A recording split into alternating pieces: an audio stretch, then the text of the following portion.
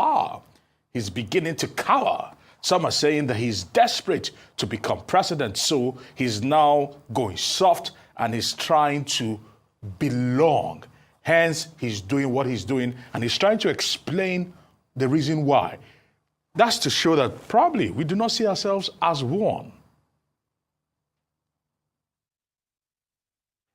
Well, let me say that all the protests, all the agitations you're seeing Nigerian over, like I said, they are results of manifestation of marginalization, manifestation of injustice, manifestation of poverty. And it is everywhere in Nigeria. You just have the Yoruba nation agitators who submitted letter to the Prime Minister of Britain that they want a separrait country. You can see that Boko Haram is route. What I want to find out from you is why is Mr. Obi's statement of congratulations to General Gowon hitting up the polity is the big question. If we see ourselves as one Nigeria. Well, you should be prepared to ask Obi that when you see him. I've always said that it is good for a leader to always think before he talks. In other words, before you make a statement, it must be a statement you have thought through, and you should be able to stand by it. You should not be, a fair weather kind of leader that when they push you this side, you will explain. When they push you this side, you will explain. You should be able to articulate your view at any point and stand by it. However, like I said, no human being is infallible. He does not need to explain if he is sure what he's saying, that he believes in it. But if he needed to explain and he explained, then you should hold him responsible for his own actions and for his own words. Let me tell you something. I believe in unity of Nigeria. I believe General Gowon made a whole lot of mistakes because he himself prevaricated on a lot of things that would have prevented the war, even when they were by his own initiation. And so, when you say PeterObi made a statement and then he's clarifying, there's nothing wrong in clarification. However, there is a need to always be sensitive and then be sure of the statement you want to make so that you don't begin to want to pander on all sides. I've always said, it is good to stand on one side and then whatever consequences it is, then you take it. I don't have anything against anybody saying anything. It's a free word, freedom of expression, but you should be able to stand by your word. I don't think it has anything to do with the unity of Nigeria, because what Nigerians are looking out for now, like I said, is competent leaders of capacity. So if he expressed his opinion and withdrew it or modified it, that is his right to do, and he's entitled to it. Now, Mr. Okonkwo, you said earlier, that the factors dividing Nigeria is not ethnic or religious affiliated, but you said corruption and bad leadership. Yep. However, some analysts, believe politicians usually use the divide and rule tactic. They use ethnicity, they use religion, to divide Nigerians in order to win election, like we witnessed in 2023. So how can Nigerians, as a people, how can the electorate rise above this very common gimmick? Very good. Now, let me first of all agree with you that part of the incompetence of these leaders is having no policies to use to convince the people. They resort to such primordial sentiments. And that's why I'm saying that it is no longer part of our problem. Why am I saying that? The present president threw up all the ethnic cards, a Miloko, and I don't know how to speak all this, so let me not speak the one that will nail me here. But I always hear of Yoruba Ronu, I don't even know what it means. However, after doing all those things, he lost his state. After saying Muslim ticket, he did not even impress anybody. He still had the least votes as in relative to the opposition. So they exploit that tendency, but Nigerians have outgrown that. More about that. Yeah, it's basically the reasons I gave. How can you have an election where one particular political party scores more votes than the total number of those accredited? That cannot be an election. There's no use saying, oh, this happened, or that all the parties rigged. I did not find a single result sheet like that where the beneficiary was either the PDP or Labour or anybody else. So it is one political party that has the ability to generate more votes than the total number of voters accredited. It's one political party that has the ability to achieve a 98.5% plus turnout, when everywhere else the turnout is below 25%. So let's call a spade a spade. Something is seriously wrong. And obviously the reason we're talking about this, beyond, of course, the analysis that you've done of that election, is that that is clearly the most recent election in Nigeria, and therefore it remains newsworthy in terms of ongoing analysis of where Nigeria is heading in terms of the practice of improving its elections. So based on your assessment, Mr. Peterside, of that Edo State election, do you think it erodes or strengthens confidence in the electoral system heading towards 2027 and the next general election in this country? Of course not. I've already said that INEC did very well in Osun State. All the results are still there. Go and look at them on INEC iRev. Since the presidential election, they started playing these funny games. I can even tell you what the game is. As soon as people finish voting, you start uploading results sometimes. Sometimes they claim there's a glitch. And it's always when it looks as if the favored party is not doing phenomenally well.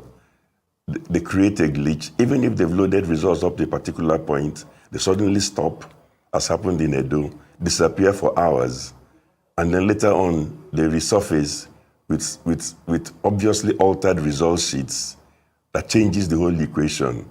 So the point I'm making is that in terms of answering your question about confidence in INEC, if INEC was getting better in every election, you can say confidence is growing. This INEC is getting worse.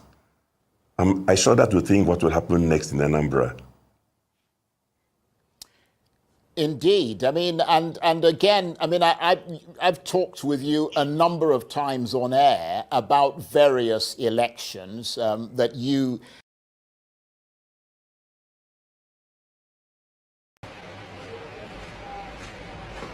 Almighty. All these APC leaders were though, why not they always they misbehave? Why not they always they fool una self? Almighty. Now this kind of una attitude, now make Obaseki abandon all of una. Now these things what they do, now make Obaseki abandon una. All of una they tell you Obaseki na bad people. No, they be bad people. There are last-minute plans to siphon state funds using NGOs as a decoy under the guise of supporting such organization projects and activities. Okay, so if you followed me for a while, you understand, or you would have noticed or recognized that at the point where Governor Godwin Obaseki and his deputy, Right Honorable Philip Shaibu, had the long and the several battles, and just so you know, back in Nigeria, while these battles were repeatedly going on, I was on the side of the deputy governor, SY, former deputy governor, not you if you do. You are not recognized by anything. You're sitting in your house, you know that, right?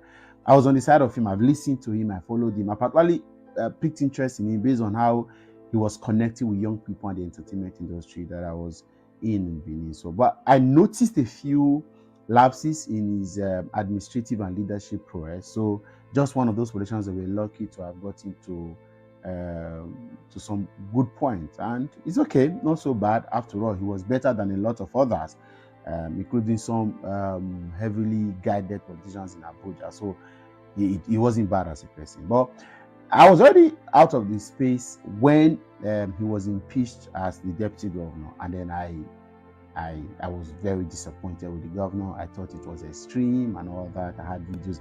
In fact, one of the videos that I did, that still echoes in my mind because of the kind of conversations that followed that video, and the people that called me, was when I blasted the governor for that ill-fated,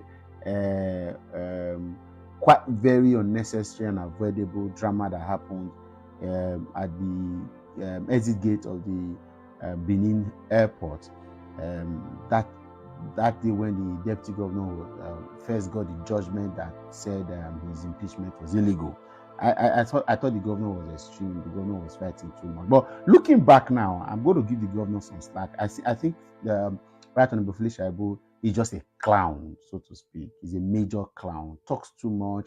And sometimes I wonder, for somebody that was formerly NANS president, would have expected some level of decorum. But of course, in the Nigerian politics have been bastardized a lot of wrongs. A lot of these guys do not really have substance. Even if they have, I would be disappointed that an Adam Socio-political who would grow to becoming, at some point, an acting deputy president of the International Labour Organization, or whether it was a committee, he was made to vice chair, and a former highest ranking worker in the Nigerian workspace would go on to become a tyrant, an anti-democratic instrument for the ruling APC. So there is nothing that we have not seen, but I think the deputy governor should take it easy on him. A couple of days' time, whatever emolument, benefit, severance he deserves for being deputy governor for 8 years, I'm sure the government that is coming to power gives him. But the fact that he overrates himself bothers me. Deputy governor wasn't, and I must say this here at this moment, and then for a few persons that cares to know, I think Governor Godwin Obaseki was one of the very few governors that had an open arms, an open heart situation working with his deputy. In fact, the revitalization of the sports sector in Edo State is today one of the things that deputy governor holds as his achievement. Not very many times. The same Adam Socio-political that is his mentor did not give Pius Odubu his own deputy governor, who also coincidentally had served in the House of Rep before he became deputy governor, a breathing space. The only difference is that Adam Socio-political did not impeach Pius Odubu, but it was Pius Odubu. They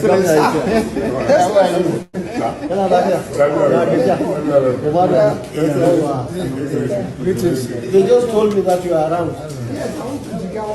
Because of this incident, so I started to go there and say, see the government. Yeah, it's good. That day we finished. I don't want this flight to go back to Lagos. This flight, that just arrived. Go back to Lagos. Why is our the private one? Why are you keeping it? Don't allow them to look at you like assholes. No, I'm always you're like the masses. I'm always with the masses. Yes. Thank you very much. I had been calling to receive and the commissioner you're the one who sponsored me. So it's your own program. So it's advertising. And they say when we say it's working.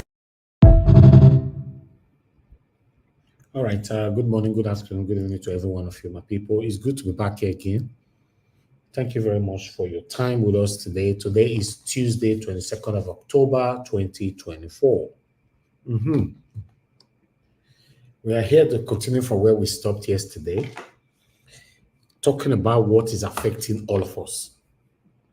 You see everything, all the video where I showcased today. Wow. Let me quickly acknowledge one or two persons. I'll showcase the rest later on the screen. Mother of all Mommy Diaspora, good evening to you, Mommy. Thank you very much for all you do. I appreciate you always. Thanks for being there with me 24/7.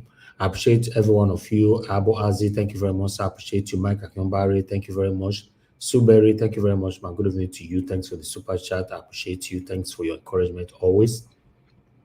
Thank you very much, Madam Amen Bright. Thank you very much for the prayers. I saw your prayers right there. God bless you. Good evening to you. Good evening to every one of you. Amaka E, Ajio Deborah, Grace Homes and Properties. Thank you very much. Mr. Johnson Emmanuel. God bless you all. Wisdom Lucky, I can see you as well. Shizoba, thanks for joining us today. God bless you, Emmanuel Shooks. Thank you. Sagbavo Kongai. Thank you, my wonderful people. Timmy DB is right there with us as well. Nell James, thank you. CXL, Yusuf, there. I can see you. Samson Scott Music, I can see you as well. God's Child, I can see you. Stella Afini, Arinze Shukuma. Mike Akimbare, my brother, thank you. God bless you all, my people. I'd like us to move on right now. I'll showcase many more people later on. Peggy Monday in the building. Good evening to you. Madela Jagobi. Thank you very much, my brother. I appreciate you. Good evening to you. Thank you very much. Thank you, my people. All right. Oriami Abdul, thank you. On a plenty of Samudi Amel Kunsu. Thank you very much. God bless you. Good evening to you. And then we have Didi Anthony in the building. Good evening to you. Thanks for joining us, Michael Carter. Thank you once again. God bless you all. Anthony Eze, I can see you in the building. Thank you very much. Patience Egan Ruwa is right there with us as well. Thank you, my wonderful people. Teddy Osage Dehen, Kate Omorese, and many others. But meanwhile, I'm going to post out a link now for those of you that want to join us. Please join us on time. Let's discuss this. I'm just going to take one or two articles quickly, then we'll take it from here. A link has been posted. Please click on the link, come here, put a voice to what is affecting us in our country. But meanwhile, I have some articles that I need to quickly showcase to tally what I've showcased already on the screen. As I know, say, Tinubu, some of us are saying Tinubu can win 2027 or he cannot win 2027. We should understand that 2027, there is no way you can remove Tinubu if Nigerians continue this behavior, this laziness. All of us, they inside house, and we are praying, hoping that we will remove Tinubu in 2027. It's not possible. I'm telling you guys, it's not possible. It's not going to be possible, and there's no way you can do it. We are sitting in our house thinking we want to remove Tinubu from inside our house. I don't know how I want to do this one, but what do I know? I'm just going to... Okay, I can see somebody on the backstage. Thank you very much. I'm coming to you shortly. Just bear with me. I'm trying to bring in some articles quickly on the screen. All right. Thank you. Okay, Mama H.O. is right there with us. Thank you very much, Ma. I'll come back to you shortly. Okay, what I have for you guys here, I have a couple of articles here, but I'd like to start with this particular one on the screen that you can see right there. High cost of toothpaste. Nigerians return to chewing stick. Now, remember this, our old chewing stick. But we don't get respect for this chewing stick anymore, eh? Now, Nigerians cannot even afford toothpaste anymore. Many of them don't go back to chewing stick. We are now going back to the old ways of living in Africa, no thanks to the excruciating economic condition Nigeria are facing. Gone are the days when we compete with brands and qualities of toothpaste. Even the list of the toothpaste cost an arm these days, and only the super rich can afford them. But for an average family who depend on God's mercies for moderate 1 or 2 meals out of 3 required in a day, spending 5,000 naira on toothpaste that may not last 2 weeks for an average family of 7 in misplaced priority. Yes, I say make I carry that one. Come and let you know, say the situation where we did for our country now is revealing more. To be honest, is revealing more. But meanwhile, I would like to bring in Tinubu's this Mona see face. See, now this one that they call Jagaban. That a man who ring himself entered position automatically they declare him overnight 4 a.m. He's now the president of the Federal Republic of Nigeria. And what a see the face. When I see the face, we're in trouble. And some of us are saying this man not going to win 2027 for inside our room, for inside our living room. Anyway, let me read from channels. Hardship. Daily petrol consumption crashes by 92% under Tinubu report. Now I talk this one. Daily consumption of premium motor spirit PMS or petrol in Nigeria has dropped drastically under 1 year after President Bola Ahmed Tinubu assumed office on May 29, 2023. So there are more statistics here and revelation for hardship, even the commodity, but I'm just going to leave that right there in case you want to read. This is why we bring it as a headline. Una see face yours now, right? Okay. All the satanic, satanic supporters that they listen to us right now, consign them. If anything they affect us, they are not interested. Consign them. Wait till you talk, so now they will label it as you are antagonizing the government. Whether people are dying or they are not interested. So this is coming from Sarah Porter. General Gowon Obasanjo masterminded killing of Igbo school children during civil war contributed to current Nigerians' instability or Aneze.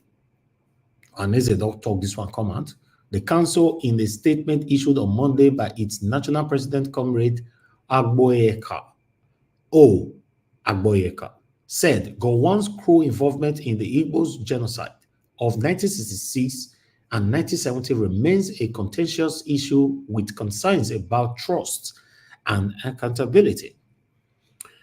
Yeah, I'll leave that one right there. Although, let me take this paragraph. The Ohaneze Youth Council, OYC, has said that former Nigerian head of state, General Yakubu Gowon, retired, and General Olusegun Obasanjo, retired, allegedly masterminded the killings of Igbo Southeasterners, school children during the 1967 to 1970 Civil War.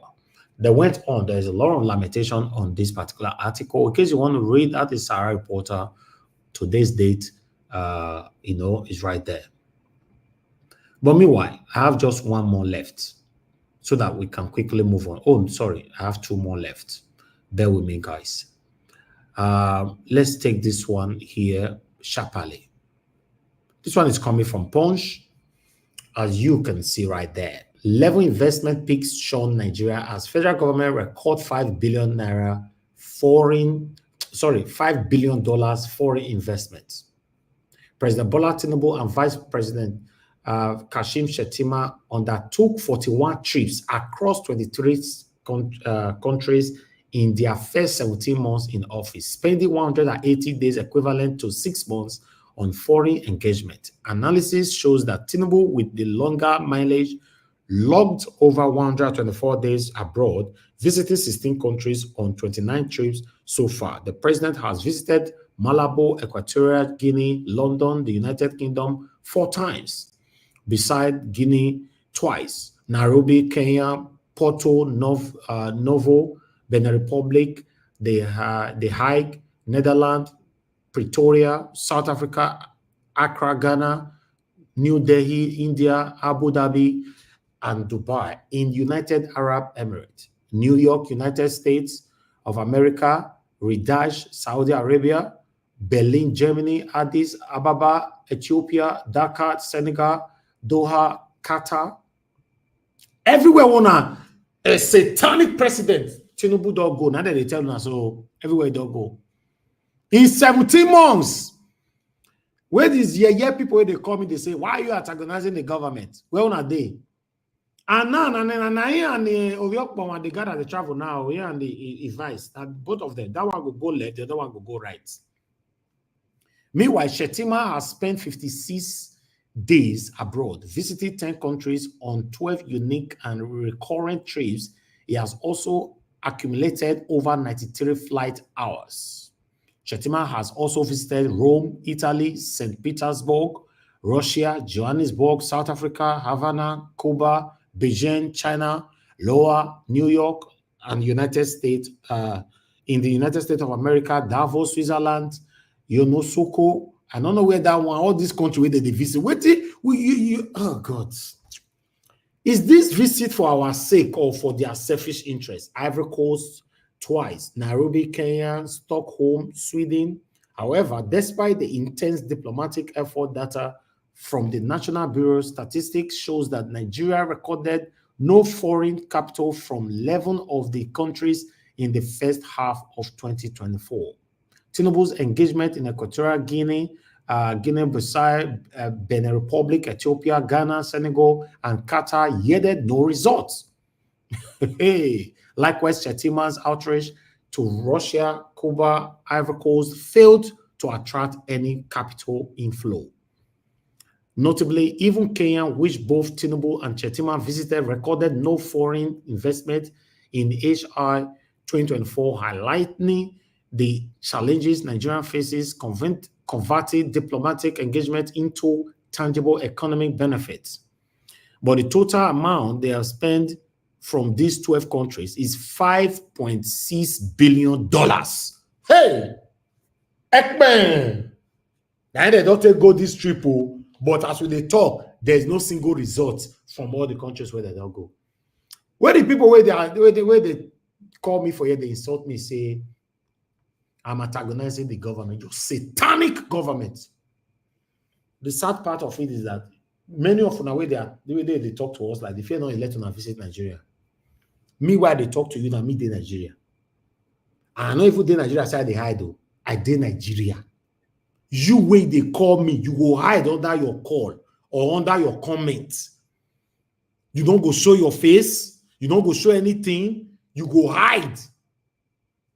You are allowing this satanic and the previous satanic government to be killing our people. When we talk, when I say we'll not have talk. Either you attack me or you attack my wonderful panelists, or even my callers, my commenters. You the hear now, 5 point something million or billion dollars. Now they don't take travel, so not be even million. Yeah, I been once in a million before. Now billion they don't spend like this. Oh, hey, now wow, we have a long way to go. I blame Nigerian youth though. I did Nigeria here. None of them is complaining. You know where they complain? Now inside corner. Inside car, inside their house, their kitchen, inside bedroom, inside bathroom, inside these people. I know some people will come and say they complain now, they are scared, they are this. Other countries where you go hide your head. So now people fight with that country better. That make you go hide your head for them. People fought hard. Now make you go hide your head. Anyway, what do I know? In case you don't know, if there's any nationwide protest today, I did Nigeria, I will showcase myself. I will go live on ground. I am giving you all this promise. I not go there Nigeria, make I hide myself. It's not even possible. I go there ground. I go live on Niger Watch. You go no say I did. So not be say, oh, born I go protest. Now me there Nigeria, I hide. I'm not a coward. NSAS, we were on the Lekki toll gate. 3 days, every day we were there. In case you don't know. She said, I be that kind of person who go call Nigeria. I go hide myself. Then the protest out, they hide out from me, from my office here, they talk to them. It doesn't work like that. If you want a better country, we all must put in our effort, our voices, anything, our energy for Nigeria to be better. Not be one person go do one. These satanic cabals, satanic criminals, these people are capitalizing on our failure. Yes, they are capitalizing on it, on our fear.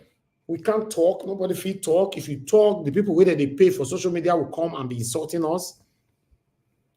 And people, thank you very much. My presentation, I'm done with all that. I want to appreciate you all for your time with us today. God bless you all. Guys, help us to press on the like button, help us to share. And also, press on that $ right there. You can follow the same footstep with Madam Sue Berry, what she did earlier on. Just click on the $ and encourage our work.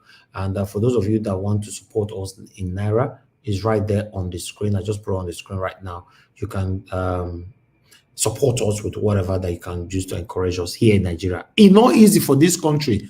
In case you're not aware, both the poor and the rich, we all they collect woto for this country. But some of you already tell me, what are you doing there? Come back home. Come. No, listen. Nigeria is my home and I love my country. As Nigeria will worry, so I still prefer Nigeria than United Kingdom. I have to say it how it is. I don't know about you. Yes, as Nigeria, you will worry, so I still prefer them than United Kingdom. This one, a United Kingdom, with me for yours grow. I prefer them. Home is home. No matter how you want to look, and I make people like us, they put our life, our everything out there to make sure say Nigeria better in our time. I say never better. We still there inside more manager like that because it's still far, far better than any country you are listening from right now. Yes, that's why I will never support anybody fighting to destroy the country. No, I want Nigeria to work. Me not ready when I do can't destroy one country. Before una fix wait una don't destroy me, can't hold. My time don't pass. When I see they fix wait una destroy. No, I'm not part of that. I want Nigeria to work. Not be destruction, we go take work. Thank you, my people. I appreciate you all. I'd like to take some calls quickly so that I'll come to the panel. If you want to call in now in 10 seconds, you can. If not, I move straight to the panel with the people that I already have on the panel. We'll take it from there. Madam Iris Finest, thank you very much, man. Good evening to you. Thanks for joining us today. And thanks very much for all you are doing. We have Madam Origin already on the phone. Madam Origin, thank you very much for joining us this evening. Good evening to you. Please talk to us. I have a question for you before I even say anything. Okay, ask me question. Ask me question, Mama. Ask me. I must greet Mommy Diaspora, precious mother. Thank you so much for giving us this your son. I don't say bad word anyway, but you're hot-headed, and that's true. Okay. You here, look, Mr. Nigeria, you go to Shore. You go to Shore. Here you are trying to talk to the people how they are hiding. A country where the army, police, paramilitary, where's the other one? Terrorists, owned by the government, bandits, are after the people, after protesters, agitators, people that are sleeping in their homes. They'll go and pick them. That is a country. A country that, as we are speaking, its own people are refugees in their own country. A system that is not afraid to commit war crime. When the people go to vote, the last presidential, we talked about 8 people that died. A country that take pride in committing genocide. Okay, let me stop there. You have my question later. I want to address Mr. Kenneth Okonkwo. Mr. Kenneth Okonkwo, I know that you listen. Whether you listen or not, Mr. Nigeria Watch, you copy this to him. So he is going to take this to his other politicians. He is here talking, preaching a country that he is supporting equity, unity, peace, justice. Where is that, Mr. Kenneth Okonkwo? Now I want to ask you. I want you to point that country and show it to me. If it is that one you are inside, and I ask you, what Nigeria at whose expense? Number 2, show me where and how this current system have benefited the indigenous people, the people of Nigeria. Show me. If you show me, I will like anything you say, I'll go with you. Mr. Kenneth Okonkwo, in a country, I talk for humanity, so everybody, you must talk for your own state. You must talk for your own people. Because I take pride in my state and in my people. I am Igbo, a very proud one for that matter. So, Edo and Niger and all of this, when I talk about my own, please talk about your own. Don't come that side and say, every time you're talking, anyway, we have our mouth, we talk. And so must you talk about your own. Now, in a country where the Igbos are marginalized, they are called aliens. Their houses are destroyed.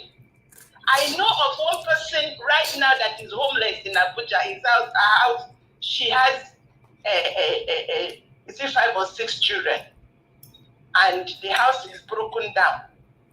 The husband died by I don't know how, and she's homeless now. This is the country. You, Mr. Okonkwo, you're soliciting and you're proud of, you want to fix. Which system do you want to fix? You see, like they always say, to whom brain is given, common sense is required. You see, I tell you, some Nigerians, though they didn't go to school, they get some common sense. I want to tell you, you see, this country, Nigeria, you are pushing us for. I want to give you an assignment, Mr. Konko, you and your fellow politicians.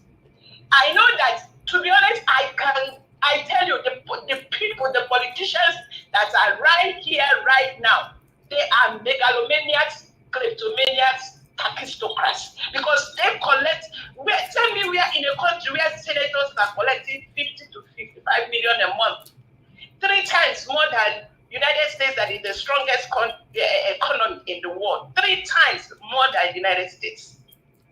Tell me a country where their governors have open checks, no accountability. Tell me a country that is a wild jungle. Everybody is doing anything they like. And the people that are suffering are the indigenous people, the Ijaws, the Igbos. Call your own community. Me, I'm proud Igbo. And you're talking about Mr. Kenneth Okonkwo. You said that it was, please, can you go and bring out Mazin Nnamdi Kano? Can you speak a little more? Please, you are eloquent.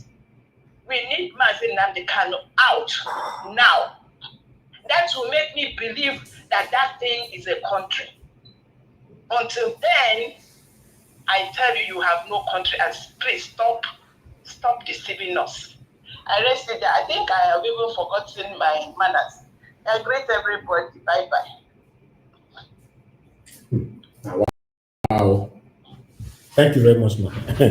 I appreciate you. Thank you, Madam Origin, for that question. Madam Origin say she's speaking for herself. So for you to attack her, also speak for yourself. And I like that. Thank you very much. Love God is my strength. Good evening to you, ma. Please talk to us. Thank you. That was God made me feel it. Remember everything. I was driving when I did this, I think I was able. First of all, good evening to everyone. What are you? I'm fine, ma. Right? Yes, I'm very good. Thank you, ma. You okay? Okay. Thank you. Okay. That's the first thing I have to ask. Okay. Hope you are enjoying yourself back home. Yes, so home is better. It's better, my darling. I will tell you it's true. Mommy, that's all right. And they shout to good evening, good evening, man. Thank you for this wonderful boy, I don't know if you make me, I can't like your Pekino. I don't know. Hey, thank you for giving us this beautiful, hardworking, innocent, appreciative, integrity child. God bless you. God bless you. And everyone on the comment section, the panelists, I said good evening to every one of us. And this week will be good for us in everything we are doing. Amen. Amen. Yeah, I saw, first of all, let me go to, I think I saw Yakubu Gowon talking about integrating the Eastern out to Nigeria. I don't know, maybe I didn't fully hear him. So because of that, I will not want to talk about that. I will go to Mr. Apola, the boss that's not name. This man, what's his name again? That was interviewed, I wrote from APC. Boala. Thank you. Hey. Oh my God. This man, Boala. Why are you not even ashamed of yourself? You're talking here, you're talking there. From APC. So what is happening in Nigeria now, you like it? What is happening in Nigeria now, Boala, you like it? Because of money. You are not thinking about every other person in Nigeria, but because of what you people want to take. Boala, you are Reno, mockery, yeah, they call him, the meaning of mockery, my language, is God. That's what they call it. So all of the two of you, what is wrong with you people? What is wrong with you people. Are you not seeing the situation of Nigeria, that Nigeria, we need to stand together? Will you people, I want to ask you, are you people happy with the way Nigeria is? I saw one lady, one blogger on YouTube. She was telling Nigeria to forget Nigerian government, that they should come, it will teach them how to blog, do content, so that they can make money. And I say, oh, so this is what is happening. All the Nigerian youths, they are not into content. Nobody is thinking about how Nigeria is going to be good. Nigeria to be good is not for us now. It's for our children. Our children. I was telling somebody, it's only when you are born in a country that they will tell you not to come out today. If one day these people get tired of us, the ones who are not born in this country, or America or Canada, anywhere, they can tell you to leave their country and take their passport back. Unless those who are born there, those one they can't tell them to leave. So what am I saying? Nigerians, are we going to be looking at like this? Are we going to be looking at how Mr. Naija was saying that if there's protest, he will come out? I have protested in this country, and God knows. When Buhari came here, we went to meeting in South London, where the Nigeria House or whatever they call. We went there and we protest all for 3 days. I protest. I go to Nigeria House, they know me. That's why when I go there to collect anything, they don't give me. I have to use people with an agent to do it. So please, what I want to say is that we need to come together. We need to come together. And I understand what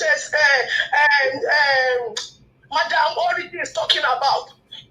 There is benefit in being together, but it's not, nobody can force anybody to stay together.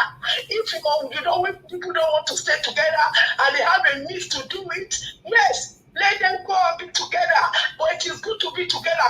Me, I should feel bad more because I'm a woman and they are taking all my fuel, they are taking all my oil to feed all the whole Nigeria. I should feel very bad. So anybody that wants to, that feels that they can go, let them go. It's all right. Like that was, thank you. Thank you, ma'am. Thank you very much for your submission. God bless you. All right, my people, now so we see that's the state of the nation, and it's getting worse every day. I did here, and I know I be. People are suffering, and it's the facts. But unfortunately, they can't speak.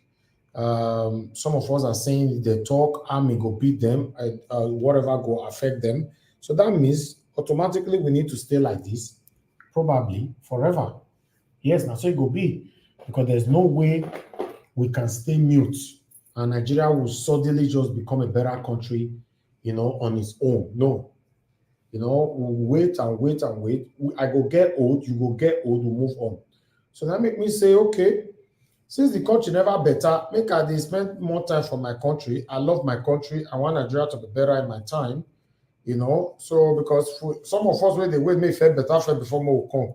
Don't worry. Some people don't wait. They come old. Some of them don't reach 90. They don't reach 100. Some of them don't even buy for abroad. The Nigeria is still not better. So for me, I don't know. I know what I talk about this country, man. Thank you very much, my people. I appreciate you all. Do your part by pressing on the like, help us to share. Thank you very much. Let's go to the panel so we take it from here. Thank you very much, Mama Esho, for your time with us. Good evening to you, man. Please, I'd like you to talk to us. Mr. Jonathan, thanks for joining us. Destiny, thanks for joining us. Mr. Abdul Malik, thanks for joining us. God bless you all. Mama Esho, if you're there, you have the floor. 8 minutes. Okay, Mama Esho is not available right now. Mr. Jonathan, please, if you're there, you can take the spot. Talk to us, sir. Good evening to you. Thank you. Thank you very much, Mr. Elvis. I greet you. Thank you for thank you, sir. God bless you for the wonderful work you are doing. It's wonderful. It's a wonderful work that we are doing. We are doing. Not okay. God bless you. God bless you. I greet you once again. I greet all the fellow panelists here today. I greet Omi Diaspora. I greet you again. God bless you abundantly. I greet all those that are on the comment section and all the callers also. I greet everyone and all the listeners. Welcome. See, yeah, I'll try as much as possible to be brief, as you always say. When someone says it's going to be brief, that's when it's going to go all the way. Sometimes it's very difficult to, there's no way you can shorten this Nigerian thing. We must talk about it, and in talking about Nigeria, we must be clear. There should be no ambiguity of any kind. When we're talking of Nigeria, we should be clear as much as possible. With Mr. Bwala, I don't want to talk about him for obvious reason. I don't want to talk about him at all. I think there are other ways and other methods to address and to debunk, discredit whatever lies is out there, propounding, whatever lies that is out there, or whatever lies that is putting out there. There are other ways to deal with it, to debunk it, to discredit it, but to give him space as address whatever he's saying, I think it's just like giving him some more drugs so that he can. It's just like you are feeding him. So I don't want to be part of that. So I'll just set him aside. I'll go to the real issues confronting us in Nigeria. Mr. Kenneth Okonkwo, I agree with him. And first of all, I'm glad that when one speak on this platform, one is speaking from fact.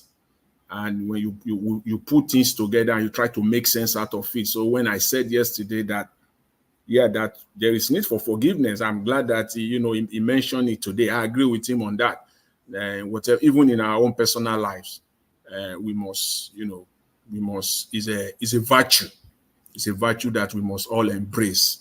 And then, so I agree with him on that. The other area where I kind of disagree with him is when he was talking about the problems that we're facing in Nigeria, that the problem we have in his attempt to defend one Nigeria. You see, that's why if you are trying to defend Nigeria, it will be you will make mistake. The only thing is just say it the way it is. As brilliant, as coherent, as straightforward Kenneth Okonkwo is. In his attempt trying to defend Nigeria, he fell into error, and I will bring it out. He fell into error as far as I'm concerned. He was trying to defend one Nigeria, indivisible, those languages that we've been hearing since we were born, indivisible, one Nigeria. In his attempt trying to, he now said that the problem of Nigeria, he just narrowed it down, that it is incompetence and corruption. Yes, incompetence and corruption, yes, is our problem. But the incompetence and corruption are the outcome. We're talking about the cause of a problem. If someone is a drug addict, for example, and you are treating him, but as much as you are treating him, he's still having greater access to that drug. He's not going to go out of it forever. He's not going to go out of it forever. So treating the cause is more important.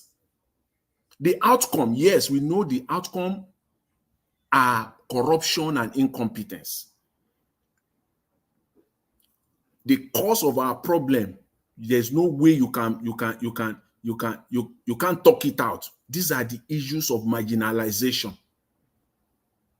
The issue of marginalization, these are our problem. One of our major problem, marginalization. Tribalism. religionism, and ethnicism. These are the cause. These are the cause. The outcome is because when you talk of tribalism and nepotism, how you are going to put the wrong person, place people that are not competent in positions of authority. And what do you expect? Incompetence. What led to the appointment in the first place could be tribalism, could be religion. It's from my state, it's from my village. Is a Muslim as I am, is a Christian as I am. So you bury other important factors. That's our problem. Tribalism, religion, ethnicism, these are our problems. So when you put people there because of tribalism, nepotism, and religionism, you place people there, the outcome will be incompetence and corruption, because the person will be beholden to the man that got him there. So he's going to be corrupt. Whatever the man asks him to do, he will do. So the outcome we know, that is in his attempt, as I said, trying to defend Nigeria, one Nigeria, he placed emphasis on the outcome. But the cause is what we must deal with. We can't downgrade it. We cannot put it aside. These are our problems. When you put one section of the country that they cannot rule the country, that no matter what, they will not lead the country, that's marginalization. When one section of the country is saying that they are born to rule, when a political party is coming out and say it's going to be Muslim, if that is not religionism, you will tell me what it is. Even when there are more competent people from the other religion. These are the problems we're facing in Nigeria. So I think that's where I flaw Mr. Okonkwo, though, yes, incompetence, corruption, these are the problems that we face, but we must confront the real devil. The real devil, we must confront them in Nigeria. And I want to give kudos to Mr. Peterside, that interview that he granted Arise, where he talked about the election, the Edo State election. This is a man that I have respect for, I regard for, one of the Nigerians still standing, that I would say, you know, the one that is one of the last man standing, real one standing in terms of integrity, that will come out and he will just say it the way it is still, to a very large extent, is Mr. Peterside. And again, on this platform, I just want to emphasize it, that for me personally, and I know I speak for myself largely, and maybe for some few other people as well on this platform, that comes out to say things the way it is, come out to say the facts based on what they know, based on what they have studied, not just to come and talk for the sake of talking, not just to come and talk to argue for the sake of arguing. On this platform, a few weeks ago, I said, since Osun State election, INEC has been dropping like pure water. I quote myself. And I'm glad today someone like Mr. Peterside repeated that as in word for word what I said. 2 weeks, barely 2 weeks after, he said INEC is getting worse. Osun State should be the template of Nigeria electoral process. But it was like when I said that, some people, Mr. Evans, let me quickly, and when I mentioned it, some people were saying something else. Right after Osun State election, it was like INEC it was like they swore, like they make a vow that it will never happen again. And it's been getting worse and worse and worse. And because of time, Mr. Elvi, just 1 minute, let me just round up on Mr. Tinubu's and his deputy's vice, foreign trip so far. You see, again, we've been saying it. They are wasting our time. They have no clue. They have no direction, unfortunately. And the worst part of it are the lies. The last article that you read, where you outline all their foreign trips and the amount of money that they've wasted on foreign trips. And they try to insert in that same article the amount of money that they have brought into Nigeria. I just want to say this. That one is a lie. That part of the money, they say about $5 billion have been brought in. That one also is a lie. But there is no time to go into that. But just for Nigerians to know that that is a lie. That part is a So Mr. Elvis, I'll leave it there for now, and then I'll take it on later. Thank you very much, Mr. Elvis. Thank you, Mr. Jonathan. Thank you, sir. Thank you very much. I appreciate you. Destiny Wanso, please talk to us. Good evening to you. Good evening, Mr. Niger Watch, and good evening, Mommy Diaspora. And I greet everyone that is listening to us, and all the commenter, and all the listener. I beg you now, our commenter, I'm on iPod share and like the video is very important. Mr. Niger Watch, I greet you once again. It's not easy. I got great power. My God, Jonathan, I greet you, sir. You say INEC swore that it will never happen. You don't understand that swore. That swore, and I say, now they want to start the worst. Now what they swear for us, but we don't understand. It's like they took a vow that the good job they did in Osun State, they will never repeat it again. God bless. Like they do mistake for that job, so that's what they just let us understand. Because we don't even get INEC. Now APC now we get nothing like INEC for that country again. Which kind of country? If you even look Nigeria, you retire every day, every minute. Well, but what to do now? Now only if I even say God said, even Bible tell us God cannot do what He has given you power to do. So the thing they even confuse us every time. Just like we know if we talk now more not call it name. That is just the problem. Because He don't give us what we want to do, but we now we can't carry all our power, give all these politicians. And they call they use us anyhow way they like.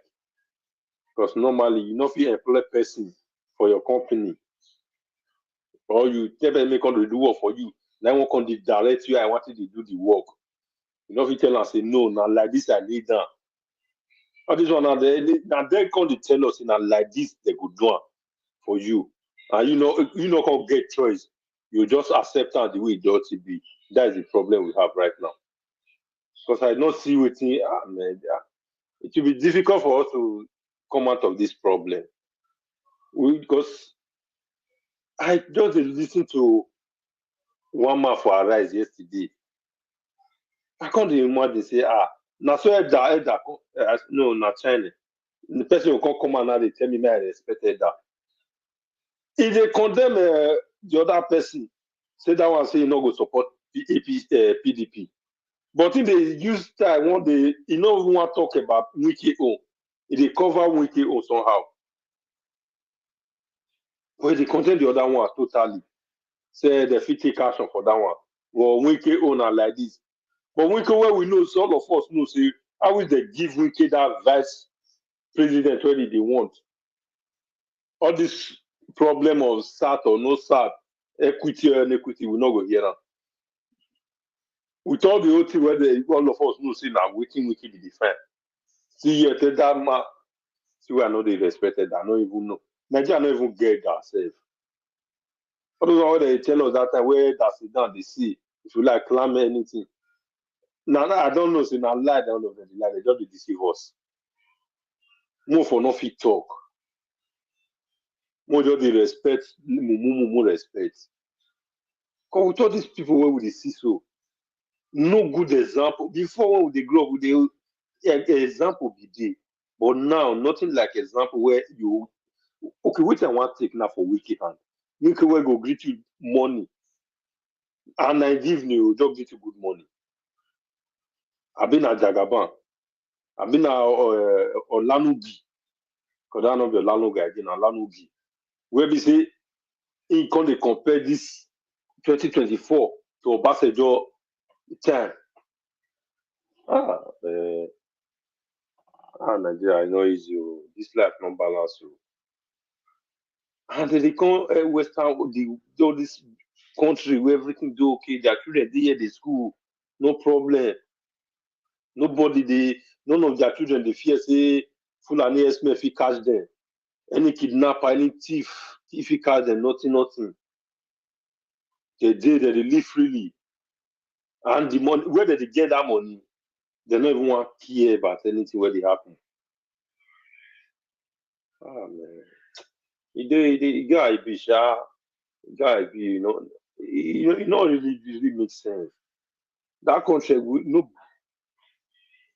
sometimes if you think you don't know where you want to start, that's just the biggest problem. Where you want to start to they say, because people when we even they put hope, everybody now don't love money past any other thing for the country. That is the worst part of it. Both people whenever even only 10 years. Now if you ask her, go tell you now money is just after. Nobody won't even want to sacrifice him. Okay, now like this, I go stand for the right thing. No. Don't find money, give that boy. No. You don't change mind. And Papa, those years when Papa be the ask how you take get money, but nowadays, Papa go even they ask you, say, where the money where you carry from house. That is where the problem starts from. And it will be difficult. Because the thing don't too chop for us. But how are we going to come out of it? That's the only problem. Where we say, una don't see old pastors, una tell us where many of una where they go. Because the thing don't too much. It don't too much because nobody, nothing. Every day is getting worse. You think saying, they'll do something today, you don't look and say, maybe all these people will correct themselves. If they do the other one, you go even shocked. Yeah. Now these people can't do this, the worst one. So, I don't know. See deputy for Edo State. You will be deputy to governor. They tell us say that they thief something. You okay? Where you can't, you know, they inside the thief.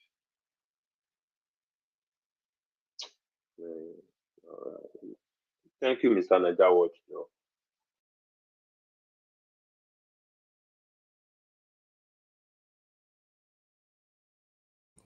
All right. Thank you very much. Oh God, Destiny. Also, thank you very much. I know I can see you are restless. You are disappointed. It's a normal thing. It's a normal thing, but let's continue to talk. Any platform you belong to, always put voice out there, either through comments, through verbal expression, but let's continue to talk. It's very, very important. You know, Nigeria is getting worse. It's not working. So we must continue to talk. I appreciate you all, my people. Abdul Malik, please, I'd like you to talk to us. Good evening to you. Yeah, good evening, Mr. Naija Watch. Good evening, sir. Thank you very much. Good evening, Nigeria. All protocol observed as usual. You see, Wiki said that they don't need beggar in FCT anymore.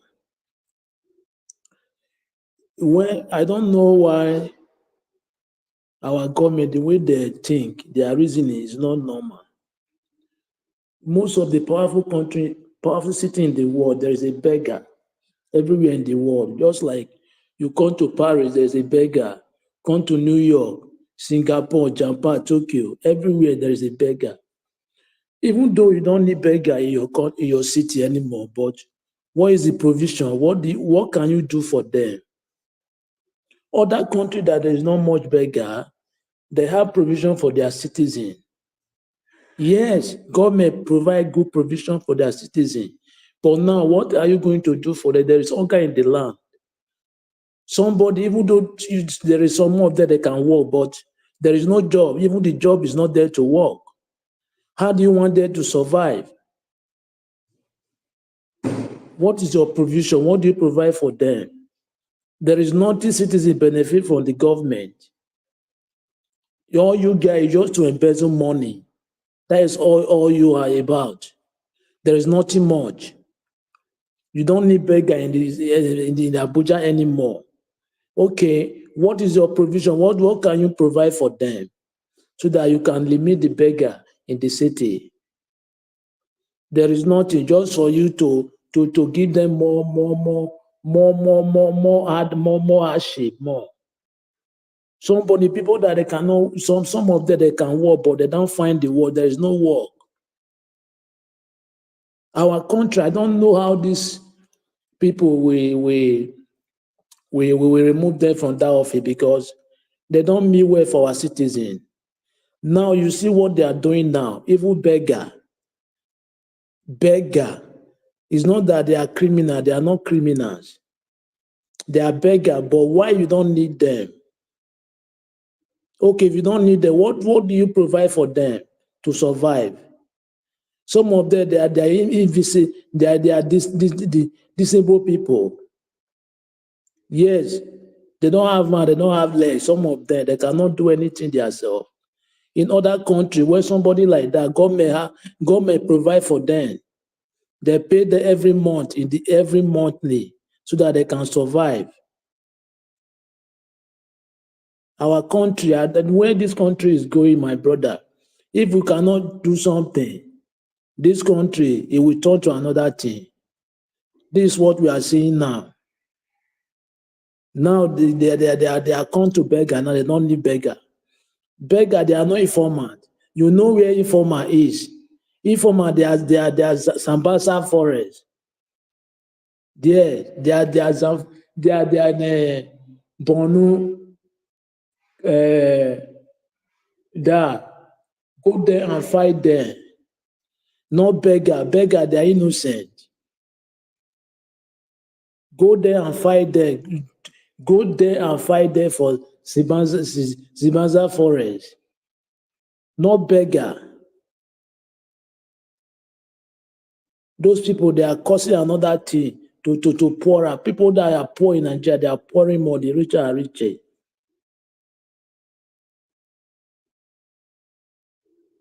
We need to do something about those people because you see now every day they bring another pattern, another system. Every day they think what they will do to make this sort of citizen to think more poor in the country. You see now this man, this Peterside, he said that there's a whole INEC responsible for the those state election. Yeah, that is true. But which people we hold the responsible? Is it not judiciary? And the judiciary, they are compromised with the executive arm of the government. Yeah, they compromise. Even though you go to court now, they will do against you. Then nobody will hold them responsible, accountability. It's true. We all know what they did. The APC did not win election there, but they compromised and ring the election. Now you go to judiciary now, they compromise with the executive arm of the government. They will judge against you. Yes, the country now is like, but there is something if I heard that, I don't like it.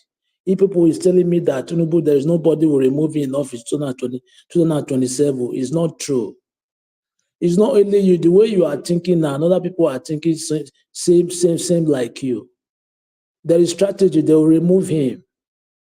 Yeah, just believe it. Because when Abacha was there, is it they don't remove them?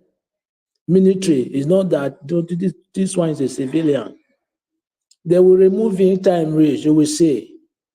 People are angry in the country, they are angry, they are hungry. Yeah, they will remove him if time reach. You will see what will happen. People are not happy. Look at the economy today. If you have 100 million last year, today it's like 45 million or 50 million. Mr. Abdul Malik, when you say they Yeah. will remove him, is it through election or other means? Yeah. Which through one? election and other, they will remove it through election. Through election. Yes. Okay. Is it not what they do through PDP? No, there's Yes. of the election. The APC not get election again, bros. Please let me talk, please. Let me talk, please. Let me talk. Don't move, please. Is it not what they did against PDP? You understand? They do something against PDP, right? They remove PDP in office. That is what they will do against them.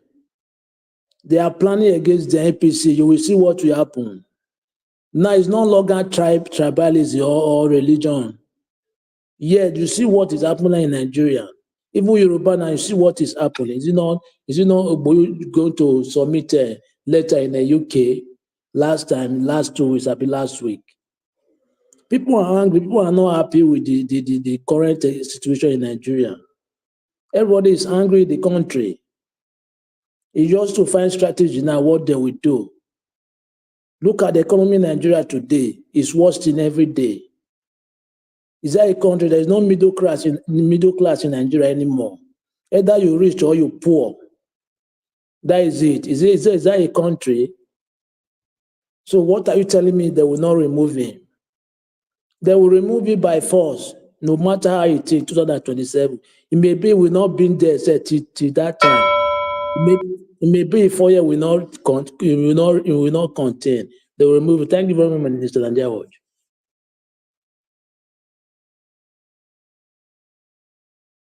Okay. Thank you very much, Oga Abdul Malik. Thank you for your submission.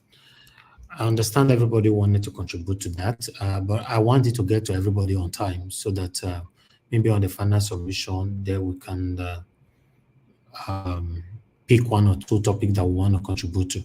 Mama Aisho, thank you very much, man. Please, you have your time. Good evening to you once again. 8 minutes, please. All right. Greetings, beloved. Via is Nigeria. You are eating organic food. You better send my own. No. If not, me, I go wear one trouser. Our sweet mommy, sweet our honey pie mama, diaspora. Greetings to you. And all my darlings in the panelists, greetings. And all my sweethearts in the comment section, the viewer, greetings. Hey, Nigeria story. Today, now my senior boyfriend matter day everywhere. I'm gonna leave my boyfriend alone. No. He promised una something, and he they do exactly. I don't know why we can't they complain. I mean, not promise us. He promised us exactly what he's doing. But the thing is this. If like say senior boyfriend no say no they come for 2027 because he no say did not like him at all. And if like say he also give the vice president. So I say come. I not go come so you two feel not come. Oh yeah? Let us begin to enjoy life. Travel to many countries you like. We go they pay Nigeria, we go they borrow money, we go they take and they fly up and down. Senior boyfriend, I got plenty children for you. Maybe they say you be papa of the nation. Since you go accept the role of a father, now make me to I can't get plenty children for you. Because my children, I don't tell you, now from age 60 downward, the reason when I include that year, they say those people, majority of them, they don't graduate since. They look forward, they not get. So they come begin to do the thing when he just finished primary 6 and SS3 or SS or JSS3. They can't begin to do those ones. Their certificate, they never take and work. So you see, that is why we can classify them as adult youth. So the one is small, they can't be younger youth. So now make the children when I can't get for you, it can't plenty. And me, Tinubu, me, I not go follow you drag anything when he buy. And now when they are alive, when he there for that seat, now me and my children go collect our portion. So I hear say allegedly, say you they gather some more year where continue to gather because you go give me and my children some of those oil where when we go bring the joker soup. You know, say they cook for us for morning, afternoon, evening, night. So we too they cook for now, afternoon, morning, evening, night. Pepper soup they inside. But the pepper when we go borrow, when they carry come from a Cameroon pepper, they say it never reach. They go send her come. So Akpabio, make you sit well because you go eat very well.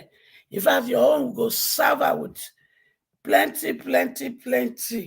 Because now you talk, say, when my children come out for August, you say, you're not going to eat. But when me and my children's soup go ready, we're not going to eat. My children, they go to dance. They go to play music. We go to show them.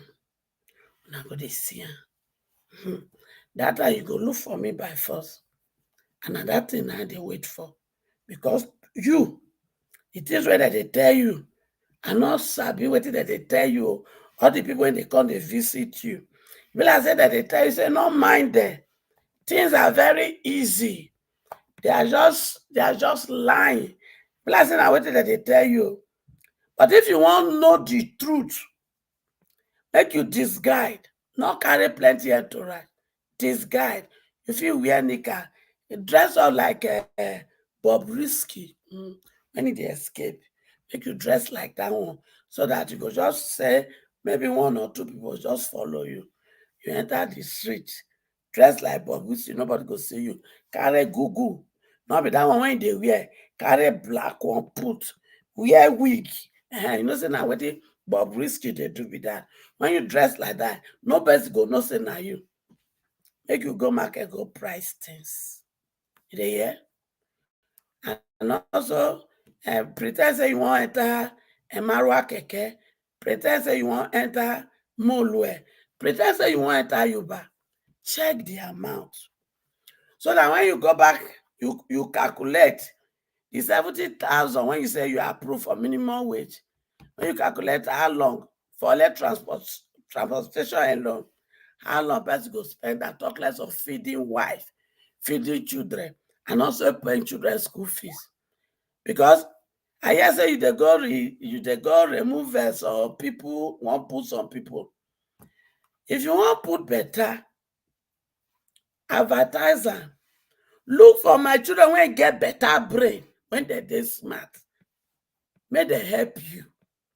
Because they get plenty things when they go help you change the whole thing overnight.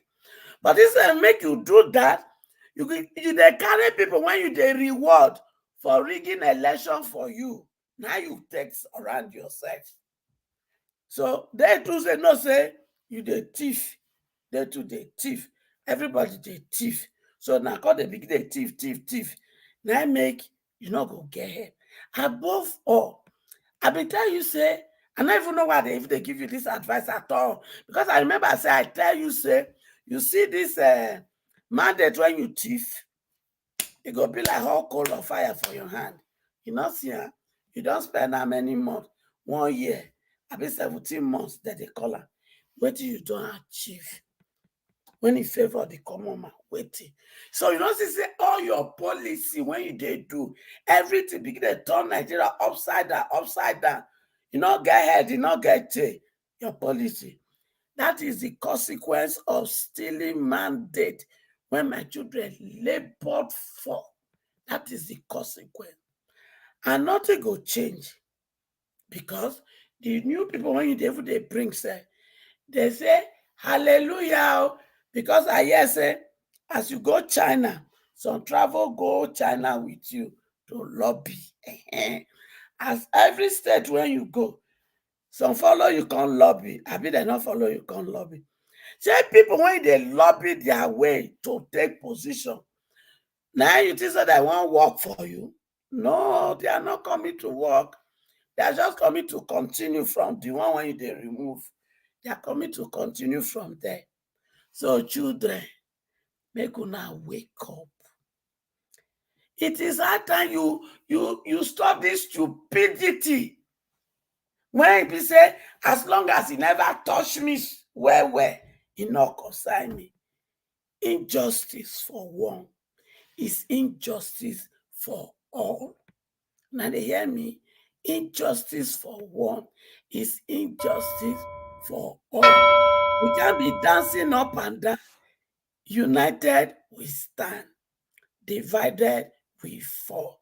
The battle is between good and bad.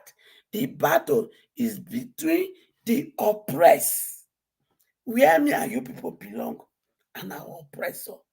So it is time we, the oppressed, unite and fight, and we shall win a battle. Thank you, and God bless us. All right. Thank you very much, Mama Isho. God bless you, man. Thank you very much. Thanks for putting your voice out there all the time. Okay, the last person on the panel now is Oga CM. Thank you very much, sir, for joining us today, Oga CM. It's good to have you on the show. If you're there, please talk to us.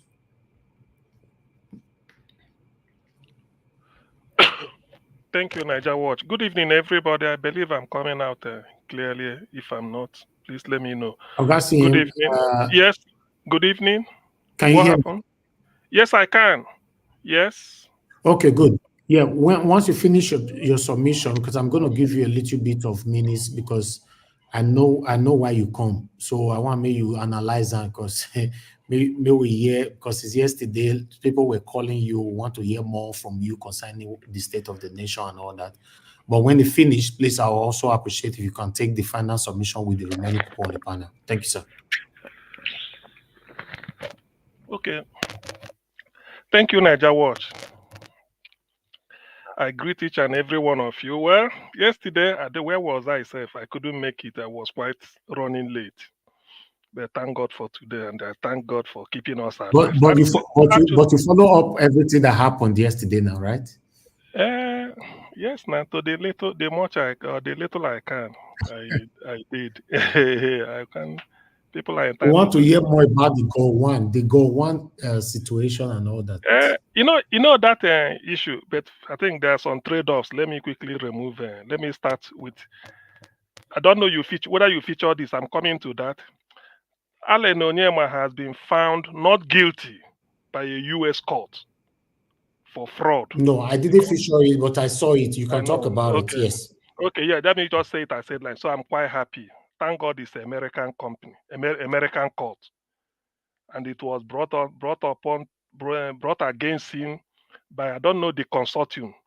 I guess this has to do with Allen Onyema announcing earlier this year that he's going to open up an American route, Houston and New York, which is where you find most Nigerians.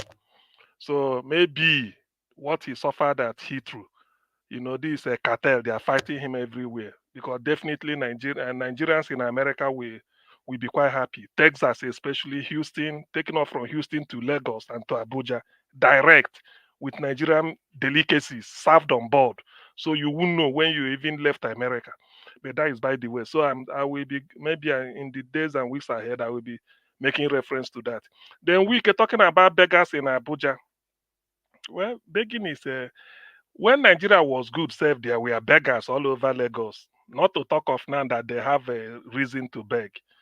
It's an indictment on the government we run. I wouldn't ask people not to beg when they don't have. Do you want them to be armed robbers? Yes. If you tell them not to beg, probably they will be robbers. What they should do is that to manage it very well. Maybe if they are destitute, you build a house for them. It's not only building for the vice president. Find a way there in Abuja, do something. Some of them are even not disabled. Some can be give ability, there's ability in disability. Find them something. Maybe street sweepers in Abuja, recruit them, those that can sweep. They'll be street sweepers. We pay them. So there must be job for some of them to do, at least to reduce and not to dehumanize them. I don't support that because you want them to be armed robbers or what? They have to feed. Maybe some of them become beggars as a result of the Emiloko economics where we are now. Then for Peterside, the man spoke my mind. If people should give credit, they should give it to me. He blamed INEC, not talking of whether it's Olumide or Labour Party or maybe Paul Okumbo of YPP. No, he said it's INEC, and that's what I hammered the first time. Immediately I said it, so I'm quite happy with the narrative he brought into it and his perspective. He really made it clear, and then he leaned backwards to remember what happened in Oshun and said since then INEC has been going down, down, down, down, and it's deliberate. It's not anything. So I'm quite happy with the analysis the man gave. I'm so happy good people or something like people with intelligence and the imagination are still in Nigeria. So I'm quite happy with what he said. He said it the way I would have said it. In fact, better than me even. Let me not take credit. Better than me, I have to be humble. He did it very well. But because our nexus is we both blamed INEC, and I said it because the procedure was flawed deliberately. Now, so talking about that, there's a quotation some people sent to me that I don't want to, certain things I have to do my own research. Is there Yamu camp for Edo Southern Senatorial District? Then he'll be the general commanding that. Then Oshomole will be the general commanding Edo North. Even when he's in the Senate, that is to tell you how Okpewolo's administration will pan out. They're already squabbling about who will get lion's share of the, something like portfolios, even when the guy is here to take office. Thank God Aswe is at the tribunal. All these things will be settled out. But one thing is quite instructive. One of them, I won't mention them, between Oshomole camp and Dize Yamu camp. One is saying that no, monkey no go walk, baboon go chop, because they are squabbling who will get which area will be in charge of which area. So as a result, one of them threatened that if they didn't accede to my request, we all dance naked in the market square and tell them how they won the election and that how it was rigged. So this reminds me of Ngige and Chris Yoba, and I said it here one day when they went to US to expose themselves. Chris Yoba said this is the man that has the mandate, not Ngige. So eventually PeterObi got it. Who knows? History has a way. I put my faith in God, irrespective of the man in Aso Rock who said he will give Edo to APC. You never know. Maybe one of those tribunals, some may be Professor Nenoti in terms of spirit, and they will refuse everything. So that is that. Now coming to PeterObi's wish to go on. From beginning to end, 1 billion times I condemn it. That is pure insensitive. This has shown that maybe PeterObi hasn't got a sense of Nigeria's post-colonial history or what is it called, the post-war history or during the war. He said, I feel disgraced. I feel scandalized, to be honest with you. How can? On what ground? Hey, happy birthday, maybe just write it and then say it. That's all. If at all you will say, what is the meaning of associating Gowon with love? Associating Gowon with all those, adjectives I'm reading there. I feel scandalized yesterday. In fact, I was I was taken aback. Don't you have look when we're talking of Gowon, you are talking of a man that masterminded the first genocide in the African continent ever known in Africa. The first. What happened in Rwanda is just a child's play. With all due respect to them, what happened? I condemn everything. This is the first genocide in African continent, second only to the Jewish Holocaust in human history. And you are talking about a man who had opportunity of stopping it. What Nigeria is struggling today is it not to restructure? What is restructure? What they went to Aburi to discuss. On the way coming back from Aburi, this thing go on, they phoned you, don't implement it. I think Nigeria Watch, if case not, I have to bring it up again. Gowon went to Chukwuemeka Odimegwu Ojukwu University in Ebariama, Anambra State to deliver a lecture when Ojukwu died. People protested that we don't need a genocidist like that. But I don't know, Nigerian, it was under Obiano. They allowed him to say something. Do you know the address this man gave? He said when they came back from Aburi, though it is his turn, his right as the head of state to make a proclamation up to tell Nigerians this is what we discussed. He said, I came back, I was down with malaria. Aburi was on January 4th and January 5th, 1967. Gowon was down with malaria. He couldn't say anything, but he was able to say on 27th May. That is a good 4 months. February, March, April, May. A good 4 months. More than 120 days. On May 27th, Gowon now announced creation of state. For those that we blame Ojukwu, 3 days later, Ojukwu felt it's an affront. Instead of telling Nigerians what happened in Aburi, 23 days later, May 30th, Ojukwu declared Biafra to counter that. So does it mean Gowon has been sick of malaria from 5th or 6th they returned from Aburi, but Aburi took place on the 4th and 5th. So let's say on 6th they came back, if at all, if I'm not mistaken. So from 6th of January till 6th of February, 1 month, Gowon is still having malaria that he couldn't talk. To 6th of March, Gowon is still having malaria, 2 months that he couldn't talk. To 6th of April, Gowon is still having malaria that he couldn't address, tell Nigerians what they went to Aburi for. To 6th of May, Gowon, 4 months, he's still having malaria. Then from 6th of May to 27th of May, that is a good 4 months, 3 weeks. That is what is the man talking? He's still having malaria.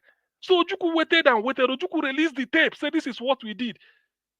So the only way, that's why I always tell people, if you say something is fake, provide the original. That is how to get somebody. Oh, this pen you are holding is a fake biro. Then give us the original, let us see. Until you provide the original, this one remains original. So if Ojukwu was exposing, this is what, because he couldn't wait. After Gowon, you told Nigerians where you were going to. In my culture, we said, in other words, if you are going something, let me use because we're on Niger Watch. You went to the Oba to pay homage, Oba of Benin, say, Oba, I'm going to Lagos. He will wish you well. It only it's only a matter of common sense. On your way back, you go there and say, Oba, I'm back. He will say, welcome, my son. That is how to, because if you know you won't come back to tell him, do not go to inform him that you are going. So go and inform Nigerians that he's going to Aburi for settlement. When you came back, did you tell Nigerians what you came back with? He never released it. So a man who purposely bungled Aburi that led to the death of more than 5 million people, PeterObi is saying, using those adjectives for, I feel scandalized, very much disappointed, to be honest with you, highly insensitive. Now, you have opportunity after slaughtering them in the genocide. You said you are going to, with your own decision and your cabinet, reconstruction. Where reconstruction, rehabilitation, and then reconciliation. You couldn't reconstruct Southeast. It's on record, he didn't. Now, if you couldn't reconstruct Southeast, did you rehabilitate them? Just like the beggars are in Abuja now. They need rehabilitation. All you did was to, even some of my father who fought in the Biafran War, he came back, he said when they went to BBWA, British Bank of West Africa, which later became Standard Bank and later became First Bank. All the things they left there, nothing, because they were running in the midnight from Lagos. Did you rehabilitate them? No. Then how then did you reconcile a hungry people? You failed woefully.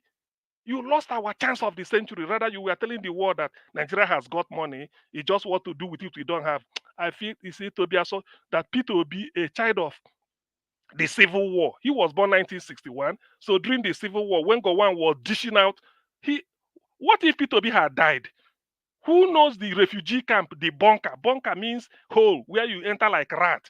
The moment you sense something like the air raid, the sound of helicopter, jet coming, old men will tell you, go inside the bunker. All of them. PeterObi is one of the people that jumped into the bunker because of Gowon. And you come back, how many years later to be using all those adjectives on him? Is he God? No, I can't forget. I can never forgive Gowon. This is on a personal. I can never, ever in my life forgive Gowon. I can never, never. I can never. And whoever is coming out to say it, somebody can forgive him privately. But if you come out and say it openly and then start to do sensitive, I will be looking at you. So PeterObi is quite insensitive. I don't know what came out, what became of him. How could he have done that? How could he, of all people, to have done that and has to say, Gowon did what? Before the war, he superintended it. After the war, he made sure that East was not rebuilt. Let me say a story here for people that may know. There's a book called A New Geography of Nigeria. For those that read it, it's being used in secondary school by Mr. Onyemelukwe, who wrote it. Onyemelukwe is from Nnewi. The guy was a lecturer in geography, University of Ibadan.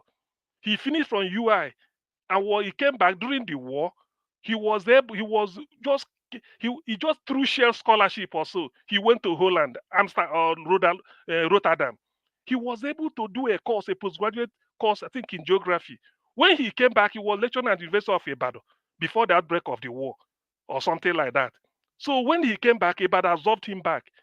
As at 1971, the guy had a Volkswagen Beetle. Volkswagen, very tiny. He drives, he was the secretary of the whole Nnewi Town Union. For those that are listening, let them know a bit of history. He was the secretary general. What they did was, because as in Igbo culture, the market square is like our parliament. Whatever you want to discuss, everybody gathers at the market square, like in things fall apart. Nnewi said, a rejected people cannot reject themselves. Ojukwu is in exile. What do? They said they have to start rebuilding. Gowon refused to rebuild the Eastern region. Oba Biasika was there in Enugu as administrator. The guy will drive from Ibadan. Look at where Ibadan is. Look at where Anambra is. Through Asaba drive to come to a meeting every month. Nnewi people were gathering money on their own, willingly, to start rebuilding their market square, everything. Gowon, what is it called? Gowon heard about it. The way we are trying to rebuild. He instructed Oba Biaseka. What I'm saying here, people should just document it. He instructed Oba Biaseka that there should not be a policy that anybody that wants to do sort of fundraising, it must pass through approval of the federal government. That was what stopped the thing till today. When I mentioned them, I mentioned Onyemelukwe from Nnewi. He was his secretary. Let people contradict me here. So this is, even when we want to help ourselves, they stifled it. This is a typical example. Look at your Owerri. Look at your Owerri. Before the Civil War, Shell, you are hearing today, the head office of Shell is at Owerri. It was there they were operating.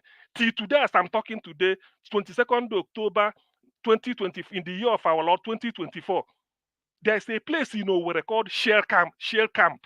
Just like in Lagos, you have Ikoyi, you have Ikeja, Victoria Island, Surulere, Yaba, Ebutemeta, There's a place in Owerri area called Shell.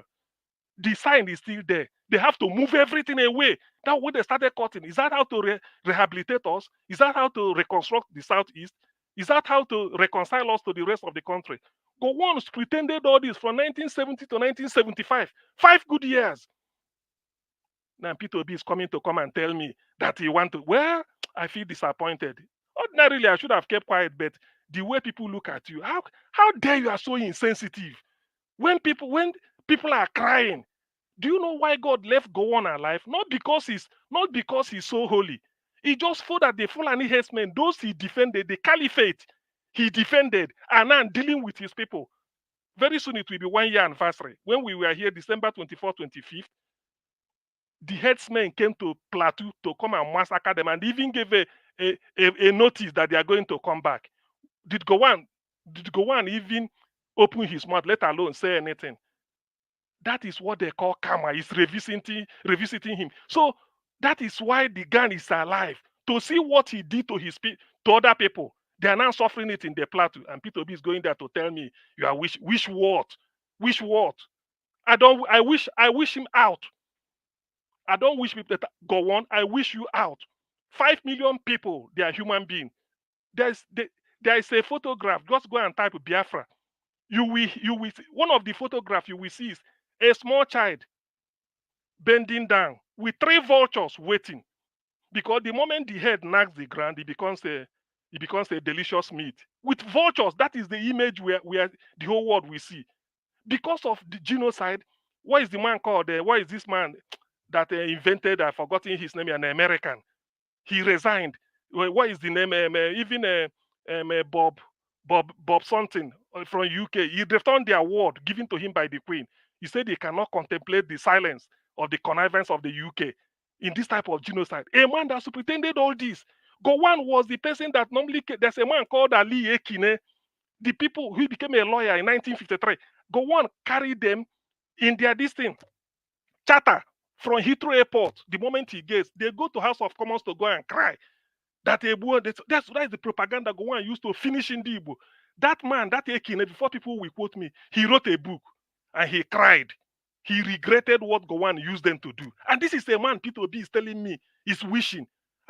In fact, I believe God kept him just today, just for him to be seeing the Nigeria he fought for. The injustice he did to Igbo. And yet somebody will be telling me, an Igbo person, if it were a Yoruba man or maybe somebody from Fulani, I may say, well, they can gloat. PeterObi, a child of the Civil War, who is barely 10 years or maybe 6 or 7 years during the Civil War, and you are coming out, hidden in a bunker, and they must have, the diet PeterObi must have eaten during the war must have been lizard. These are lizard and cockroaches people were eating to make for protein. And then you come out, the man who pretended all these things because he refused to tell Nigeria this is what we discussed at Aburi. For 5 good months, for 4 months, 3 weeks, all he did was to go and create state. Is that what we discussed at Aburi? And he claimed that he had malaria. Please, anybody doubting anything I'm saying today, record it.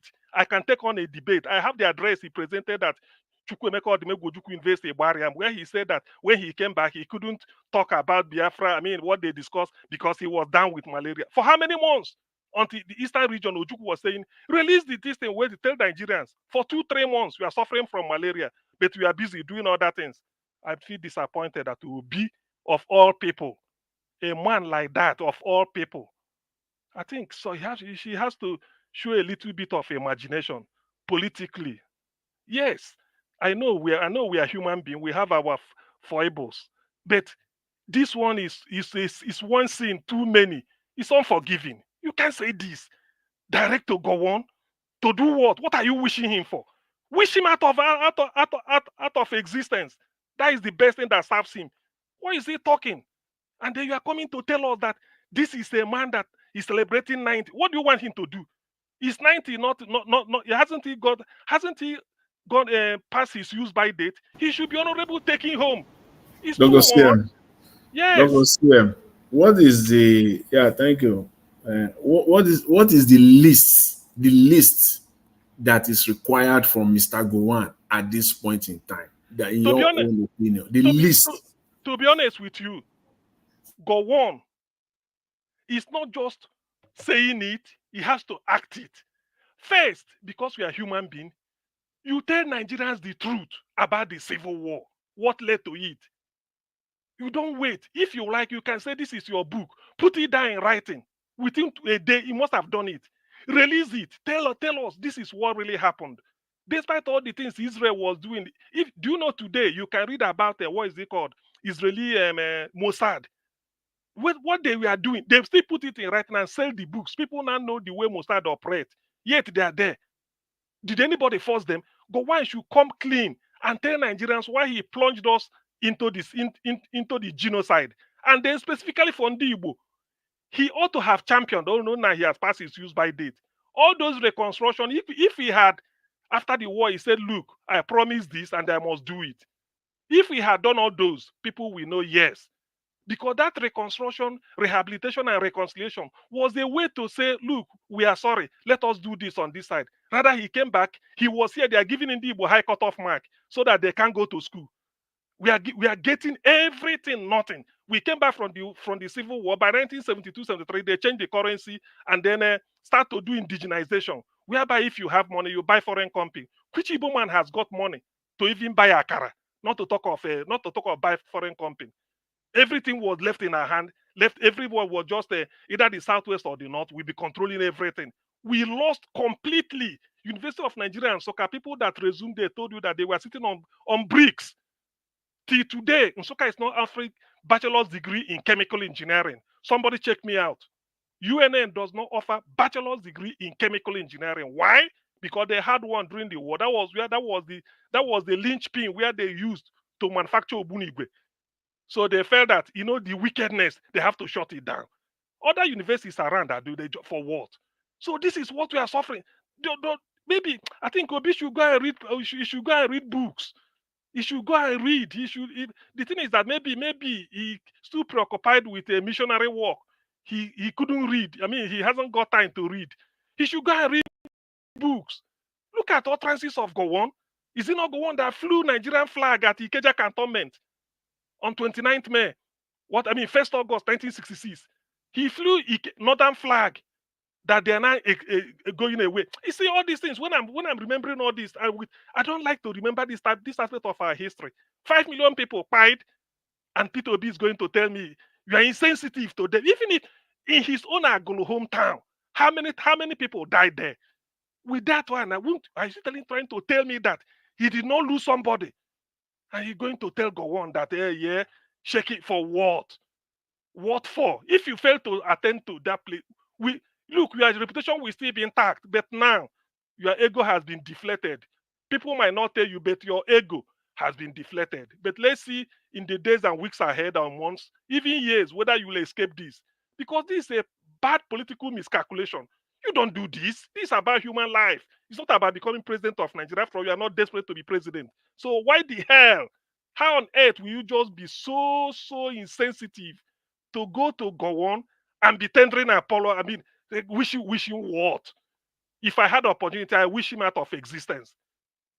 Every man's death is equal to the other. Ever since I saw my father in the mortuary, that was when I knew that whether you are president of the world, and everybody is the same before in the mortuary. If you go there, you see people, we are just mortal. So nobody is bigger than the other, even in death. We lost 5 million people and counting, and today they are still crying us. As a result of that, we are still suffering today.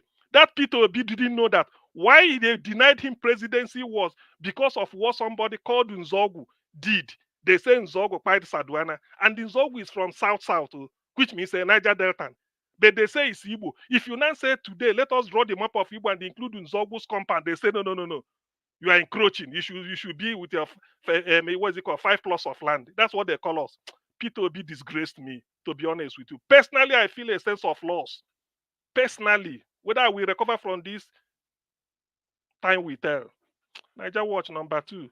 Maybe Kenneth Okonkwo. You see, this is another ifulef. When we say this Kenneth Okonkwo now, there's a confraternity that is gaining ground in Igbo land. It's called the ifulef confraternity. Probably Kenneth Okonkwo is one of their secretaries. The guy is just talking absolute pivot. In this day and age, they are still talking of indivisibility. The people that has the patent of saying Nigeria is indivisible, Nigeria is indissoluble. Is it not the Fulanis? Is it not the North? Yet 2 or 3 days ago, Professor Luga was telling them to prepare for in case that Nigeria will dissolve. Was it not last month or last 2 months? When was it? In August, that they demonstrated in the North. They were waving a Russian flag. People waving Russian flag, are they talking of indivisible and indissoluble? And Kenneth Okonkwo is still rehashing something that has been worn out. What is he trying to say now? If you don't know what to say, please don't ingratiate yourself thinking that you are trying to help. You are not helping anybody. What he was talking was absolute nonsense. Nigeria is this, Nigeria is... What does he know about Nigeria? I think I will send that quotation. The people that formed Nigeria 1952 to 1959, when they were negotiating for independence. I read it here, and you people saw it.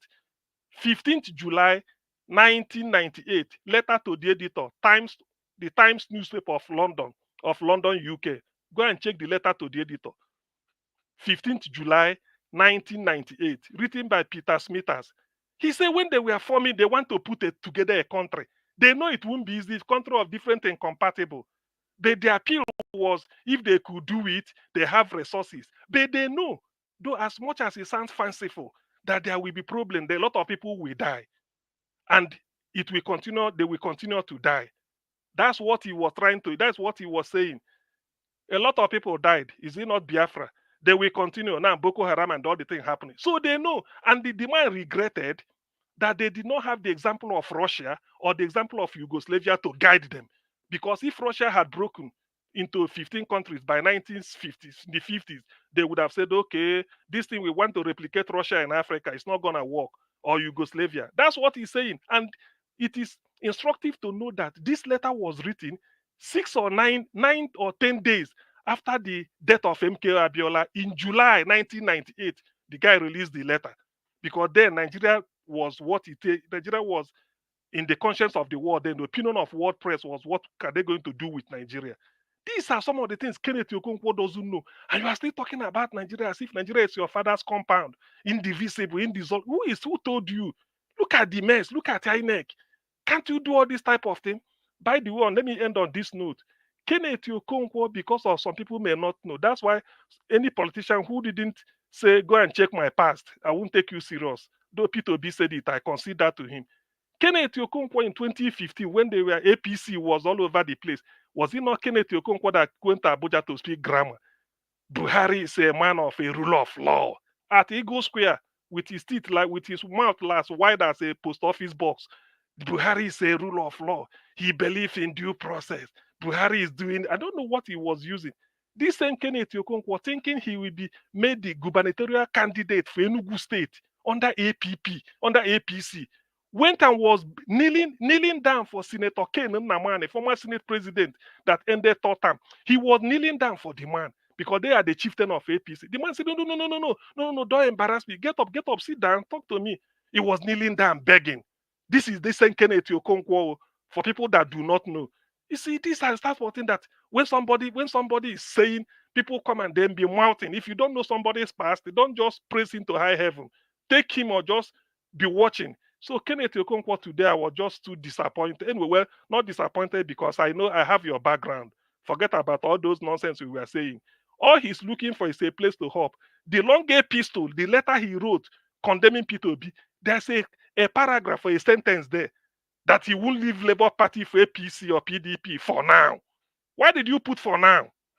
You are teaching us English language. So it's a shame, really. Today, I mean, it's like this is a season of Efule Fundibo to come and speak. People that don't know. How could you walk? How could you be walking? I'm talking to PeterObi now. How could you be walking on the grave of over 5 million people to go and reach Gowon for a handshake? The path you are taking to reach to Gowon is paved with broken bones of the people that died during the Civil War. And you are climbing on their head to go and shake hands with Gowon. That is quite insensitive. Let him go back and rethink it. I'm not the only person saying this. All over the place, people are condemning. So many people even called me. Now, Kenneth Okonkwo is added. It's Nigeria your own. Professor Banji Akintoye, who should know better, said he submitted a letter to Buhari that the Yorubas are tired. Emeritus professor of history, the writer of a history of Yoruba people. He knows Yoruba inside out. Even Tinubu has written a letter to them. Just last week or so, Igboho went to Downing Street. These are people controlling Nigeria, and they are talking of exit. And Kenneth Okonkwo is still talking as if he's a field marshal. Nigeria is in, they give us Nigeria, we do it. Ndi Igbo need a bigger space. If I ask him, for those who do not know, it's interesting listening to you. Please. Yes. Well, John, take it easy on Kenneth. Wait. I flogged him here earlier today. Wait. But I have let me add my point to yours. You see, if you ask anybody, where is the largest market in the world? They may be thinking of one market in Ghana or in Onitsha or in Lagos. Where is the largest market in the world? The largest market in the world is Amazon. For those that doesn't know where the world has gone, it's Amazon, because you buy anything you want. Yet, any arrangement in economics said any arrangement that brings a buyer and the seller into contact, whether it's telephone, that's market. So what is he talking in Igbo? This was the argument. Did he not read a Hiera declaration when Ojukwu answered this question? That they want to create a large market in Africa with Nigeria. Ojukwu said, look, a large market is not by forcing people that are incompatible to be together. And now they are slaughtering Igbo all over the place. Kenneth is talking of large market for who? How many Igbo businesses were burnt in Lagos? Is it not large market? What of Kano and the Abuja? All it takes, had Igbo come out to join the protest against Buhari, by now we would have been talking about large market. These people are quite insensitive. How can somebody, because of political power, then you say your people for a porridge? Yorubas are in charge of Nigeria today, yet Igbo say they want to leave. Don't they think the Fulani that are holding power were waving a Russian flag? And Professor Luga, they are discussing. They are finding their way. And Kenneth is still talking as if he can walk on air. This is terrible, man. This is terrible. This is terrible. I hope they will hear what I'm saying. I so feel disappointed. You know, Dr. CM, it is difficult to try to defend Nigeria or what is going on in Nigeria and be consistent. It is very, very difficult. Very, very. No matter how coherent you are, once you enter into that territory of trying to defend Nigeria, you must walk carefully, because you will fall into error.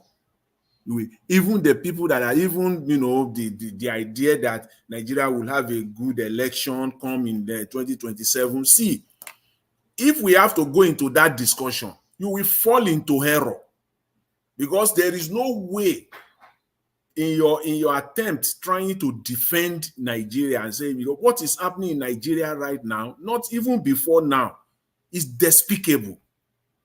It is despicable what has been happening in Nigeria till date.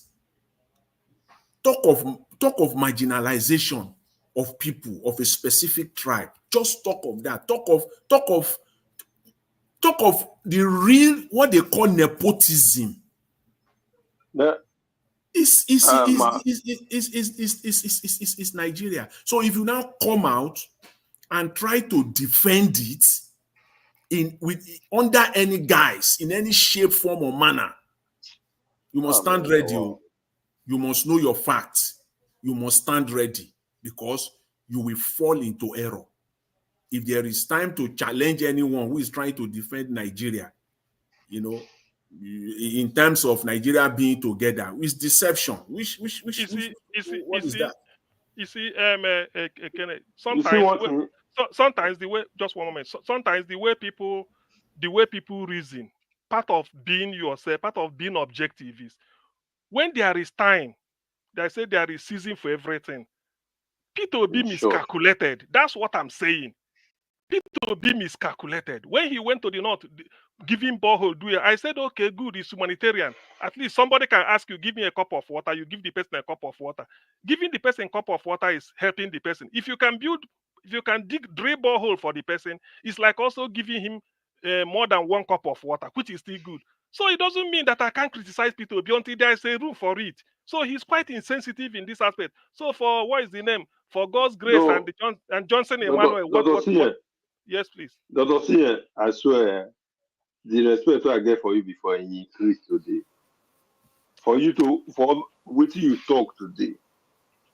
Because many of una people nothing open my talk with you talk. No talk on our people. Don't say on. Just say it the way it should be, at least with a bit of respect to whoever. Don't say no. If you say it, then you are devaluing what you are saying, which is, I know what you are saying is smiling. May no say many of our people. Say you can call them what they are. Okay, let me say some. No. Even if you say many, no people call on. You see me, I said Yoruba here. I said Fulani. I said this. Call them like that.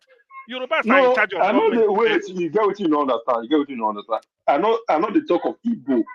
Because me, I be Igbo. Whether I try to say as obedient, Yoruba do obedient, Igbo do obedient, Edo de, Delta de. Hey, you say obedient now. You go still call them obedient. It's okay. I agree. No, not be Igbo. Okay, no, not go there. No, I said call obedient. Okay, no, call obedient. Now obedient me at the talk. You understand? Because the get truth when you talk now, many of obedient they not agree talking.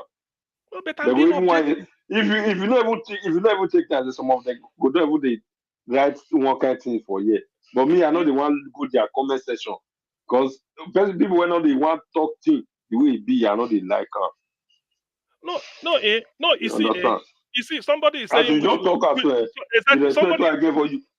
It increased because during a State election, the way you say play, your own role.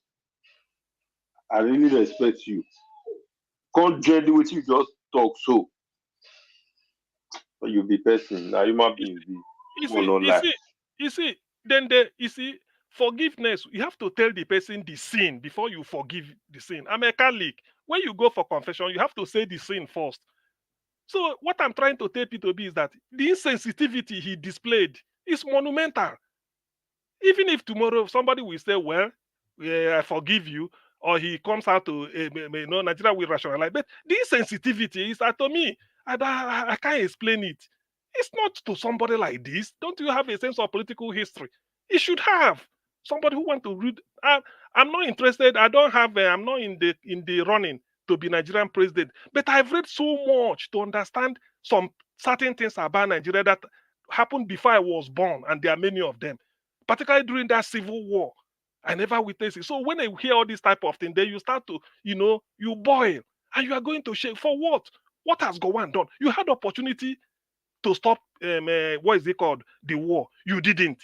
You reneged on Aburi. After slaughtering people, more than 5 million. Then you, now, with your own idea, reconstruction. Did you reconstruct? No way.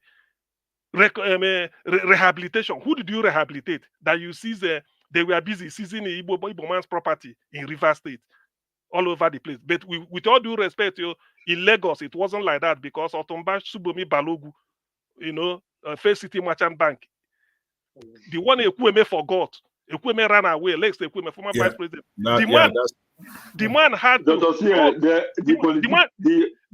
The man went on his way without even no handover. He said, I know the man that had this building. He drove away the area boys sleeping there, renovated it, put it to rent, and was keeping the rent. When Ekweme came one evening after the war, the man called him. He said, I know you are the owner, come in. When they called, he said, Ekweme said he went and bring a sack of money and gave. Say, this is your rent I collected for you. What that tell you? Dr. Senior, the politicians, all of them, they renovate. I want to even talk. They educate their people, their self. They leave the masses. How they wanted to thief us, they put us into poverty. Now what did they just do? All the old politicians, you look all of them around. You know, say all of them the old, they're not the big pie. Now our papa, our mama will not get. Some of them will not get evil power, extra power, and then they cry. But all the old politicians, they gather themselves. Look all of them. Who don't they die early? Do you know if Gowon had taken it upon himself as the leader that prosecuted the civil war, he will prevail on any Nigerian leader. Say, look, we must have a Biafra memorial. Nigeria Biafra. I'm coming. Nigeria Biafra War Memorial. Gowon will spearhead it, even if it's going all over the world soliciting for funds. People will donate, and because he was able to do it, if he does, he will say, "Thank God, I've done my earthly job. I've been able." Because that one will be a. But he's alive, and he kept mute. And then PeterObi is going to go and they tell me you are shaking hand. Somebody is saying bitterness for over 50 years. Look. Has the Jews forgotten something of the Holocaust? Go and try Israel today. You tell me Israel. Why? Go and try Israel or go and try US. Tell me America will forgive you. Even Britain. So what is some people telling me? Bitterness of 50 years. Bitterness of 50 years should have been forgotten. If after that 50 years, you came back and you made an amend.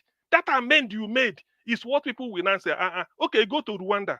You can never be talking of a genocide in Rwanda again because they will tell you there's a memorial. We've been able to reconcile and look at where they are moving on. But Nigeria, the division is still there. In fact, people are still being punished because they are on the other side. And Gowon is alive, witnessing. Gowon should have been the person advising them, say, no. That's not what we fought the civil war. If there is anything that part that you've just mentioned now, that one that you've just mentioned now is a disgrace that Nigeria and successive government should be ashamed of. If truly, even the reconciliation that Gowon touted after the civil war, up to today, those are signals that will indicate, that will tell the people that experienced the civil war, people that lived after the civil war, and generation yet unborn to know that truly the perpetrators, they might have been long gone, but they were remorseful. And the nation also is also remorseful. No, nothing to recognize. If anybody born after the Civil War, and if you don't know anything, you don't read, now that they have even taken history off the table, perhaps in the next 20, 30 years, people will not even know what happened again. The history will have been distorted completely. No monument of any kind, no recognition of like a national day or a day that is recognized as a public holiday for this great loss. If you want to say it's a collective, that the nation as a whole, okay, Nigeria is one, and the country collectively experienced this loss together. There is nothing. There is no cemetery where you will go to, that generations yet unborn can go to and say, oh, these are the people that lost their lives during this, when this evil was perpetrated. Nothing in Nigeria today that you can, Abuja is there, they call it federal capital. There is nothing there in the federal capital of Nigeria that you can go to that can give you history of the Civil War, where close to 5 million people lost their lives. Nothing whatsoever. So Jonathan, just I want you to just reflect on this. South Africa never fought civil war. Their own was apartheid. The moment Mandela came to power, he called for truth and reconciliation. After that, all of a sudden, South Africa overtook Nigeria in terms of relevance in the world. Now look at Rwanda. They had a memorial built. Look at where Rwanda is in Africa today. Do you know if Nigeria, led by Gowon, should have, after the war, he said, look, to put our, let us, because when we say we lost people, there are other Nigerians that lost, Yorubas, other half, they died. So, but maybe, indeed, not maybe, indeed, were more. So what you should have done was to do a Nigeria Biafra War Memorial. That's all. All those pictures will be there. People can take something like excursion. You go there, you're studying history. There should be a resource where people can research. You never do it. And by doing that, God will know that, yes, these people are really, all this calamity we are facing from one ocean to the other. Who knows? Spiritually, it should have been. Rather than you came back and they started a form of marginalization on those people again after losing 5 million. When they are up, you bring them down. The more Ndiboka want to do, look at Onyema. In times of distress, he brought his, what is it called? APs to ferry Nigerians free of charge. Is that not the type of thing to show that this is how a country should reconcile? And people like Gowon, who should have had a memorial for Biafra in his lifetime, he never did it. Yet, I mean, you see, Nigeria, maybe probably this is not what we even now to start calling for it. That should be his ministry, his mission. Going around Nigeria calling for this. Better late than never. Better late than never. Yes, better. I agree. Let him do it. At 90, he said, look, I move this thing that Nigeria should devote money. What will it take? Let's just say one area, market, brick and mortar. Is he not building? Just the spirit alone to show. But Gowon wouldn't, then PeterObi is going there to go and shake hands with him. For what? To do what? To thank him for wasting our chance of the century. Is that what is about? I wish him out. That's my own. Sorry, Chris. We are so boiled up when you came in or you sneaked in. Chris, sorry about that. You know, the Oga Chris now one kind person. So you don't need to tell him sorry. Okay, no, they always hide the cause sometimes. I need to apologize now. He deserve opportunity like after Nigeria was I get the platform. Yeah. Okay. So make we litter him for now. Let's litter him. Yes. Make we litter and they go. Okay, Chris. Chris, where are you now? Dr. Siam, good evening. I was just listening to you. The discussion that all of you are having. Well, before anything, good evening, everybody on the panel. You know, it's good to be with all of you once again. Oga Jonathan, Oga Wonsu, Abdul Malik, my strong man. Good evening to you all. And people in the comment section.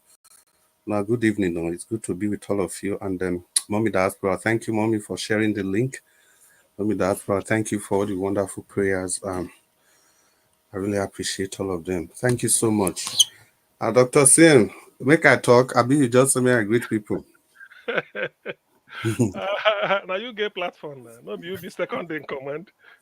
Well, that's what we say.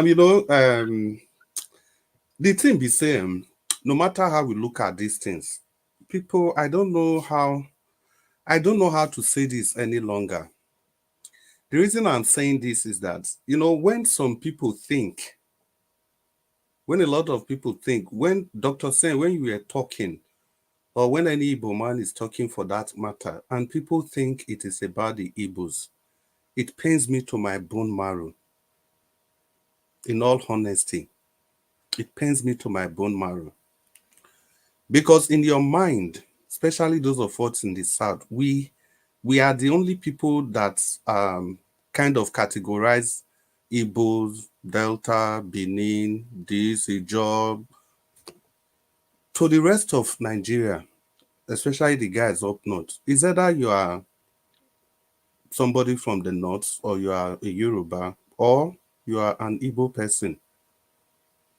That is how they see you. So for any time you don't rise up to speak about this injustice and speak about this so-called one, I'm even going to that one, Nigeria. I felt so. It's not just disappointed now in the person of Kenneth Okonkwo. I don't want to use that word because he has done so much also. But I just felt disenchanted. I'm taking it back to myself instead of putting it on him. I felt so disenchanted with the audacity that he was saying that Nigeria is indivisible. So if the likes of Kenneth Okonkwo can say that, then why am I surprised that Buhari's and these Fulani people they've said something in that same direction? I was waiting, I was pinching myself that he's going to put a caveat soon. He's going to put a caveat soon that in Nigeria that works equally for everybody should be indivisible. That's correct. Yeah. Yes, you are right, Chris. You're right. I was waiting for that caveat. I didn't see. But all he was just talking about is that Nigeria is indivisible. It's irrespective of the way it is currently factioned. Now, I have to say this online. We went for an interview in Abuja, 2004 or thereabouts. The chap that came top on that interview, that day of the interview, was an Igbo guy.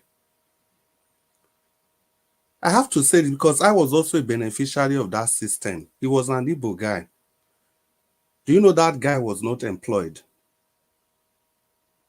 because of quota system? I was employed.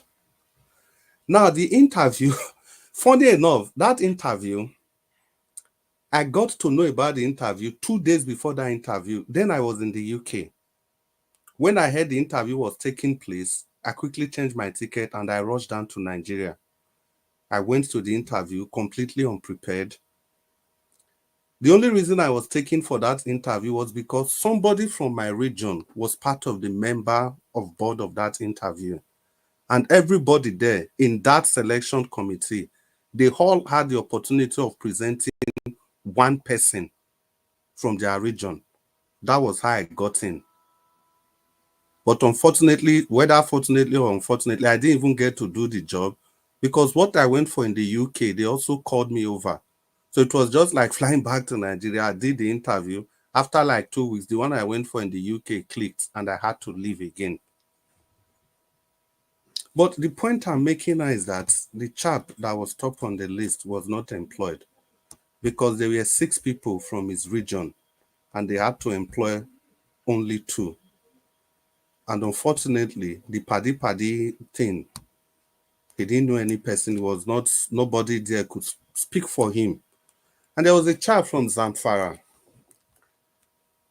The only qualification was that he attended that interview. That was enough for him to be employed. So if you tell me that a nation like that is indivisible, it breaks my heart. It's true. When there is no justification for it. Even the US, people make reference to the years. Do you know that there is a State of Union address every year? Every January 20th.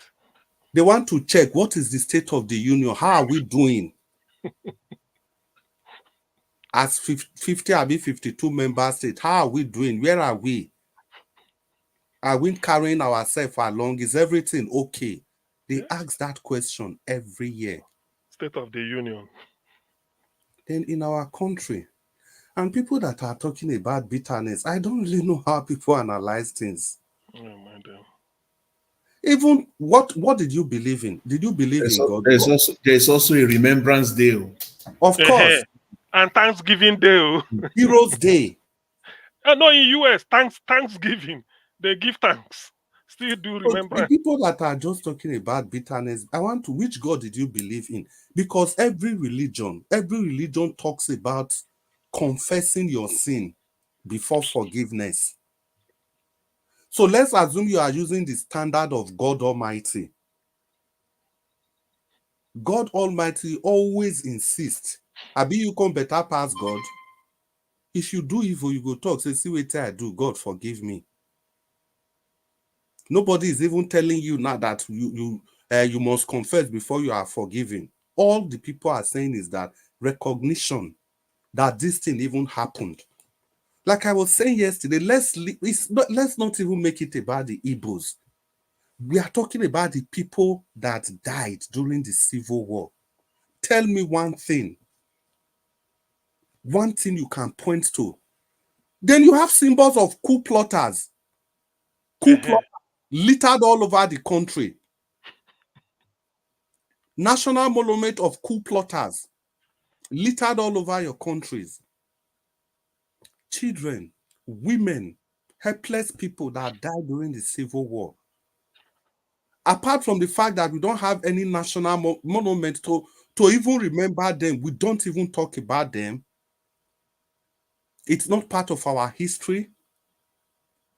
No day set aside. Because of what?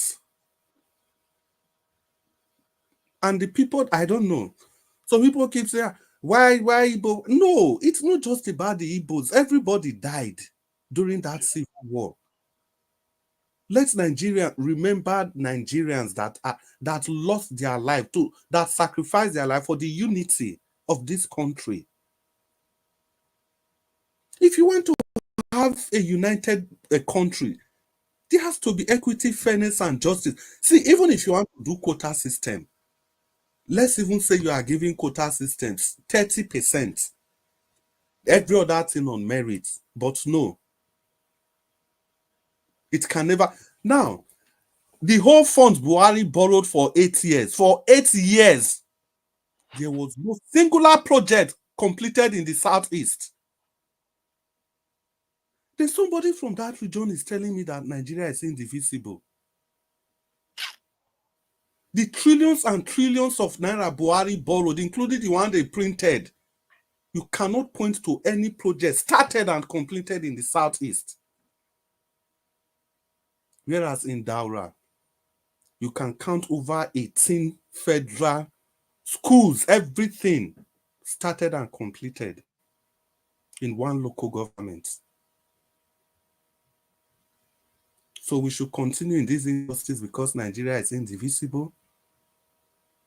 People forget so easily that there used to be a country called, I don't want to talk about CCCP, Union of Soviet Socialist Republic, because a lot of people say Russia. Their former name was even CCCP.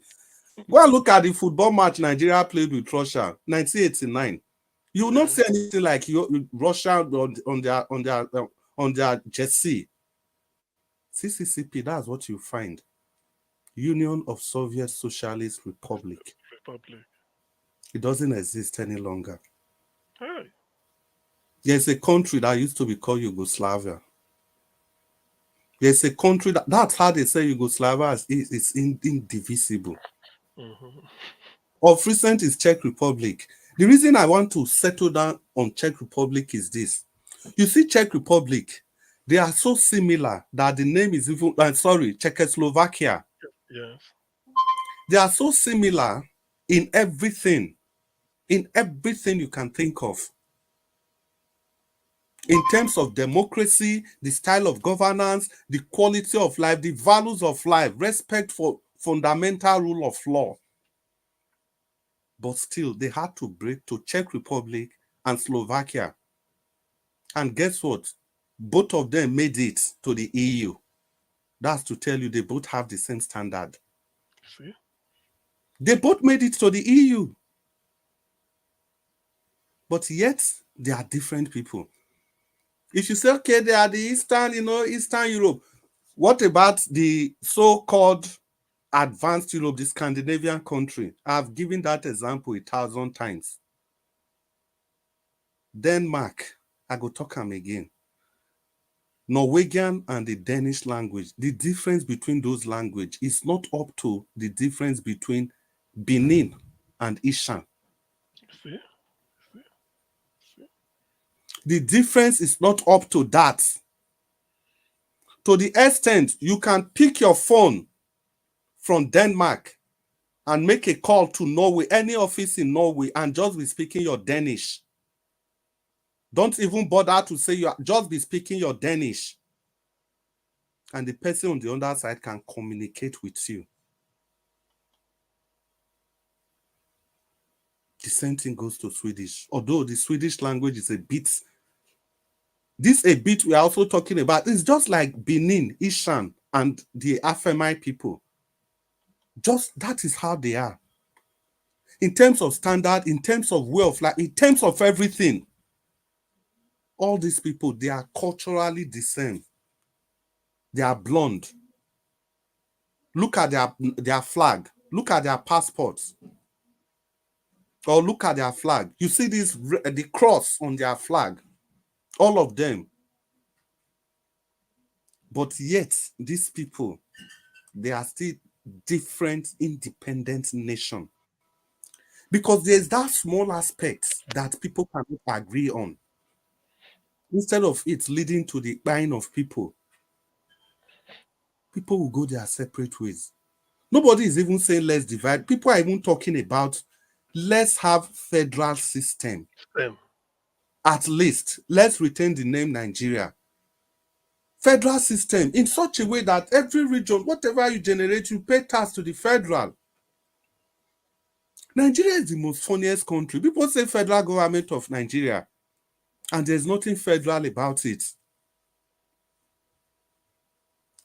If you see the federal state of Germany, I think Canada operates the same federal system. You can see this. With Brazil and Australia, India they even. have high level of independence. Yes. To the extent that express entry that we are all aware about, different what do they call them in Canada? Is it state or county or where? Provinces in Canada? Yeah. They can nominate you. They can nominate you. That's to tell you the level of independence. Is it the US that's operating a presidential system? We call it Federal Republic of Nigeria. We have a president and we are running states like presidential system of US. Everything, confusion. And somebody just come out to say the country is indivisible without, well, the way it is, I think this Chris, sorry, don't lose your thought. If you say, why can't Kenneth say Nigeria will be indivisible and indissoluble when justice, equity, yes, fair a play. caveat, That's all. a caveat. That's all. And you can't go. That's all. That's all you need. This is a constant reminder to everybody, especially obedient. Look, a lot of us, me personally, have said that His Excellency PeterObi is not the final bus stop. If I have a better candidate, I will always go for that better candidate. Yes. No matter what. That is why I've always advocated, if I see how Sowore can work with PeterObi, I will be very grateful. Because some of all these, my brother, I think Sowore is not going to tolerate any of those. Trying to make friends with everybody. As a leader, that's not possible. It's simply not possible. The man should understand the way the nation is completely structured. Oga Chris, thank you for what you just talked. So, Oga Unsu, why you go thank me now? We they talk about Nigeria. Say thank you for we are being serious. We are being serious. But this is what we have been saying. I've been saying this long ago, long ago. In short, on this program, I've even asked Naija Watch if he has a way of telling Sowore if he can work with Peter or if they can work together. Let me not even use the word if he can work with PeterObi. So it doesn't look as if PeterObi is like the elder, is like a master slave thing. No. If they can work together. Because that fire is what we are missing. That sense of direction is what. So that's why sometimes it becomes even difficult. It becomes difficult to actually say that Sowore is not right in some of his criticism. When he keeps saying that all these people are the same, they are the same, they are the same. Sometimes you just sit back and look. There are things that are very obvious that you should, no matter what it is, no matter how politically correct you are. My submission yesterday, there was nothing wrong in saying happy birthday. But the adjective. Yes. The adjective. And even the adverbs you used in describing the man and the adverbs you use in describing his actions, they were just unbecoming. It's like spitting on somebody's grave. It's true now. It's true. That's what it means. To me, if I put it in a very poetic way, it's like you want, this is go on there. You want to shake hand, and the path through which you are going to, the road you are passing, is full of broken bones of Biafran children. And you are stepping on them to go. And what does that mean? And this is the architect of the whole thing. But now let me put this. You see, sometimes, the thing about Nigerians is that when somebody says something, you will know somebody saying based on they told me, they tell me, my papa tell me, or I heard them say it. As an adult, research certain things by yourself and put them together. Somebody saying on the chat section, the war should have ended after 1 year. If not for whatever France did to. Why should the war be fought for even 1 day? Why? Well, the thing is that why didn't you say Gowon told Nigerians I'm going to Aburi and they had a meeting? Gowon came back. He should have told Nigerians this is what we discussed. You say you had malaria. For how many months you didn't say anything? The next they heard of you was to go and create state. Was it what was discussed? You see, when people say certain things, sometimes you see, Chris, just don't forget what I said. You see, why that is what we are discussing now. The idea that Nigeria is indivisible, indissoluble, is not you don't wish it. It should be put in place. It's the mechanism you put in place that we say yes, it's indissoluble, it's indivisible, and not just you decree it by your mouth. The people you are decreeing, is it not last week Igboho was submitting letter? So Kenneth is telling us that Igboho made a mistake. Professor Banji Akintoye, does Kenneth know more than Professor Banji, who wrote a voluminous book of this size, The History of Yoruba People? Somebody who became professor in University of Ife, 1976, PhD, 1966, wrote all these things, said this is what the Yoruba should be. I think I reported here that Shego Degbami was interviewing Professor Banji Akintoye. He said, you are the right-hand man of Awolowo. You are talking of all the Western region, the miracle Awolowo, the magic he was doing. And you knew him. Awolowo was sending Banji Akintoye to Brazil, to Singapore, to Korea, to go and study what they are doing. He said, if Baba is alive now, what do you think Baba will be thinking about Nigeria? Akintoye didn't even Western. He said, he will be doing what I'm doing. He will take the Yoruba people out of Nigeria. People should go and listen to Shego Degbami's interview with Professor Banji Akintoye. You see, I'm vast. I read, I listen, I make research. So when somebody come here and be talking, maybe you have baked it, somebody told you one propaganda, you bring it. You are telling people the war should have stopped after, but no, it shouldn't have gone beyond 1 year. Why must the war be fought for even 1 hour or 2 hours or 1 week? That's what should worry you. Yeah, Dr. CM, it all goes back to the picture I tried to paint before. You know, some of us, they still see it as if it was an Igbo thing, the Civil War. Yeah. That's how some of us still see it. Because this one, some people are saying the Igbo should just forget and move on. You that is saying the Igbo should forget and move, you not lose person for the war. You not lose person for the war. Isn't that shameful? Now, somebody will lose somebody, want his person to be remembered. You choose that your person should be forgotten. That is your headache. You see? That is your headache. If that's how you want to move forward, you can move forward and leave who they cry, make it cry. Is that such a difficult option? If you choose to forget your hero, it's okay.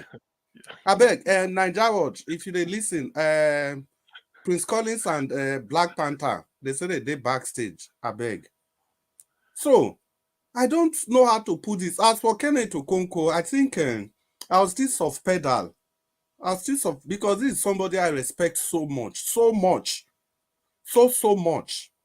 To the extent that even the first letter he wrote about PeterObi, I just look at it that, okay, it's his opinion. But I think the way it's going, he has to be very careful so that it doesn't come across as if he is also desperate to paint this one Nigeria thing.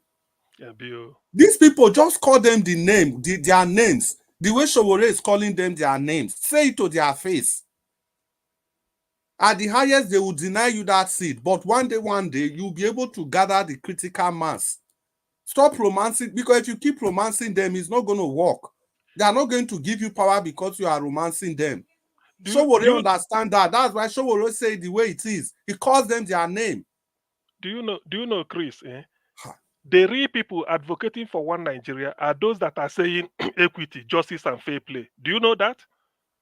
Do you believe that? The real people that love Nigeria are those people that are advocating for equity, justice, and fair play through let us change constitution. These are the real people that... Of course, okay, the people, Nigeria must remain indivisible. Okay, come, let's talk how it's going to work. No, we are not going to talk.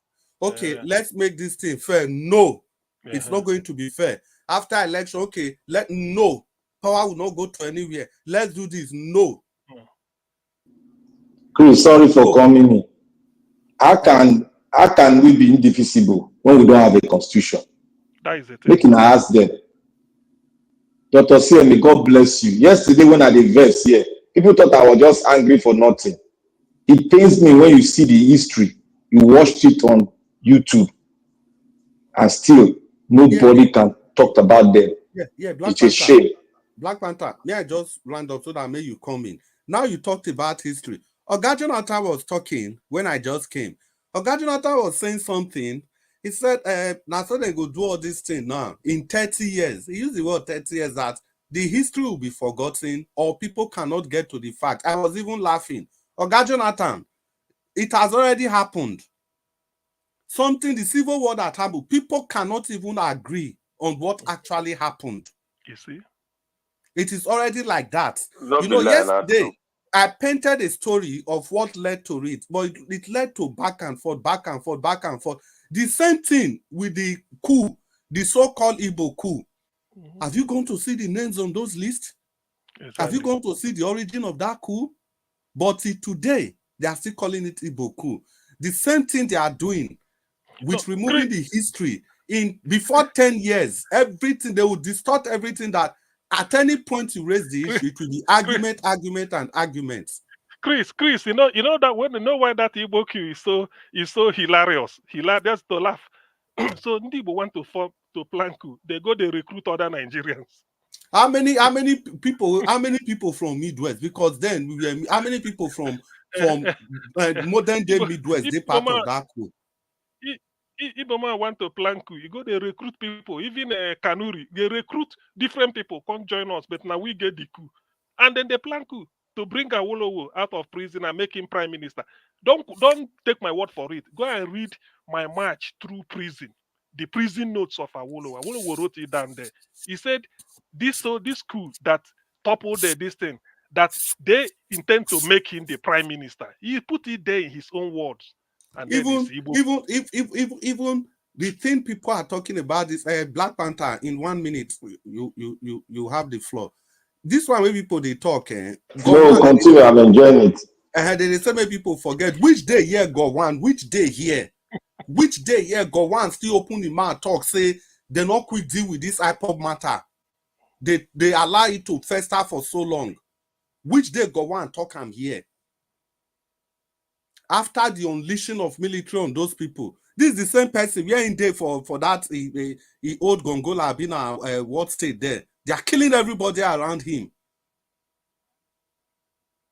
Look at that. Chebi Danjuma don't cry the other day.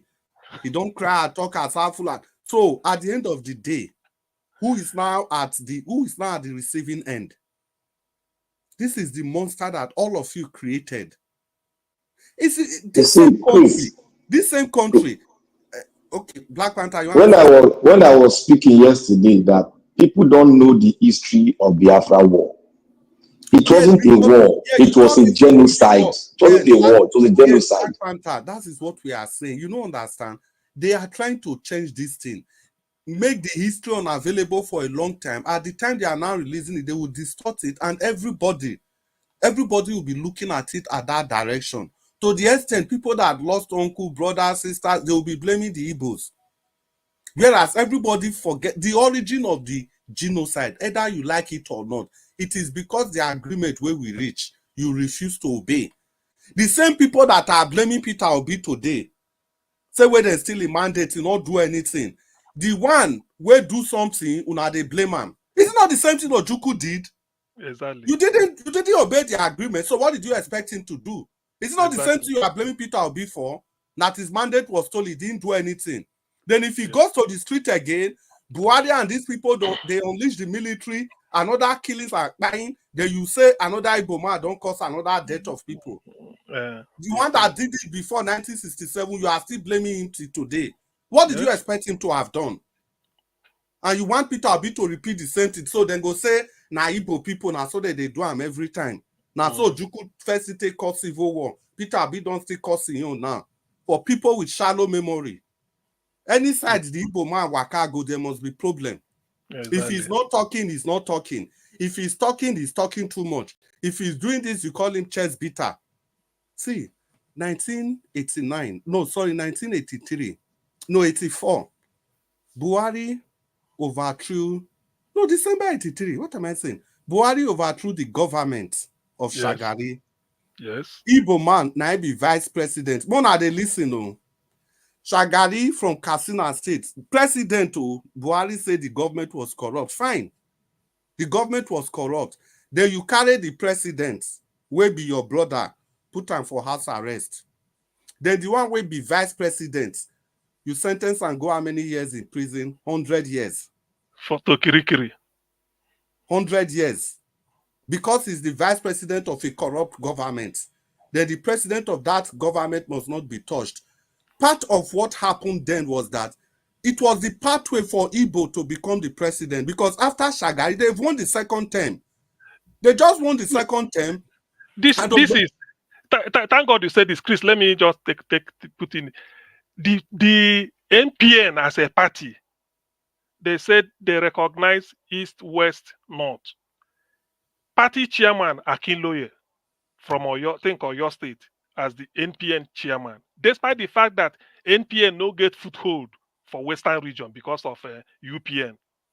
No, I'm coming. President from the north, vice from the east. They said after 8 years, if Shagari finishes the next one, Ekwueme go step in for 1987. Ekwueme will take vice from the southwest. Then the party chairmanship will go to the north. Now so they go to rotate them.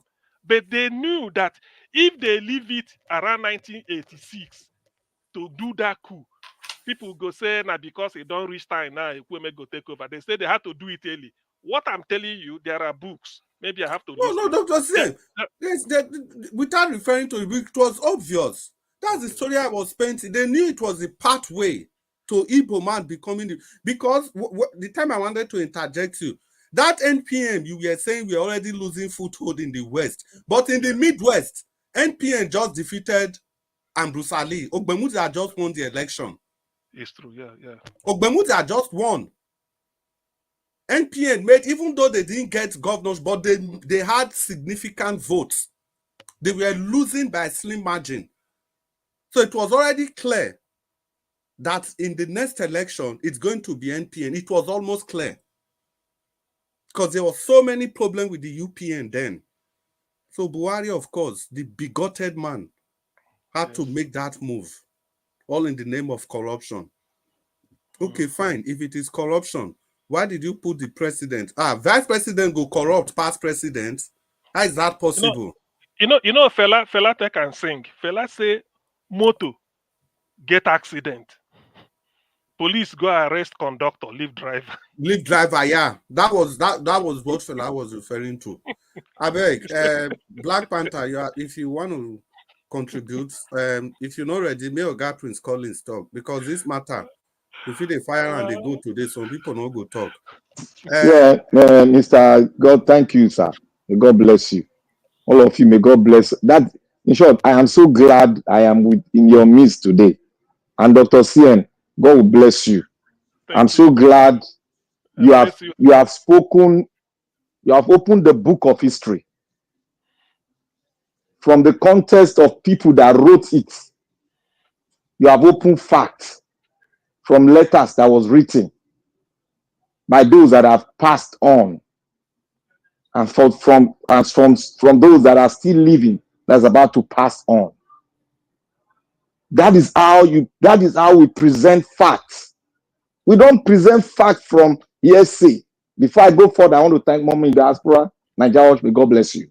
Everyone listening today, I hope you have all listened to what Dr. CM laid down. That is what we call facts, written facts that were written by people that were involved. And I want to thank those of us at the comment section. Please, we need to learn. We are learning. Anybody that doesn't want to learn, that means it belongs to the realm of our forefathers. We are here today because we are the living.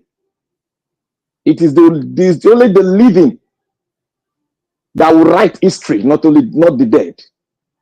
And it's only the living that will learn history, put it on the tablet, and speak it around the world. And it is only the living that opened the books that was written by historians. Learn it and transfer it to the next generation. That is who humans are supposed to be. Some of us will come here and start saying, oh, not be true, not lie, this, that. You are just dancing the macabre dance of those that don't want history to be put in a tablet. For the next generation to know where they came from and where they are going to.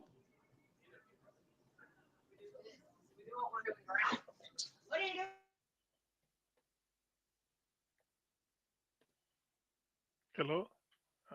Maybe. We don't, Black Panther, I feel like say we don't lose you. Prince Collins, you want to jump in before Black Panther come? Well, Black Panther, I don't know. Okay, no, Black Panther is muted. He muted himself. Maybe he's doing. Okay. Maybe he's Prince attending to Collins. something. The prince of the Niger Delta, Abi. Thank you very much, Augustia. You're giving me more title, Abi.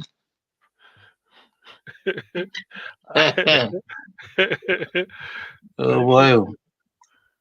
Thank you very much. God bless all of you. I'll just be listening in the background, not quite. I came in so that we are still in the same topic of yesterday, which is very important. And Nigeria Watch, I want to congratulate you once again, as usual. And I want to say a big thanks to Mommy Diaspora, Mommy G, for your wonderful support. Comment section, you are great.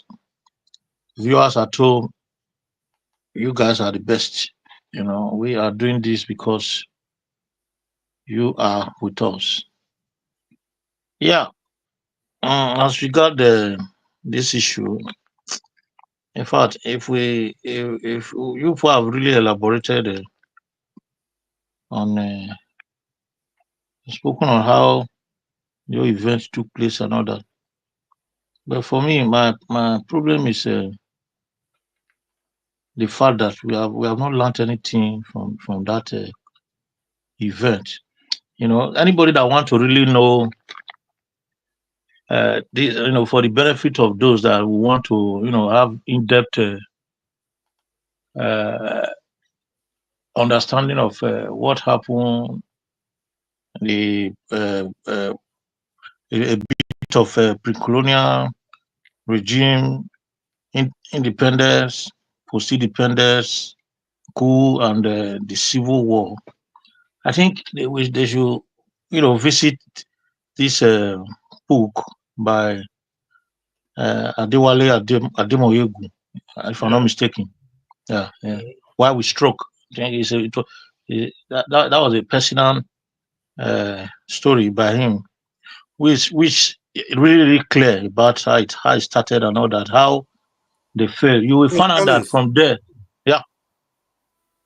I beg, may you sound that name again. I beg. No, Adewale Adeboyega. Adewale Ademoyega. Yeah. Ademoyega. Adewale Ademoyega. No be Chukwuemeka Nwosu you dey call so. You sabi look for trouble. Yeah, because the name, he said why we struck, and yet they call it Igbo coup. Look, I don't understand. Yeah, you are right. That's it. Yeah, you are right. Does that summarize the point you have made there. Yeah. Yeah, that's really, that makes sense. You know, it's why we struck, because he was part of it, and this is Adewale Ademoyega. Why is that name not Chukwuemeka Nwabari or one? Yeah. Yeah. And if you read that book, you'll find out that the coup, you know, would have even succeeded and put us in a better position, but it was still there was betrayal among, you know, the people from the same side that we are fighting for. You know, they betrayed him. You know, they betrayed them. It was a kind of 3-unit arrangement, but the two of them delivered. They didn't deliver in the south. You know, Cardinal Ozegu and others, they did their job, but someone, I can't remember his name vividly now, messed up in the south and betrayed them. So what I'm trying to say is that after all those events, you know, the coup itself, you know, why it failed in the south, but succeeded in the north, you know, the readiness of Ozegu to push forward, you know, to regain south from the north became an issue. You know, the role, what do you call this man? His name is Madiebo. The role he played. Alex Madebo. Yeah. Alex Madebo. The role he played there, you know, in that coup, you know, was what led to Ozegu and Ironsi's failure. What led to the failure of that war, you know? The eventual, you know, incarceration of these 3 the units that I'm talking about was as a result of, you know, the role they played. It degenerated into chaos, you know, that led to civil war. Thereon by action and inaction of northern ruling class and military powers. You know, in case of Nigeria, the old saying says there is nothing under the sun. That is an old saying. Nothing under the sun. That word for me, Nigeria case, is actually true. That word is a true adage. Because decades after the first coup, the war, the killings, the genocide and everything, the same cycle of events that led to that coup and counter coup has kept repeating itself in various forms to today. It's true. You know, the politicians still loot. There is a high level of impunity up to now. It's even getting worse. In fact, 25 years ago, Nigeria was hopeful than what it is today. There is a high level of impunity and nepotism by government in power at all levels. The judiciary has been greatly undermined. It's as if they don't even exist. They still engage in brutal suppression of the minority and people from people that have been marginalized right from time. All this were the, cause of this war and this coup that happened then, and nothing has been learned simply because they didn't prepare Nigeria to learn from the past, correct the present in order to be able to put the future right. It's unfortunate. It is unfortunate. It is unfortunate that it is raising head again. Let's go and mark today's date. This same issue is raising its head again because exactly what happened at that time, if you follow history, is what is happening now. Impunity, oppression, undermining the judiciary, compromising, looting. That's exactly what was happening then. If I imagine all these things, it sounds as if there is something wrong with the black race because they don't learn from their past. It's so sad that we can never learn from our past. If we didn't visit Western world, we would have thought that life is like that. But no, life is not like that. Black people, for me, I think they are not born to govern. They are only born to rule, oppress, and subject their people. The same people, the same race to them.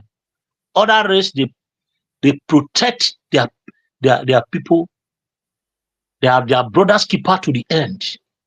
The destruction, the enslavement, the subjugation the Western world came to give to Africans was because of their own brothers at home that was suffering. They came to conquer us to enable their brothers live. How long are we going to realize that fact that we must be our brother's keeper? That is the issue here. We don't care. When anything happened to a Satan, they'll say, now they know that how they'll solve their problem. Not be they happen to God, I thank you. The Easterner will go to church and do Thanksgiving. When it happened in the North, the West will go to church and do Thanksgiving. Say it is what they've done that is making them to suffer. The sin they committed, that is what is making them to suffer. Accident will happen on the road. The other vehicle that is driving past will say, God, thank you, I'm not among those accidents. Thank God. Oh. The next day we'll go to the church and do Thanksgiving. As if those that are dead, they are meant to die. We don't learn from anything. We are not our brother's keepers in any way. That is my pain. I was here listening to Chris talking about Czech Republic, talking about Deutschland, talking about Sweden and Norway and Denmark and all that. I was just so, dumbfounded. I will use that word because it is exactly what is happening in our country today that happened to them. They didn't even get to that level before they said, okay, let's go on our separate ways. Let's go and let's see. When husband and wife get married and they are not in peace, they will separate and go and reason themselves. If they have to come back to get married for the same reason which they have corrected, they will come back. We always disagree to re-agree in peace. But Nigeria never. I beg, Prince we Collins, don't learn from our past. I beg, Prince Collins, make I add 10 seconds. You see this theory they call English language, say you need to get C6 as credit. Now, if you have C6 in Danish, you can use it in any university, anywhere in Norway, Sweden. That's to tell you how similar the language is. Okay. You understand? If they are talking about language requirements, ceases in any of the Scandinavian language. Yes. That is to say, that to tell you how close they are in how languages. close they are. But they still separated, went on their separate ways because there was no agreement. They know that peace is of paramount importance. It's true. I think the issue with black man is that they don't know the importance of peace. That close the languages are. If you have a pass or a credit, whatever it is, their standard here is A1, A2, B1, B2, C1, C2. C2 being the highest level and native speaker. Usually for university admission, B2, C1. If you have B2 in Sweden, in Swedish, it's okay for any course in Denmark and in Norway. Vice versa. That's to tell you how close the languages are. Yeah. You tell me your country is indivisible. On what ground? I beg my brother. On no ground. On no ground. On looting and stealing. When Kenneth Okonkwo said he's scared, he knows what he's doing. If he says it just without this caveat, me and Chris they add like justice, equity, and fair play. Now the only thing we're gonna make any country indivisible, a heterogeneous country. If he's just talking Nigeria is just with that braggadocio, IBB go take note. All this Abdul Salam then go they note them. Say, hey, so this is the type where we want. So now then go they note them before you know, and then go they say, come and take this board appointment. Do you consider ambassador here? Make you go cool off us for Argentina, or you want to go to Peru? So now so then go they do before you know then go elevate. So all these things are just how can you be talking of a heterogeneous society or talking of indivisibility? When I think Prince, were you here the day I circulated a letter to the editor written by Peter Smithers, who is the secretary or who is the personal assistant to the Secretary of State, 1952 to 1959. That was last week now. The letter that was saying they didn't have the example of Russia. Example of Russia. You see, so which means because Russia didn't happen in the 50s, that's a breakup of Russia now, because Russia didn't happen in the 50s and that of Yugoslavia. So they felt that they are building something like Russia in Africa or something like Yugoslavia. They know, say this thing go hard because they know with their Wolowo, Zeke, and the way they are championing rationalism against them, they know like them. So they know it won't work, but they want to try it. They agree that it will buy so many people. And they will continue, which is true. It's still happening. Now, those people that wrote it at 10 days or thereabout after the death of MK Abiola, or 9 days in July, that was when this letter was written. So for them to write it at that time, they knew that Nigerians have endured so much. This is an experiment. So they knew say it no go work. Now, how can you we be apprentice, we no sabi anything?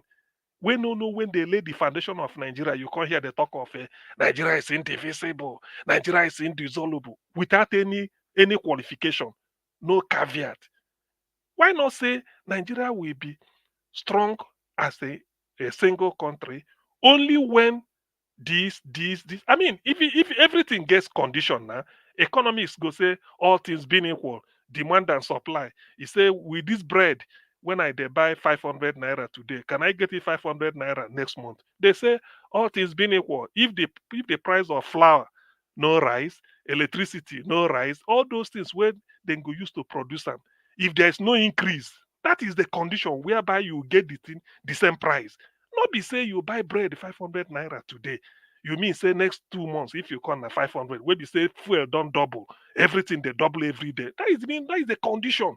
So Nigeria being together will be predicated, is contingent upon so many factors, which is justice, number one. There must be justice to everybody. Then there must be equity, and then there will be fairness. If you maintain this thing, people are talking of we need to love. You don't love. Look, nobody love each other unless you treat each other with equality or equity. I mean, do to me the way I do to you. We love each other. I can't just love you when you are showing me backhand, when I show you front hand. It doesn't work now. We all know this, and Kenneth was just opening mouth talking Nigeria, as if to say, "I create Nigeria." Lord Lugard, people will create Nigeria regretting it. I've given him, let him go and read that letter to the editor. To know, see, say they want to put together. We want to put together. You know, what will be put together? You are putting something together by your own force. Maybe say the people agree. You say we want to put them together. And you know go work. Now Kenneth go come here. Okay, has it worked since then? Has Nigeria worked? Nigeria hasn't worked. They call for revolution. Show were 1st October. How many people came out? How? But yet everybody. So because we know we are not the same until we agree on something. That's what we are saying. Let's write a constitution whereby we put in all these things there. Then you see Nigeria blossom. But nobody say somebody could just conjure the talk because he wake up in Papa tell and say that so the country be. Then you jump in. You have to ask questions. You have to ask questions. But well, I think he has to reflect on it. Since they're listening to us, what we said today and since yesterday, they should be able to know that, look, people are not taking it kindly. Look at the way Nigerians are suffering. Look at the degree of suffering where we have everything under the sun to be rich, to live a moderate life. But some people want to appropriate it only for themselves. And then you go to drag others, say we must be together. No, it cannot work. You can't be in a relationship if there's no respect, mutual understanding, justice, equity, and fair play. No way. It can't work. Let's continue. Jonathan, are you still with us? Or Chris? Jonathan. Yeah, Chris is not there. I did hear. Okay. Now may I continue? Okay. Black Panther continue, but yeah, I'll 10 seconds. You see this indivisibility, so now people say they lose their life for marriage. They go say marriage now waiting God from heaven. Is it all marriages that is joined by God? What God has put together, let no man put asunder. So it means anytime man and woman they together, now God put them together. I beg. Black Panther. Black Panther. Okay. You know Kenneth. Yeah, losing I did. it now. You know Kenneth. Fire. Black Panther. Yeah, Before you fire. okay. You know Kenneth. In first wife, they don't separate. Not being there with her now. Okay. No. I'm saying it on air. People know the first wife. They know them. Yeah, that's because they get the way things go reach. If it's not working, instead of to lose life. So in marriage, they're divisible. But Nigeria. No, see, like I say, tell now, you see, thank you for giving me. I just want to speak for some time because I'm quite a little bit busy now. You see, Kenneth Okonkwo wasn't talking to us, so he wasn't talking to Nigerians, so Kenneth was talking to those that makes Nigeria what it is today, so that he can have a piecemeal from the master's table. You see, Kenneth spoke some times ago that we disagree with him. And he spoke one other time again, we agree with him. He now spoke again, we disagree with him. This is the third one now, we are disagreeing with him. You see, these people have a scale of how they choose their thing. When they see that people are disagreeing with them, that is when they gain more momentum with the masters they are serving. That is when the masters will say, oh, this is our boy, he can talk for us. They will now push position to him. You see, there's one thing in this world that I noticed, that I've learned. Truth will be short circuit, but evil will never be short circuit. It will continue growing like a wave. It will continue flowing like flowing like light, speed of light. It goes faster. You see, Nigeria is just a hearsay because we did not even form the country. It wasn't an amalgamation of the black race. It was an amalgamation done by the whites. And we decided to continue with it. That was a mistake from us. And now I would say this was a mistake from Zik himself. Assuming he has let us go, the North would have been having a good time with their resources and not stealing resources of others. If you look at the whole thing that is coming on now, Nigeria is not indivisible, and it can never be indivisible. Never. As long as we hide the truth, as long that we don't honor those that have labored, and those that fought, and those innocent ones that are lying in the grave, as long as we don't recognize them and write them in tablets as part of the history of a country not yet named, because Nigeria is not a country, we will never have a way. We will never have a way forward. If we not like, we not shout Jesus 1 million times, we will never have a way forward, because there are laws written by man that we must adhere to. We gather together to write the law. God will honor it. If we have not honored our own law, then how can we honor God's law? That's the problem with human beings. We have to rise up. If they want Nigeria to be divisible, let them give us our constitution. Let them allow us to talk. And after we talk, we'll not call ourselves indivisible. So, my brothers and sisters, we must do to the Eastern brothers, like I said yesterday, may the soul of those departed heroes, because I call all of them heroes, both the innocent, those the one that doesn't know anything about it, I call them the heroes of our past. Those are our heroes, not all these ones that came to rule us and they put them on tablet everywhere. They put monument for them everywhere. Those are not our heroes. Oh. The heroes, our heroes are those ones that were slain in the East, in the West, in the North. Those are our heroes. So until they write them in gold and place them at the center of gravity of this country called that are yet to be named, but the artificial name is Nigeria, until they place the name on that golden tablet and say, these are our heroes, but we must honor them every year, and not honoring thieves and have stolen our wealth and giving them GSM, GOC, or what do they call them? We should rise and know the spiritual content when you pull down innocent people and you are still eating your chest that I have to do it. Look, I can only say happy birthday to Gowon, but I would never honor him, because he was a mass slaughter. He was, and he's still beating his chest that was the right thing for him to do. May God bless his soul. May God give him his own judgment that he deserves. Everyone, to the Eastern brothers, all of them that are falling, may their soul rest in peace.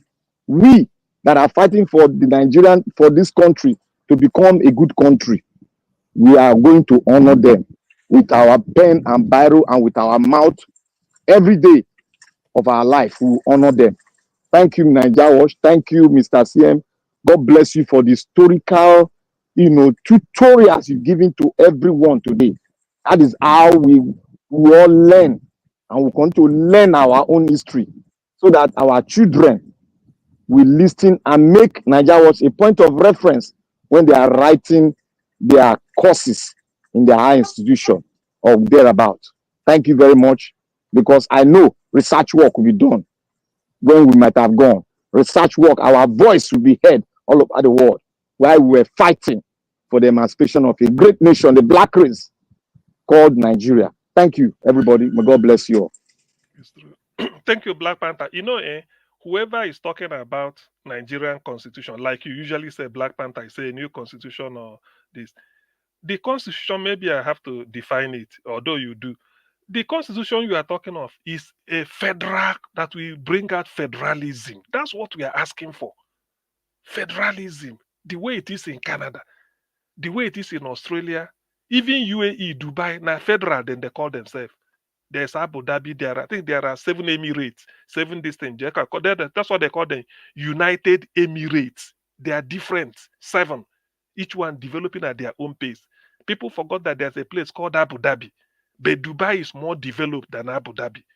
because if you develop at your own pace, Germany is federal constitution, Brazil is federal, Canada is federal, India is federal, Australia is federal, United States is federal. So what is the problem with Nigeria? Why can't we do that? Why can't we do that? Then people will just, the thing in Nigeria is that we just feel that we have to paper over everything and go. No, it is not work. Even if we are heterogeneous, if one part is crying, you don't just ignore them. You bring them and say, what is the problem? You listen to every man.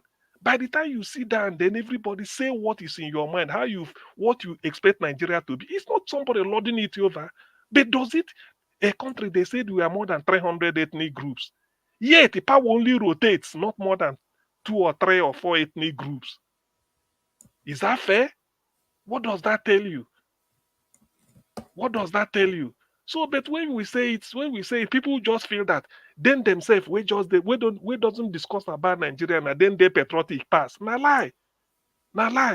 You are not more patriotic than the person. In fact, the wound, what I was taught in microbiology, I said if you have a wound, very painful, when you go hospital, then go open them. To scatter you say they have to open it. When you open the wound, clean and well, then you start to bind it up. So Nigeria need to be opened very well. That opening means putting everything on the table, discuss them. Look at our resources. Look at Ogoni. Can somebody drink water from Ogoni land? Can. But when we saw all these things, people will feel that maybe we are just too tired. Make we move. We they move forward. Where have we got? Look at the election. Look at to conduct the election. Just to say who will be our leader. To conduct simple election is a problem. I think I've said it here. Some of you from Rivers State. There's a senator they call Mr. Lee Meba. Lee Meba is an Ogoni man. BS, the senator representing Rivers Southeast. The man said he had the opportunity of monitoring election in African countries. Maybe he followed Jonathan when Jonathan used to go on. I don't know. He said he has monitored the election in Botswana, monitored the election in South Africa, Kenya, Tanzania, and Ghana. He said what surprised him most was that of Ghana. He said Ghana put their election on a Wednesday. Can Nigeria try it? That tells you development. Ghana conduct election on a Wednesday. Lee Meba said it. Wednesday, in which banks, every business is booming, everything. People will still go and vote. They don't need police. Ordinary Edo election, they mobilize the. You know how many thousand police they say they invaded Edo? Before 1 week to the election, commissioner, chief of army staff go there Edo State. They talk. In the end, the police will be there. On the day of at the polling unit, police will be there. They're exchanging money. They're buying votes. What? And in the end, the election inconclusive or maybe something. So what does that tell you? We can conduct the election, something as simple and basic. Yet when you talk, people will say, "Man, I forget Nigeria. Nigeria no go." Let us conduct the election now. Let us conduct simple election other countries are doing. Can Nigeria ever dream of doing an election on a day, if not Saturday? Every election in Nigeria must be on a Saturday. Why? Why not put it on a Monday, Tuesday, Wednesday, Thursday, or Friday? They do it in Ghana. They do it in Ghana. Yes, now. Universities will be taking lecture just like a typical Wednesday in Nigeria. Universities are in session, primary school, secondary school, banks are opening, ministries are. Nobody is shutting down. Just go and vote and come out. But Nigeria must be Saturday, and that Saturday, restricted movement. Early in the morning, they tell you. So if you don't have need everywhere, before you go to the primary school where they go vote, army don't circulate everywhere. You go to fear safe to come out. Is that not? Does it not? Some people don't have shame. And you still, when you see people talking, you say, hey, Nigeria. Let us organize the election. Simple thing, basic thing, election. We know fit. Make Nigeria make mistake, put election on a Monday. It can't work now. We never civilized. But look at Ghana, Wednesday. Don't quote me on quote Senator Lee Meba from a River State. He said he was shocked. Ghanaians are doing an election on a Wednesday. When every government businesses, everybody businesses, but they are on a Saturday. so many places go they shut down. Army go move army to that police unit. Army go carry gun. Some go there black man go there jeep. Others go they face point a GUN this side. This one go point. When you come there, you get confused. Election. In the end, they will be counting it in the midnight, 2 days. Then go cook and bring out, say go to court. Don't we have shame? Don't we have shame? And tomorrow they will say things how you go better, things they can better now. If Nigeria start to make progress, then what of Ghana that are doing the right thing? God, it doesn't require God. That's what we are saying. Let them do the right thing they don't want to do. All they know is that Nigeria has existed for 60 years, 64, 100 and something years, indivisible. And so what? Poverty capital of the world. Every year, poverty. Okay, somebody from IMF came to tell us that with the suffering, we go there like this for 15 years before we go see headway. Is that not a shame? Rice, 120,000 naira a bag. Oh, sorry. I'm sorry. You see, as a matter of fact, what I'm seeing. I beg 10 seconds. Because we say Oga Same, you just mentioned United Emirates like that. You don't put Arab journal. You need to put Arab so that everybody knows the United Arab Emirates. All of them then are Arab. But yet somebody said this thing is making noise right there. Prince, I beg. Prince. Better. Yet, all of them, they run in almost independent governments. Yes. They are all Arabs then. Almost independent. There are things you can do in Dubai. The one that is very common to everybody. But there are other parts of the Emirates. You can't try them. Yes. You cannot. This World Bank thing that Dr. CM just mentioned now, that they are telling Nigerians that it will take 15 years. You know why I lament for Nigeria? You see other countries now at this age and time, as of today, everybody is clamoring how they will disassociate themselves from World Bank and IMF. It is now that Nigeria is really entering into the marriage, to go borrow money. With full force. But I was surprised when I saw countries like Ethiopia, Egypt, now members of BRICS. Oga Jonathan, yes. Oga TM. I beg now, una they ignore the aspect of the way Tinubu came to power, the Chicago and all those deals. So are we still in doubt that it is not the US that is in charge of our country? It is not the Western power. When you are saying all this now, some people will come as if they know everything. They want to enter into argument or discussion of what they know nothing about, just talk for the sake of, talking, Everybody knows now, if you have anything at all, you have any clue, any idea at all, you will know that what is happening in Nigeria, you can't minus United States out of it. Yeah, the Western power. They are just using Nigeria as a market, all of them, because they have somebody there that they have everything on file against him. They go manipulate that man. You see all this devalue this, devalue that, devalue all the economic policies now against the disadvantage of a nation. To even talk of BRICS and those things. Even Buhari time, you see the way Buhari go, they take money from China anyhow. His relationship with China, the yuan deal and all. You see the next part now, World Bank, they've told him now to devalue. He has done that. These people will go until they will eat the flesh until they get to the bone. There will be nothing left again. They call for devaluation. He has given them devaluation again of currency. They call for subsidy, to start removing subsidy. He has given them subsidy. See, the last one, or the most that will be most painful part of it, is tax. And he must fulfill that part of the deal, that reform. When he's talking, Tinubu will say, he get the way they take pronounce that reform with one accent where I don't know where he borrow it from, maybe from Guinea-Conakry, where he borrowed that word reform from. He will be talking like that tax is entering into it now. He must do that portion, that part of the deal too, the taxation side of it. He will tax anything because that's the only condition that the money will continue flowing in, and he must do it. It's entered already. You know, it's already in. He cannot get out again unless somebody with sense just come in to rescue Nigeria and say, okay, you know what? Enough is enough. We are out of this. Nigeria is a sovereign nation. Whatever IMF, World Bank, whatever you guys want to do, we are out of this.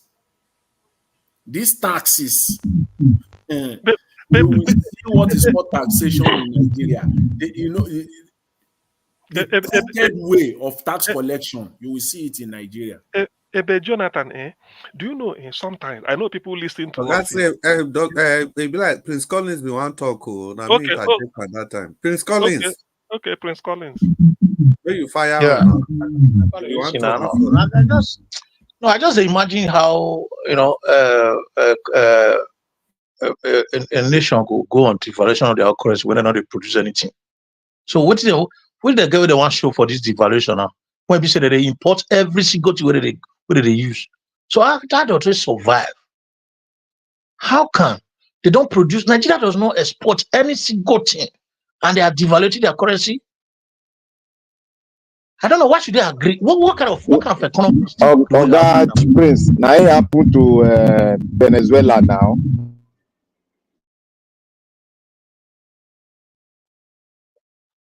Venezuela. I think.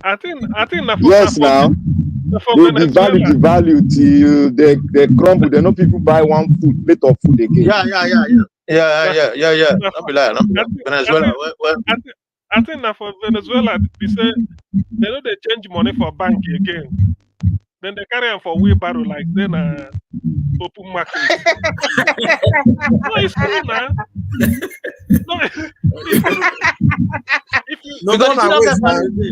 Dr. CM, you leave the most important part. The most important part is saying nobody they fit thief money again.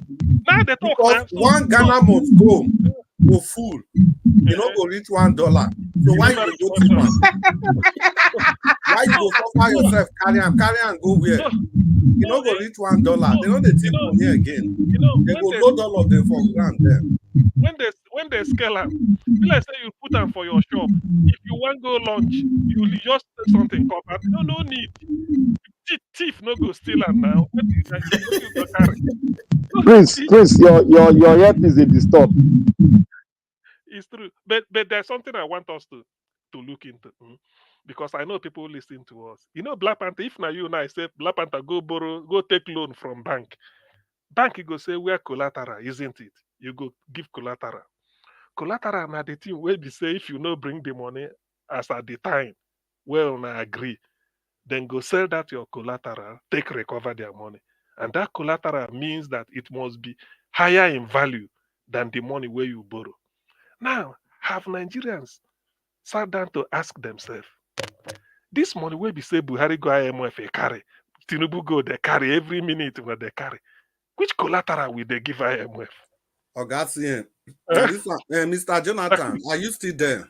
I'm here now. Now, part of Augustine, wait. Now the problem with this, you know, Mr. Jonathan go talk something. He go expect everybody an economist. Mr. Jonathan don't already give you the answer before he come out. You see this tax that Mr. Jonathan is talking about. That tax, to increase your tax, now very strong collateral for them, if you don't know. So because in that way you can rake in as much money as possible. Talking about 220 million people. Chris, that one now, internal collateral. The one where people will give us the money. Now that crude oil and gas, so they don't tender the thing. They don't. Yes, no. That one still there. That one that's not the answer. Chris, it's like a child where grew up. When he stand in Papa compound, they tell him say all this land where they here up to 50 miles, empty land. Now you get them. But you can't cultivate it. You say, why? You say, your father don't take and borrow money. So No, that collateral. You see that one, man. Buhari yes. don't use that. He don't chop that one. Now 25 years will they wait for. Tinubu own now. Now through this tax, now they go take rate come in through this devaluation and everything. Now it be the guarantee. That's the main guarantee they are banking on to get the money quickly. Because this one will be every year. You know why would they get this problem? So Nigeria, they're not grow. You know, say Nigeria years ago they say primary six go fit contest president. Now that's they just did. Imagine school start of nowadays. I go to lead a digital nation like Nigeria or any other part of the world. Say how you know imagine say president go get school start and he go get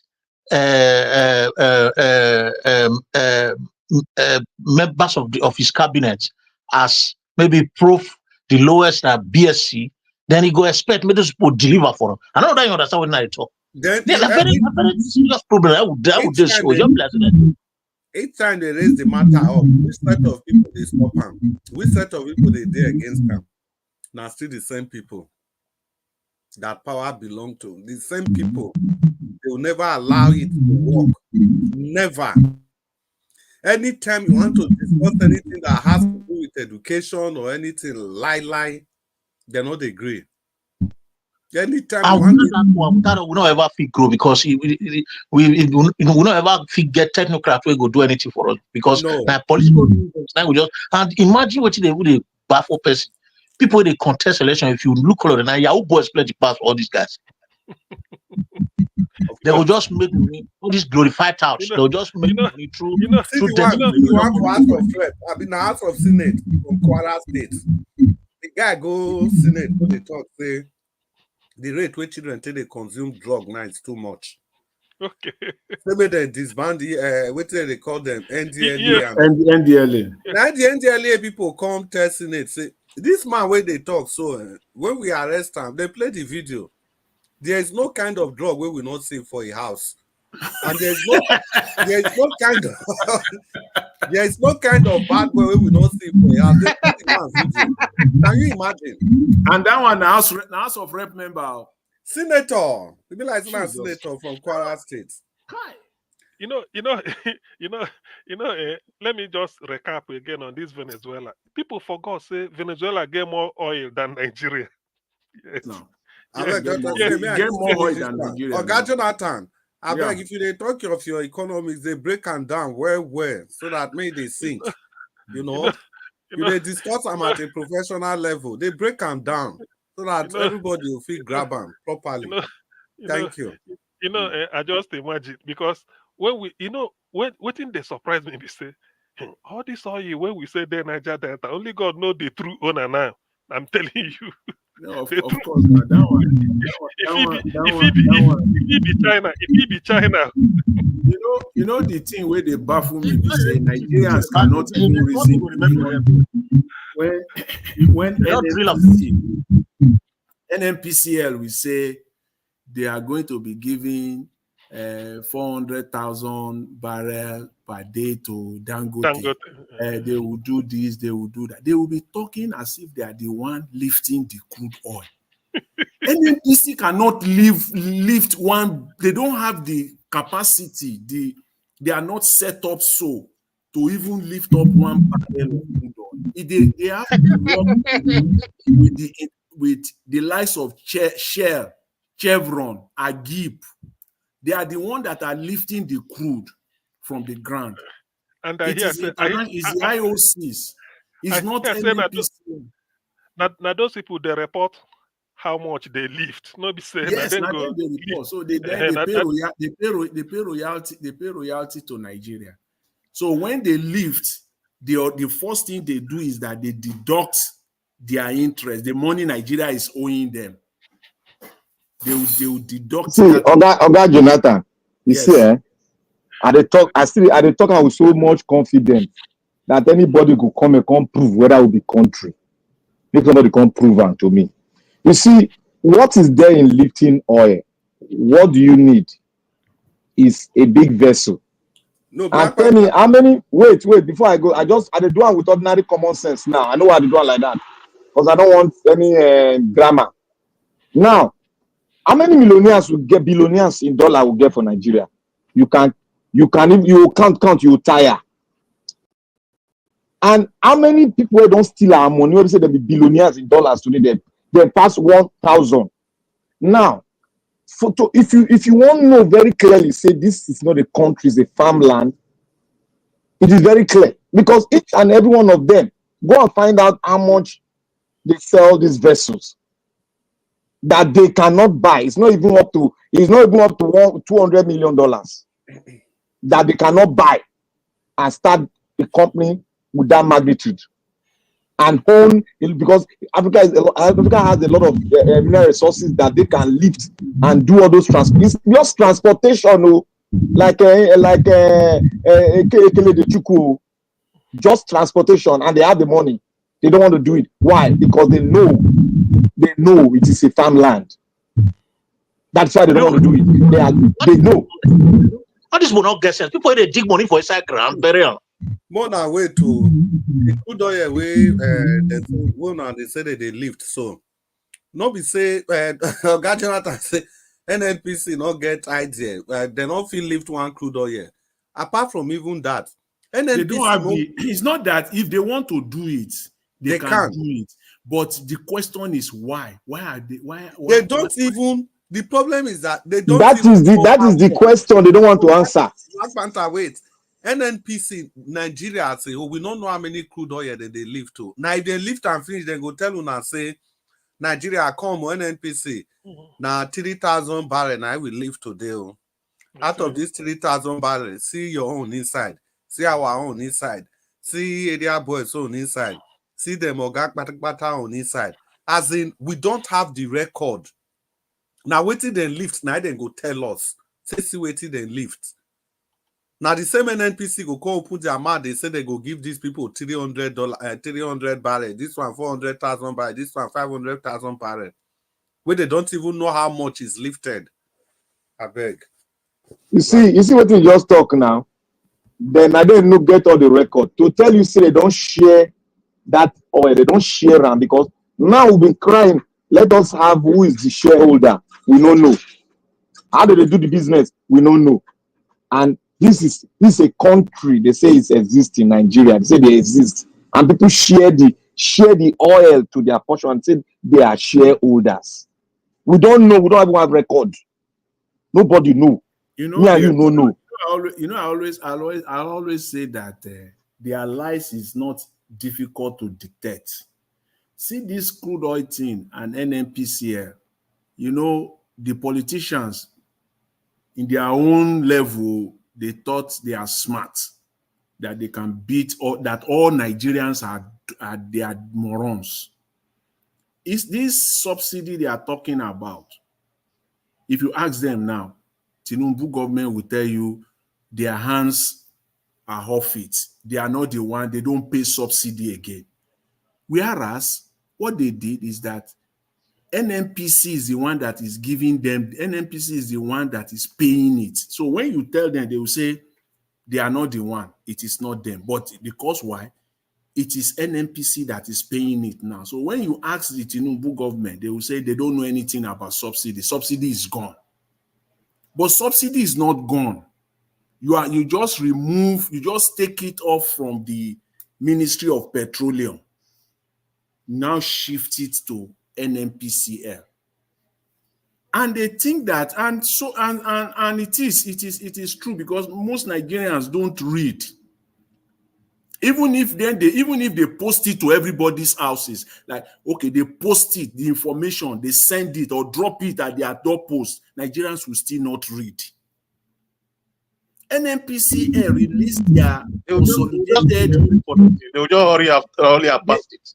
They will not even read. See, NNPCL, nobody forced them. They released their own financial statement, audited.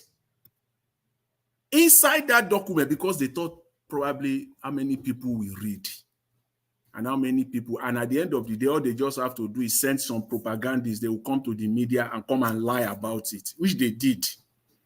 and Nigerians will listen to them. Go and see it yourself. What is inside that thing?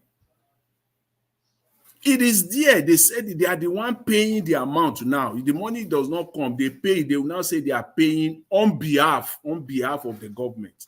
The money now becomes a loan to the government. That Jonathan, don't forget to add this one. That is why they gag the press from investigating anything, from giving information out too. That when you read that there, you analyze it a little bit, that their financial statement, you will see that Nigeria is going nowhere.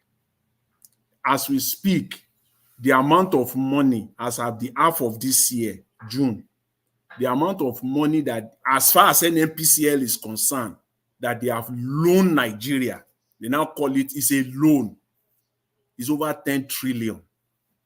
10 trillion naira. This is not that somebody is saying it. They said it themselves. After all, it's their audited statement that said so. That they loan their country that have the company. But what they did is exactly. The Jonathan. You go loan your country, now you get the company, now you go loan yourself. Exactly. No, now I've been one answer whether Nigeria still own NNPC. Now Nigeria now. They own NNPC, but what they are saying that the same company is now loaning. It now give them the loan. They carry it to the. Dr. CM, what they did was that they sold out 55% or thereabout shares to unknown soldiers, unknown people. Yes. So they now took the remaining 45% to make them the leader of the company. People that now have the leadership of the company. While 55% is owned by unknown human being. You see this to me. You see this what they are saying. NNPC now. Looking at this issue. Oh, sorry, go. Looking at your network. Why is your network doing like this? Me? Yes, you use the wrong laptop. Maybe whether you go log out, come in, I don't know, but the thing is not. If I come in, I don't know whether Nigeria was there. May I change? Don't log out to where we pass Nigeria. If you want talk, everybody go off. Everybody go mute. Dr. C, when you log out, when you try log in, where we see. You know one funny thing, height of their deception that NNPCL is doing. They tell Nigeria that they supply crude oil. Prince, you have to mute when they are talking. Then, if you are talking, everybody needs to mute. It's true. They tell Nigerians that they supply crude oil for domestic use. And when you say domestic use, we think that the refineries are that it is the refineries that supply those crude oil to. But we all know that the refineries are not working. We all know that as at the time you say you supply crude oil for domestic use, Dangote was not even ready. So this domestic use, where did it go? So we can conclude that what you are referring to are the crude oil that you gave to foreign refineries to refine of 8.8 trillion naira. Sorry, Mr. Jonathan. Oga Prince Collins, if you want to log out and come back again, that's fine. I did, yes, sir. So that I'll bring you in. As long as say your camera on, if you put your camera on, not they put your face, you put the hide them beside the chin. That's why make you change that system, throw it off the thing where they use. No, they Prince Collins. Now where I've removed him. Let him come back again. You guys can move on. Thank you. From where is he joining us? I mean, Prince Collins. From where? He's from US. It be like Atlantic Ocean, no. The water where the bubble there, no be small. The water too much. I don't know why. Anyway, maybe so, because as I was saying, let me just say this lie is too obvious, and how Nigerian media kept quiet, and how Nigerians just kept quiet is baffling. All right, Mr. Jonathan. Yes. Jonathan. Yes. In case it comes back and that noise is up again. So what you guys need to do, whenever Chris Collins is talking, everybody should just mute themselves. Okay. Yes. So when he finished, then he needs to mute himself. Then someone else can start talking. So to avoid that noise. Okay. Thank you. Thank you, Augustine. That's experience. Actually, Oga Jonathan. Yeah. Abeg, before you continue, Abeg, people in the comment section, as Oga Nigeria Watch intervene, may we use this opportunity, share, like, and use the $ if we can, please. Let's like the broadcast. People in the comment section, we they see our comment, we not abandon una. We are seeing your comment, we are reading them, and we are responding appropriately. Una do well. Thank you so much, everybody. Oga Jonathan, please. Actually, thank you. Actually, the amount for domestic use, according to NNPCL, is 9.3 trillion naira. That's what they have given. 9.3 trillion. It's not numbers. It's their own number inside their financial statement. 9.3 trillion. Then refineries are not working. So you are not giving it to local refineries. You are not giving it to Dangote because Dangote has not started production. So where did this 9.3 trillion went? Where? So that means that the 9.3 trillion, the crude oil, you shipped it to foreign refineries to refine and bring it back. And yet you still pay subsidy. You see the double jeopardy there. So, and yet you still claim subsidy when they return it. So you can see the double jeopardy that Nigeria is facing. 9.3 trillion naira don't go for the crude oil. Then when they bring it back, you still pay subsidy again. What is this? That is why you now claim subsidy of 8.8 trillion. So the total amount is now 18 trillion. You know, Jonathan, they say economics na demand and supply.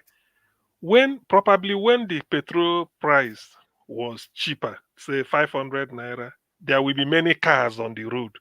Now, where it don't reach 1,000 something, you should expect fewer cars, isn't it? Is it? That number will not change in Nigeria. They will still be saying 60 million. So you see the economics, then they teach us. So when the price day 500, everybody go say, full my tank, we go the cars go plenty, hold up good day. Now where fuel don't rise, economics means that purchasing power don't no day again. So few cars go there on the road, meaning that if a petrol station, if they take maybe 1 week to emptying in tank, now if they take 1 month or more than a month. So how many people can they use all this trillion now? Then they talk trillion liter. You know where those extra ones they go. Then they ship them outside Nigeria. They go to neighboring countries. Even now, the one they are smuggling now is if they now have more opportunity to smuggle because Nigerians are using less. And instead of them to come clean and say, "Oh, our consumption has dropped," they will still be claiming that same or close to that same number. The difference, they are shipping it to the neighboring countries. You know, this time in Nigeria, sometimes I don't believe most of the things people pass on to me to see. Sometimes I say, make I wait. Did any of you see this queue, whether not for Abuja or Lagos, where people they share bread? People come line, the line come long. Say then they share bread. I don't know where. Yeah, we saw that video. We saw that video where I think Nigeria was brought in now. Where they share bread. Is it Lagos or Abuja? Where they pack one van, one bus like this, one line up, they take bread. Yeah. And that kind of bread, nobody go get leave and say, what of expiry date? You know, bread not the expire. No, Dr. Sen, so no say the video now, Jenny. You see, so now from distance. If you like say the person the film and the person, if you like say he hide the film and from a distance.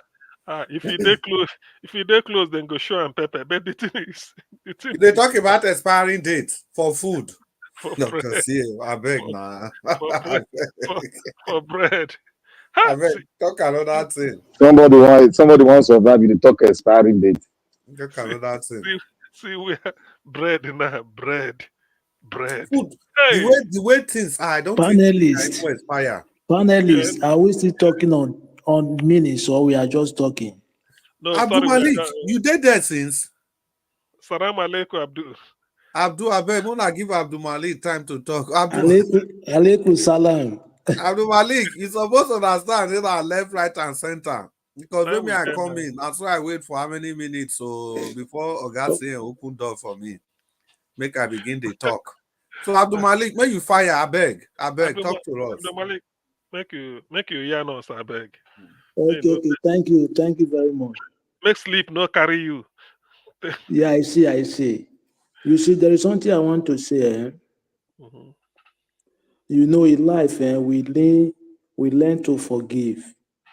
Even though we don't forget, understand? Yeah. Even God that created us, He forgive. Talk less of which human be. We know no matter what, if somebody do you something, it take time for you to forgive, but finally you must forgive. But you cannot forget. Yeah, nobody can take that from you. But you must forgive. But it will take time, some long time, because it's not easy, understand? But you must forgive. That which is Matthew 6, 14, 15. For forgive others their trespass. You, Heavenly Father, will also forgive you.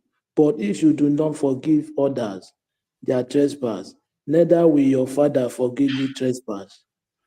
You see, if you don't forgive, even God will not forgive you too. And so that's why we learned how to forgive, but you cannot forget. Yeah, that is one thing. You understand? So no matter what somebody do, it will take time for you to forgive, but you must forgive. But you can never forget. That is one thing you can never forget. Even Bible, Quran, they say it was the same thing. You must forgive. Even God, that we offend God, we human being. If we pray for forgiveness, God forgive us. Talk less of we human, we forgive ourselves, understand? Because no matter what somebody do in this life, it must come back to you in the other way around. And in the day of judgment, you must face it. Then you will face it either bad or good. You cannot escape it. You must face it. That is the reason why they say you should learn how to do good things. Yeah, just be good. If you are good, but if you are bad, you continue with your bad. Yes, something like that. But I know you see now there is something you mentioned, Mr. CM. Yeah. You see that Gawan, right? Where he from? Plateau State. What is happening there now? Boko Haram there. They are buying people every time, right? But now it's in our life, but it cannot do anything. But look at how many people he massacred from East. That was then. But now, Boko Haram, they are there massacring people, but he cannot do anything. That is karma. It comes to him another way around. But now he's alive. He's witnessed everything, what is happening there. But he cannot do anything. Yes, that is just an example for you. That is the reason why no matter what somebody do, just feel like you understand, feel your concern, understand, because you know you are not God. God must surely judge that person, either good or bad. Now he must surely judge. He must surely judge. Look at Nigeria today we are living. You think those politicians they will go free? No one of them will go free. What they are doing our people currently. Look at what is happening in Nigeria today, the hardship. Is it normal? This money is not your money. But why can't you use it for the people? Rather, only you will embezzle the money to go and keep somewhere, enjoying the money. People are suffering. It's not normal something. Yeah, it's not normal. It's not normal something. It's not the way you are looking at the issue. It's not normal. It's not good. Look at if really you say you are going to church or you are going to mosque, you see your fellow man be suffering. How can you be happy? You are feeling happy or you watch? It's like you are not human. You are devil. Yeah, somebody who is kind. Like if you have human feeling, you cannot do such. Lie, you can't. unless you have another mind. Yeah, you cannot do so. No matter where the person comes from, even though it's not for your place, no, so far it's human being. Yeah, if so far as human being, you will show that kindness to the person. Talk less of your people. Look at Nigeria today, how Nigerian people are suffering. But the government, they don't care. Now, we can say people, the beggars should leave. Now till Sunday, they should leave FCT. They don't need beggar in FCT anymore, imagine. And you don't provide good provision for those beggars. Other country, other Western world, the best city in the world, in Europe, Paris, there is beggar. New York, there is beggar. And still, those people, they provide for their beggars, for their disabled people. But Nigeria, they don't do such. Those beggars, no, some of them, they cannot do anything because they are disabled. Yes, some they don't have hand. How are they going to feed? Why can't you provide for them? In Nigeria, but they cannot because they are just wicked mind. How can government have devilish wicked man like this? Abdul, just a sec. Abdul, what is particularly painful to me, probably you must have noticed it too. I think I had it, was it on the radio? I mean, when I was listening, Wike was sort of warning if your papa or mama or your brother or if you sister have is any a beggar, relationship, yes. may you come carry him.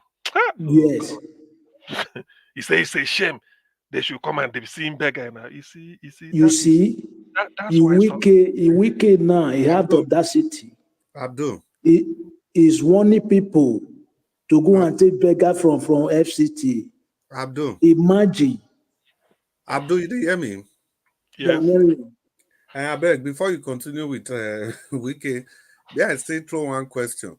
And for example, now, somebody come your house, he just set fire for you get 2 motor, you pack him, the person come your house, he set fire, put. You not even bother to tell you sorry. People say, okay, maybe you forgive, and you just forgive and say, okay. Then after 1 week, you and the person, now they talk again. He go tell you, say, Abdul, I talk to you now, you never hear. You know, as I take burn down your motor before, the first one, no worry, I'll come burn the second one again. That time your eye go clear. So you believe, say, forgiveness go fit cover something like that. Say somebody do something, you decide to forget, or somebody even slap you, you not do anything. There anytime before una talk, you go they remind you, say, you know the dirty slap where I gave you that time. If you not do well, you go receive another one. How you see that kind of talk? It good like that? They no good. Wait, I will answer you. Let me answer you. It's not good. When somebody come to your house, he sets fire on your car. You understand? And you know the person. You understand? And you know the person, which is he set fire already, and the car is burned. Okay, what you do now is that you will not go to his house and set his car fire. You understand what I mean? If you have option, you will arrest the person if you know the person.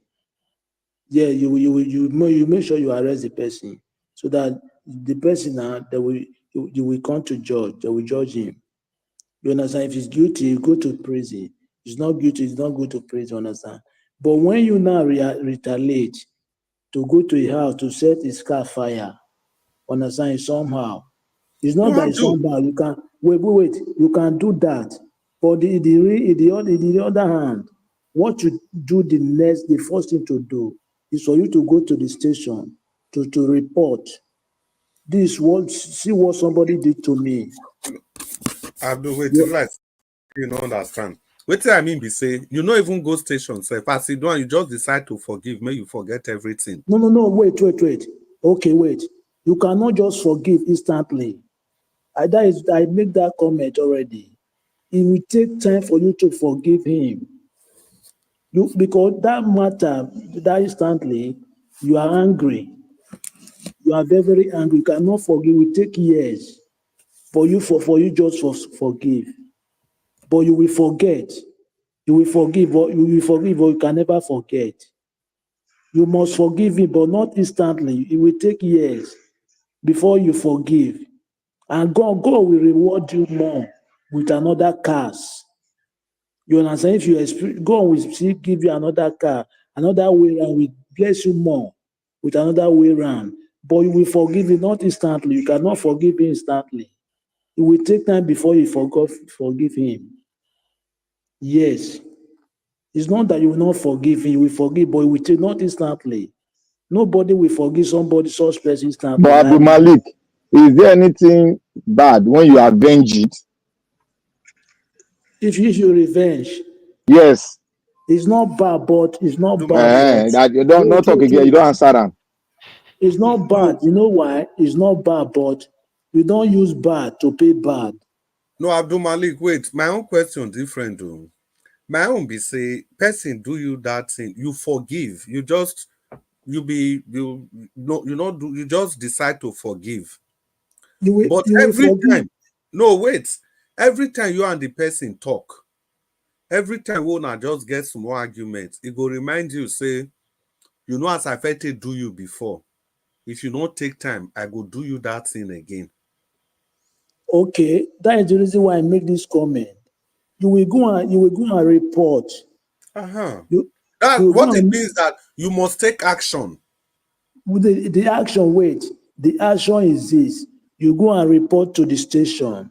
Yes, so taking action does not mean that you are not forgiving. Okay, wait, let me tell you example. What about if you take action, you buy that person?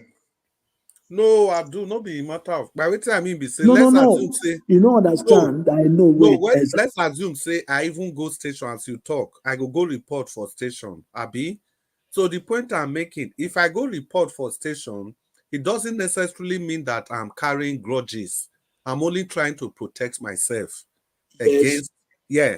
So now still the same thing. If you see this Nigeria situation, and at the same thing. If people they talk, say if this Nigeria not work, so that maybe we avoid what happened before, let everybody go their way.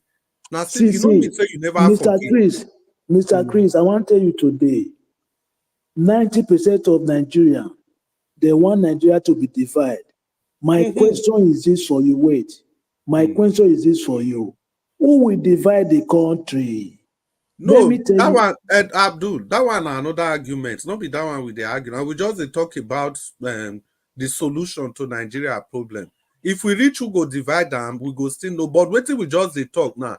For people, my own argument be say people where they talk say if there is no fairness, equity, and justice, I want to go. It doesn't mean that the people are doing it out of hatred. They are protecting themselves against another evil attack. You understand? Because now so this thing go build. It go see result to another thing. So as it be like this, okay, Oga, come, maybe we sit down, maybe we talk. No, I don't get anything to talk with you. Okay, no problem. Make I they go my own. No, you not go your own. You see now. Mr. Chris, I agree with you. It be like we are saying the same thing.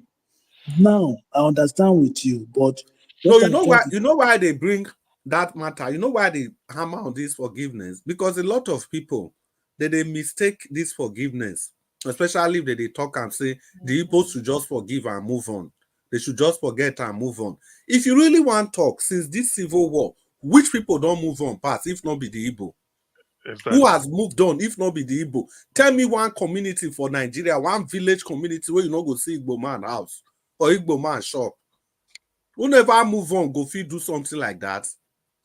In the remotest part, you must see maybe somebody go there, they sell biscuits, they sell something. No matter how. Let me contribute to Abdul small. So if people keep talking about the Black Panther, I'll give you 10. People keep say the Igbos should just forgive and forget and move on. It's gaslighting. Because these people have actually moved on. They have moved on. Let's stop I don't know, the way we throw words at these people is not fair. It's if true. You really travel, I've traveled Nigeria. I travel Nigeria with cars and everything. We go drive round. We go start from Abuja, go past Otukpo, Makodi, come pass round, come back again. Anywhere where we reach, any village where we hook, we must see one Igbo man there. They do business. So people will never move forward, they will never forgive and forget, then go feel they do like that. So now just be the thing. Make when people, especially the people should just it's gone. Yes, it's gone. They've moved on, but stop rubbing it in their face. Anytime when they talk, you go remind them. May I tell them something? You see, Abdul, when it comes to nationhood, different from nation building. You see, I'll use Israel as a case study. Hamas, Hezbollah, not be today they don't attack Israel. They don't attack Tyre. They don't buy Tyre. Israel, they want them. Mr. Prince, I told you before, you always showing your head, not your head you want to see. Please, if you want us to bring you to the panel, you show your full face. You'll be showing us your head. Eh? This man is always even for security purpose. that was congratulations on Arsenal win. Yes, that's not one today. Yes. Congratulations. That was security purpose, my brother.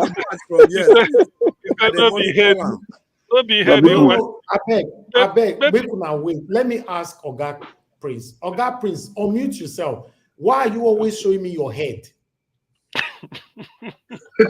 I don't want you to look for trouble. I don't know. Now we'll make it show you now. We'll make it show you. I don't know. You know, look for that the thing they show full you. I just hold before and do other things. Because that's the gadget here. If Black the other gadget don't get a network. I don't think get link. Black Panther is the only person that want to join this panel. If they show everything about his face, you will show me your head. The attackers will not come now. They'll be showing their head again. Please. Oh my God! But is it clear now? Is it clear now? You are good. You are good. Thank you. Abdul, as I was saying, Israel forgave them many times. Yeah. But when it now becomes a repetition, forgiveness is out of the way. When it now becomes, this is nationhood. This is the definition of a nation. When you do it repeatedly, you have the right to revenge. That is it. There's no Christianity or this thing inside. You have the right to oppose and revenge. Same way. You know how many women don't buy for their husband house, all in the name of this. If the man today go beat him, tomorrow go beat him, they will say just continue, the next thing, and the woman dead body don't go carry come out. We get where go reach. You need to move on. Nobody is saying you have not forgiven or you just need to move on first to be alive before any other thing. And if somebody there's a difference between a mistake and a pattern. If you repeatedly make a mistake or premeditated, like if you take the case of Peter and Judas Iscariot, now two different things. Peter at a point of weakness denied Jesus. Yes. But Judas Iscariot, it was premeditated, he planned and orchestrated. Exactly. So we must start to differentiate the two. When something happened, okay, this work could have been, okay, it could have been avoided, it's gone.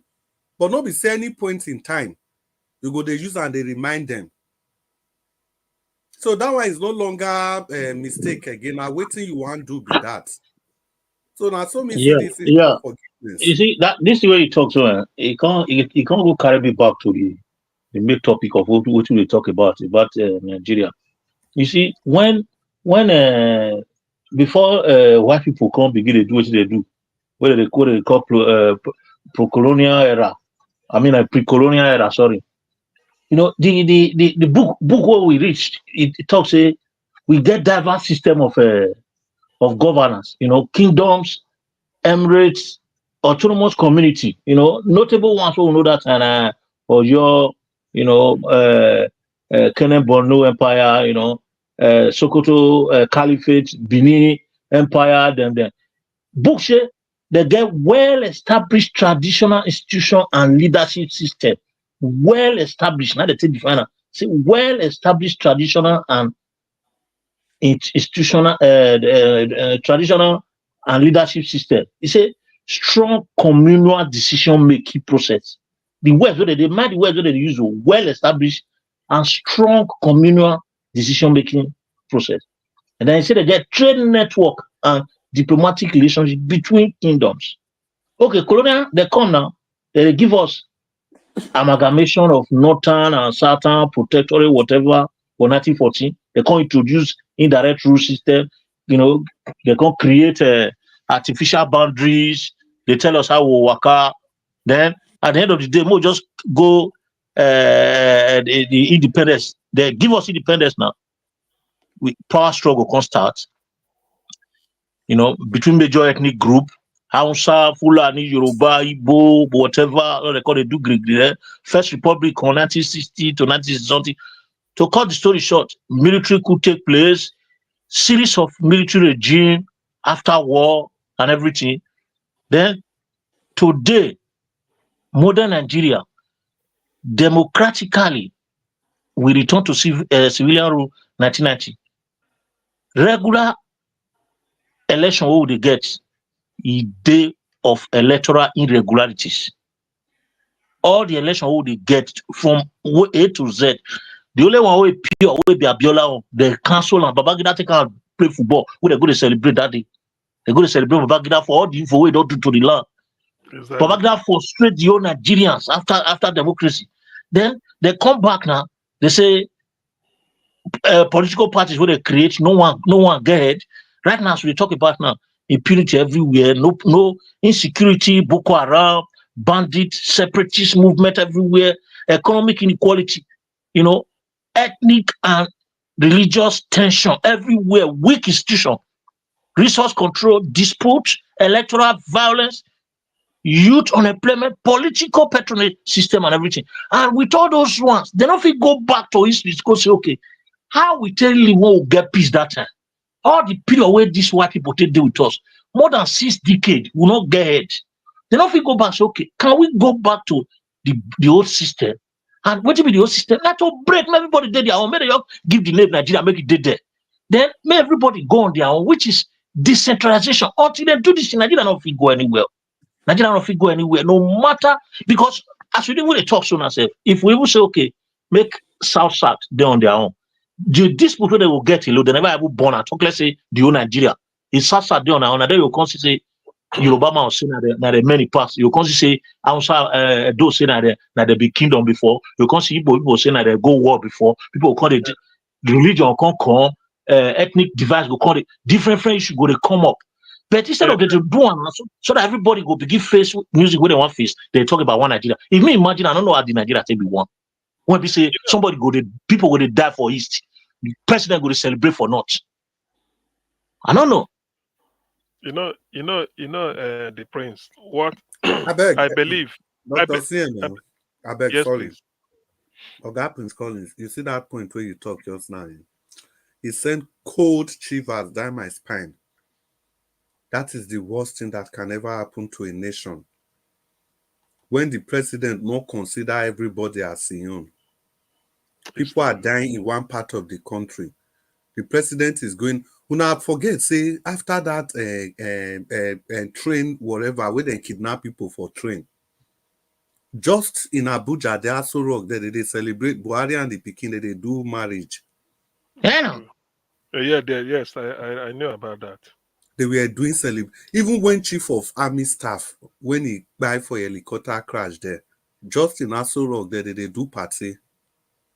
Yeah. We were doing a different. So if a nation gets to that stage where it be say it doesn't matter anymore, there's nothing. Then what do you need to do to that extent? Even this way they talk now, because these people way they talk now, because they're important. Now they talk. It get period where 150 people buy. President Day celebration, 150 people buy for one state like that, Northern Part. I can't remember the particular place now. But 150 just go around just Benue. Now Benue. No, there was this one. No, be this one where Nigeria Watch been report that time. They went to a secondary school or something. Just they carry Pekin, they buy them. I think that was it not here when it was reported somewhere in the north. They just invaded one school or that, one institution. Yeah, and it was just look as if nothing happened. Yeah, where they brought them out and they now buy them. Yeah, and nothing was said about them. That was Jigawa, Abi Yobe. And nothing was said. Nothing. And this was they say will be one. And not be not come understand because it can't be like say the land where we day. Whether where we call this, so that be heaven. Get somebody for comment section saying, damn. You tell me, say, Chris, you are going nowhere. As I read it, I begin laughing. That correct irony. Nah, good irony. He says, you are going nowhere. Mr. Chris. Yes, Abdul Malik, I hear you, sir. Yeah, Mr. Chris, you know, I have question, Okay. You know, I always ask this question. Now, we all know this. Nothing is working. What is the solution? This question is for everybody because last time, like 3 months or 4 months back, the Patriot, they went to Asoro just to amend the constitution, right? But now there is nothing come out of it. What is the way forward now? Okay, Abdul, the way forward then, you know, Sam, people where they talk say, you don't already answer the thing, say now there is no solution. So people where they talk say, make everybody go their own way. Can you not see that they have every right to say so? Okay, they say, may they go amend a constitution like you talk, they not agree, nothing came out of it. They say, may they do election, nothing came out of it. No be here, me and you they cry for PeterObi every time. Nothing came out of it.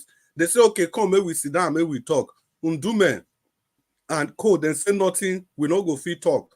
You see the question when you ask now, you don't see that point of frustration where everybody did. If these people if they don't want it to work, let everybody go. It's true. There's nothing else you can say, Abdul Malik. May you look at now. You have just asked the fundamental question. And that question, people don't ask themselves. All these freedom fighters, all these Professor Akintoye and co. Abdul, this question where you ask, even I know you've already thought about it. For you to ask it, you are convinced that Nigeria is not working the way it should work. That's why you ask that question. Because if there's no problem, you can't be asking of solution. Do you understand? If you don't envisage a problem, you can't be talking of where is the solution. So now because you don't say this thing not the work, there must be a solution. Now, do you see the frustration where you now say, let us find a solution? Somebody say, everything is no talk, everything is sealed, and so you go be. You know, you will be frustrated. You go say, look at the way we are, and I'm come together. Let us brainstorm. Okay, we all of us are in Niger Watch. Somehow we notice the problem. You know, all of us go say, oh boy, how I don't see this thing? See the thing. We go say, okay, now true. What we go do? Then for somebody to pretend to say, nothing, waiting, shut and down, you go there frustrated. So it is this frustration that is making some people to say we want out. Nigeria is only federation because when you are doing something, why we have a benchmark is this. If you leave Nigeria fit allow person take hand, score goal, tell you say na football. But because the world have accepted that if you must play football, if you must call it football, all the rules must apply. All the rules must apply. In other words, we say we are federation. Go and check Brazil where they do federation. Check India, check Australia, check Canada, check USA, check Germany. All these big countries, their population are big. And look at the way they are doing it. Check UAE, United Arab Emirates. Why is it that when we come to our own, we know they want to do it like that? We go just they frustrate each. If we say do it like this, people go just say, hey. Do you know that if we do federalism, because what I call federalism, you may not need to cut land to give person. Just as you did. If you want to use whatever as you want to develop at your own pace. Develop at your own pace. Me go to develop at my own pace. Through federalism, Bayelsa can be richer than a Bonny state. Mr. Singh, may I help you tell you one thing? You see this. It is federalism and decentralization where they don't do so. Now I make northern people all those resources they see for their land, good and everything. You be like say they don't understand. You be like saying that their own, their personal use. And right now, you see that's they pay me because those is they not. Why they not doing as the way they do all yet? No. Are you answering my Malik's question when he said, "What's the way forward?" Sort of. Now I think that's what Dr. CN was. Yes, I want to. Mr. Collins. Mr. Collins, that is. Yeah, I just want to add that to what he's saying so that he can. I will come later. Mr. Collins, I want to say what you say now. You see, there is a gold in Zamfara, right? Yes. And there is also in Niger Delta. Yeah. And we have people in Niger Delta that represent in Aso Rock, in the House of Representatives and the Senate. Why can't they deliberate on this issue? Have you ever heard the debate on such issue? Let me tell you why. Abdul, let me tell you why.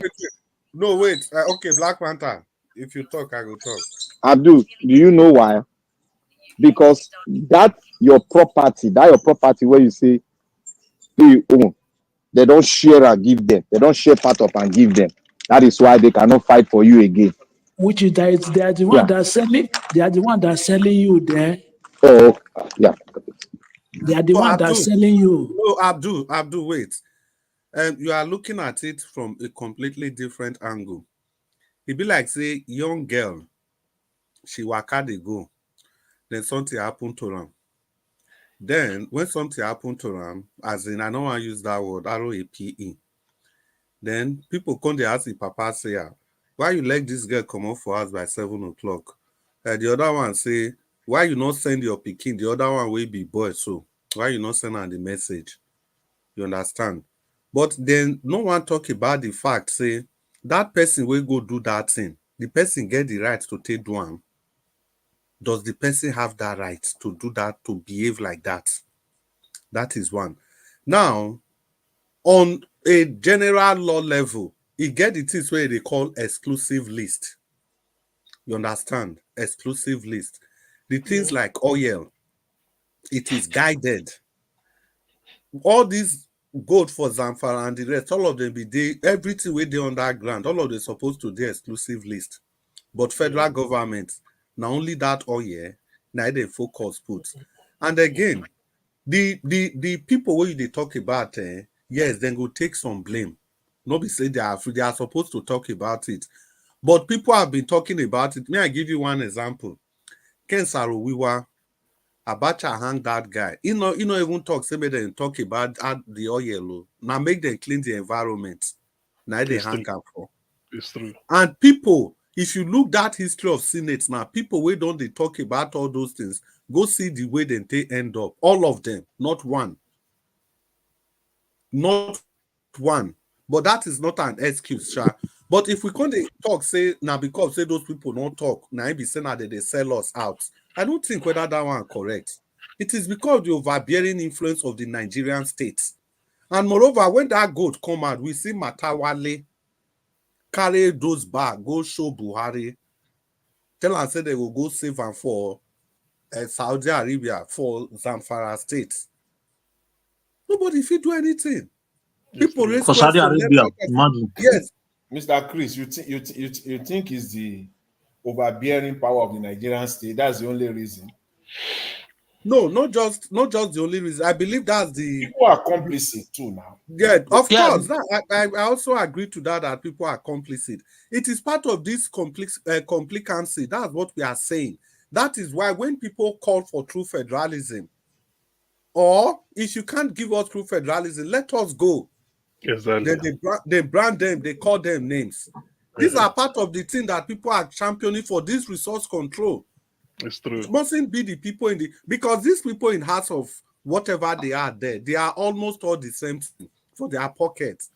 So people that are fighting for resource control, that, true federalism, regional government, stuff like that, it is an attempt to mitigate against these different problems. But when these people become too vocal, they give them a different name. they are ethnic bigots, they are regional champions, so and so they want to break up. This Nigeria is not divisible. One Nigeria, either one Nigeria or nothing. Alamesiya, Depriye, Alames DSP. I cannot remember the acronym of the second name. Alamesiya of Bayelsa State. The reason Obasanjo tied him up was because he championed that 13% derivation. The Niger Delta people, the governors, he championed that agitation for those governors. The Obasanjo told him to his face that this thing where you no problem, you go get them, but EFCC go come after you. Of course, was Alamesiya corrupt? He was corrupt. He was corrupt.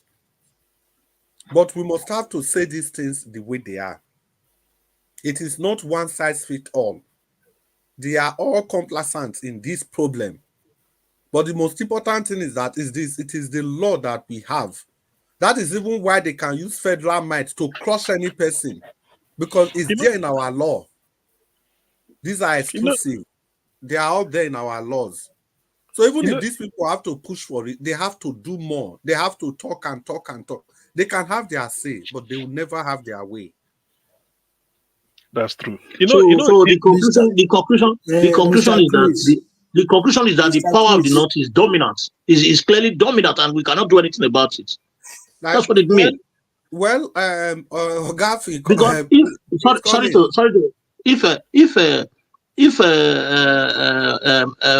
members of representative or senate that are made to represent us in our various constituencies are being marginalized, dealt with, or let me use the word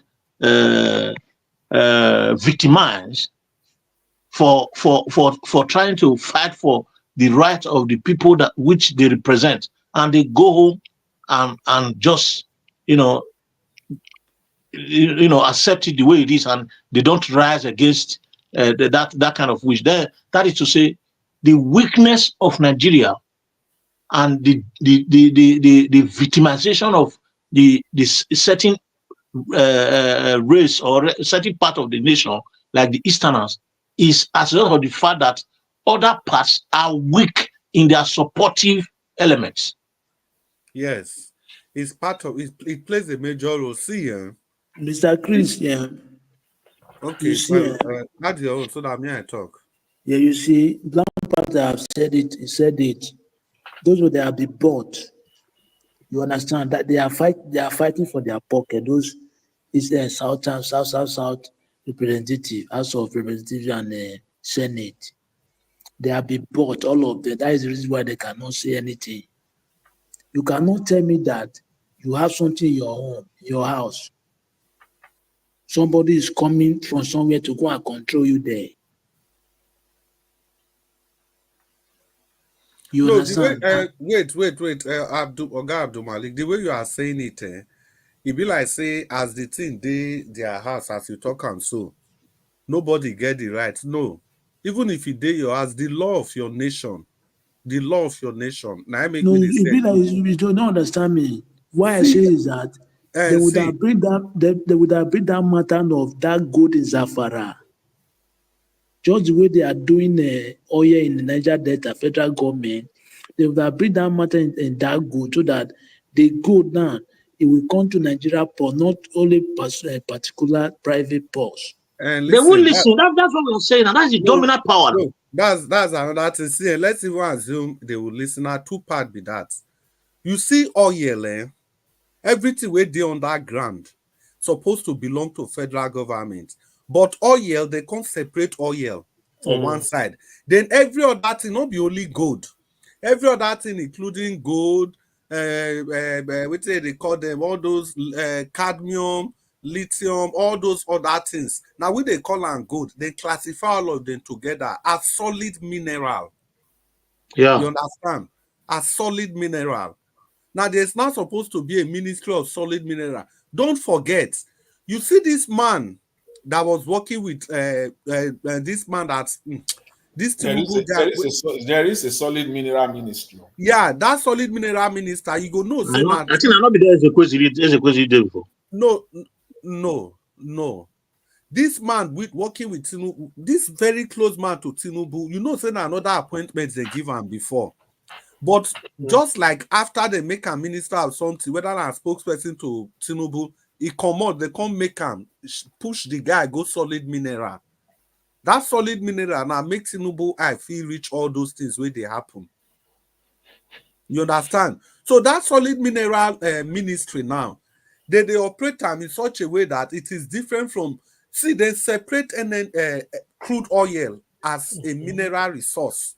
Not the petroleum, as finished as petroleum only.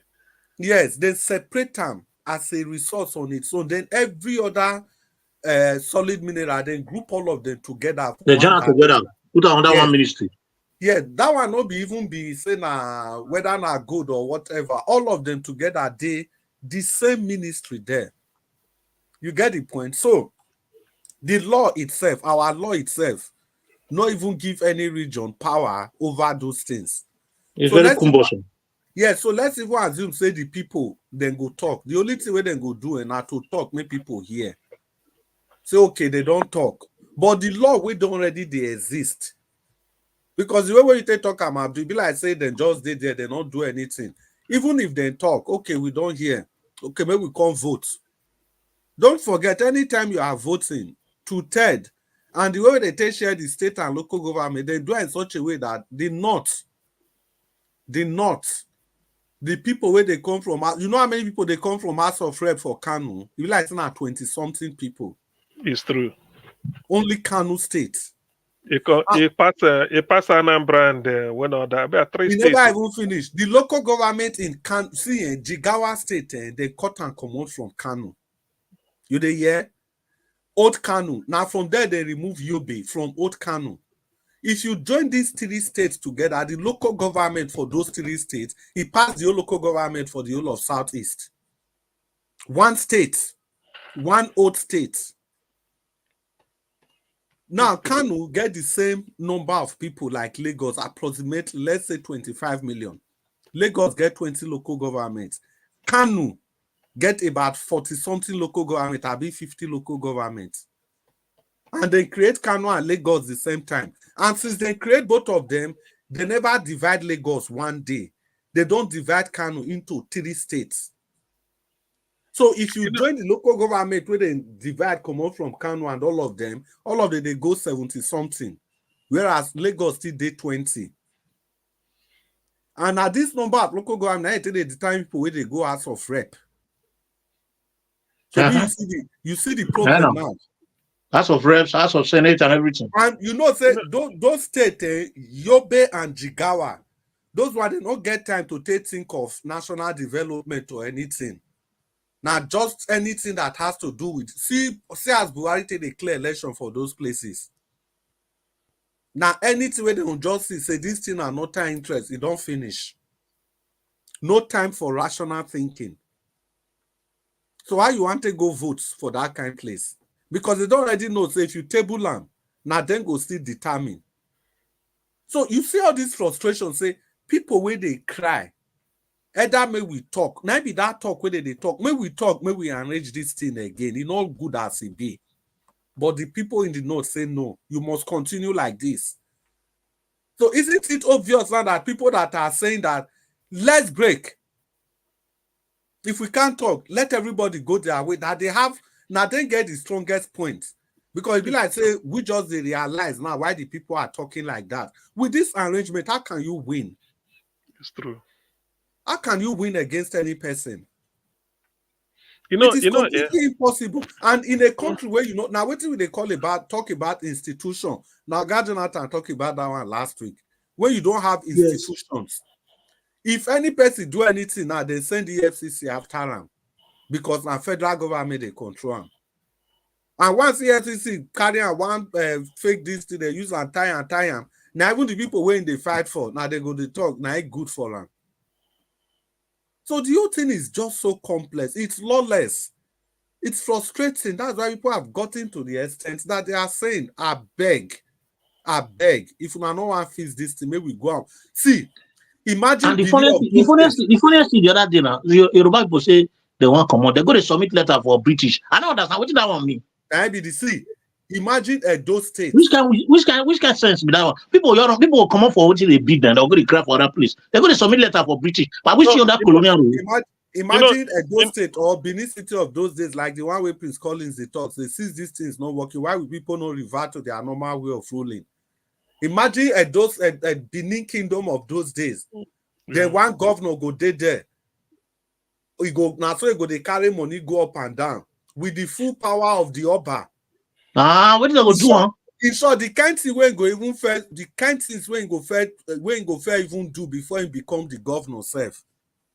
Fear not go even let him touch his own salary. Because if you not take time, he go hook for a throat. Not to talk of that's the only way. That's the only way. This model like I've spot everything. We need to go back. Everybody need to go back. See, in old Benin, you see this thing, infidelity is unknown. Say woman, it's not even an issue that people know about. Because like, before you marry, the standard that has been laid down by the palace to every family member, before woman marry, say yes, I want to marry this man. You must be ready. Exactly. You must see infidelity for Benin not be said or not until you can't go. The way you talk to a man if you don't marry. And those are the things that are applicable today. It's not even old tradition. They are the things that are applicable exactly the way they are in modern British society. Even apart from that, let me emphasize on one thing. The woman, when I was going, can go to the market, she can do business, she can do everything. It doesn't tie her, the tradition. Hold on, Chris. Even talking about that issue, that marriage issue is like, it's a bit far. When I was growing, when I was about between the age of 6 and 20, when I was sensible enough to know what's going on, something will be on in the old Benin Kingdom, something go dig ground will not be your own. You come on, you pass and come back. Nobody go steal and they go leave out there. People will open door till they break, they will sleep, nothing they happen.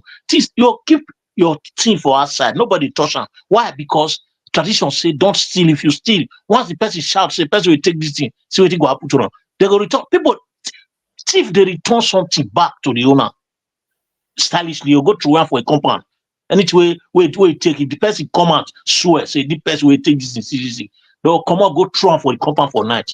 Parents go come beg for their children for taking what does not belong to them.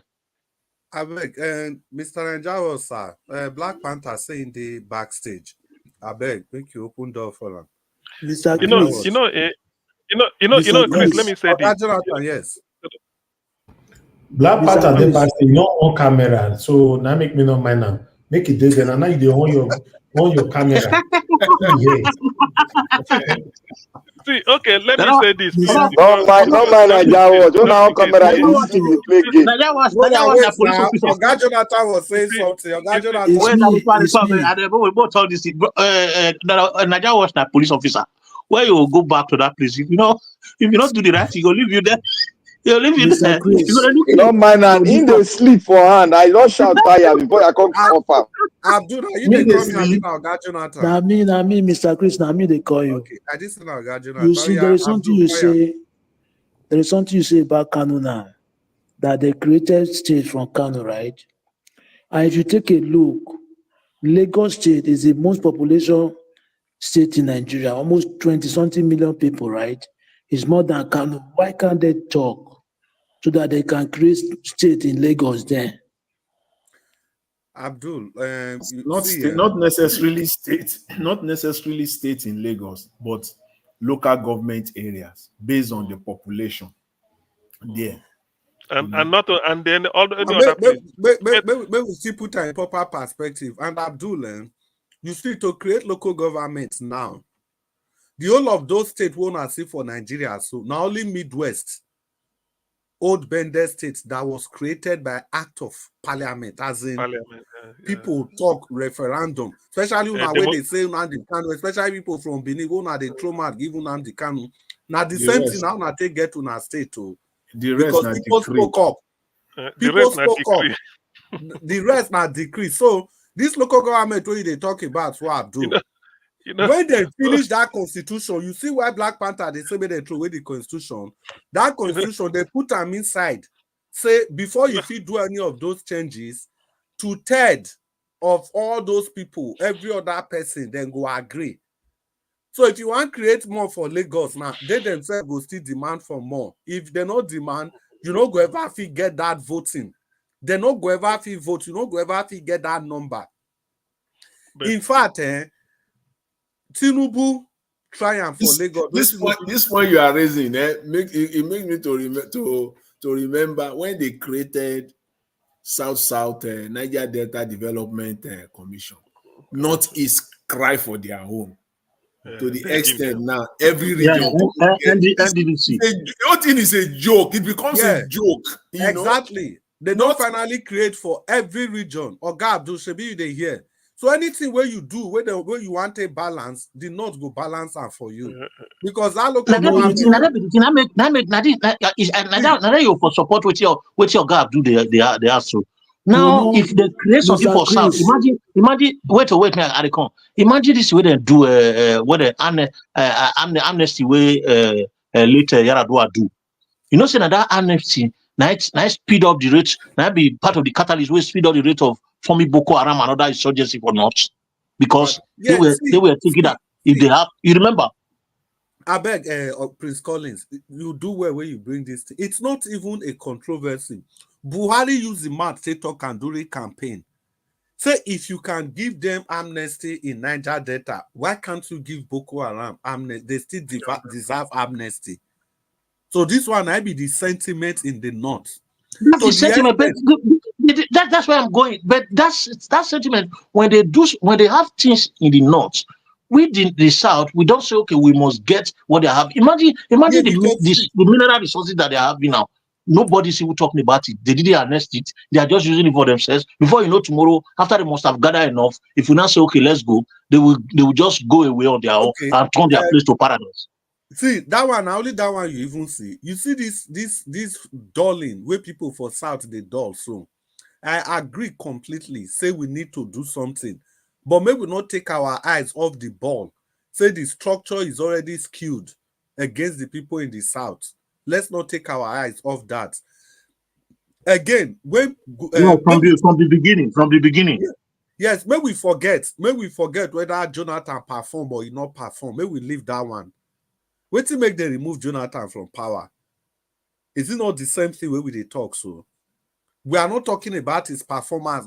Before any person can say, yes, Jonathan failed, making they go. Not be that one with they talk so. Is it not the same? See, you see Oprah Winfrey, the richest woman in the US. 65,000 people now he don't sponsor go school. And they don't know them. You don't know the 65,000, one person. Dangote did there. Look at the number of Alimanjeris for Kano. Nothing. Okay, president will build 1,000, not be 2,000, not be 3,000, not be 5,000, not be 9,000, 10,000 Alimanjeri schools. President will build that one across the whole of the North. They then do meeting say he want to change the structure of the lifestyle of the Northerners. Since they removed Jonathan, tell me what happened to those Alimanjeri schools. Tell me one school, point to one school where Buhari built to remove those people from the streets. Not at all. This is the reason I'm bringing so this. Those schools are they not functioning? Function waiting. Function waiting. Jesus Christ. Chris. Function waiting. Then minister of FCT they say they call packet. They say we go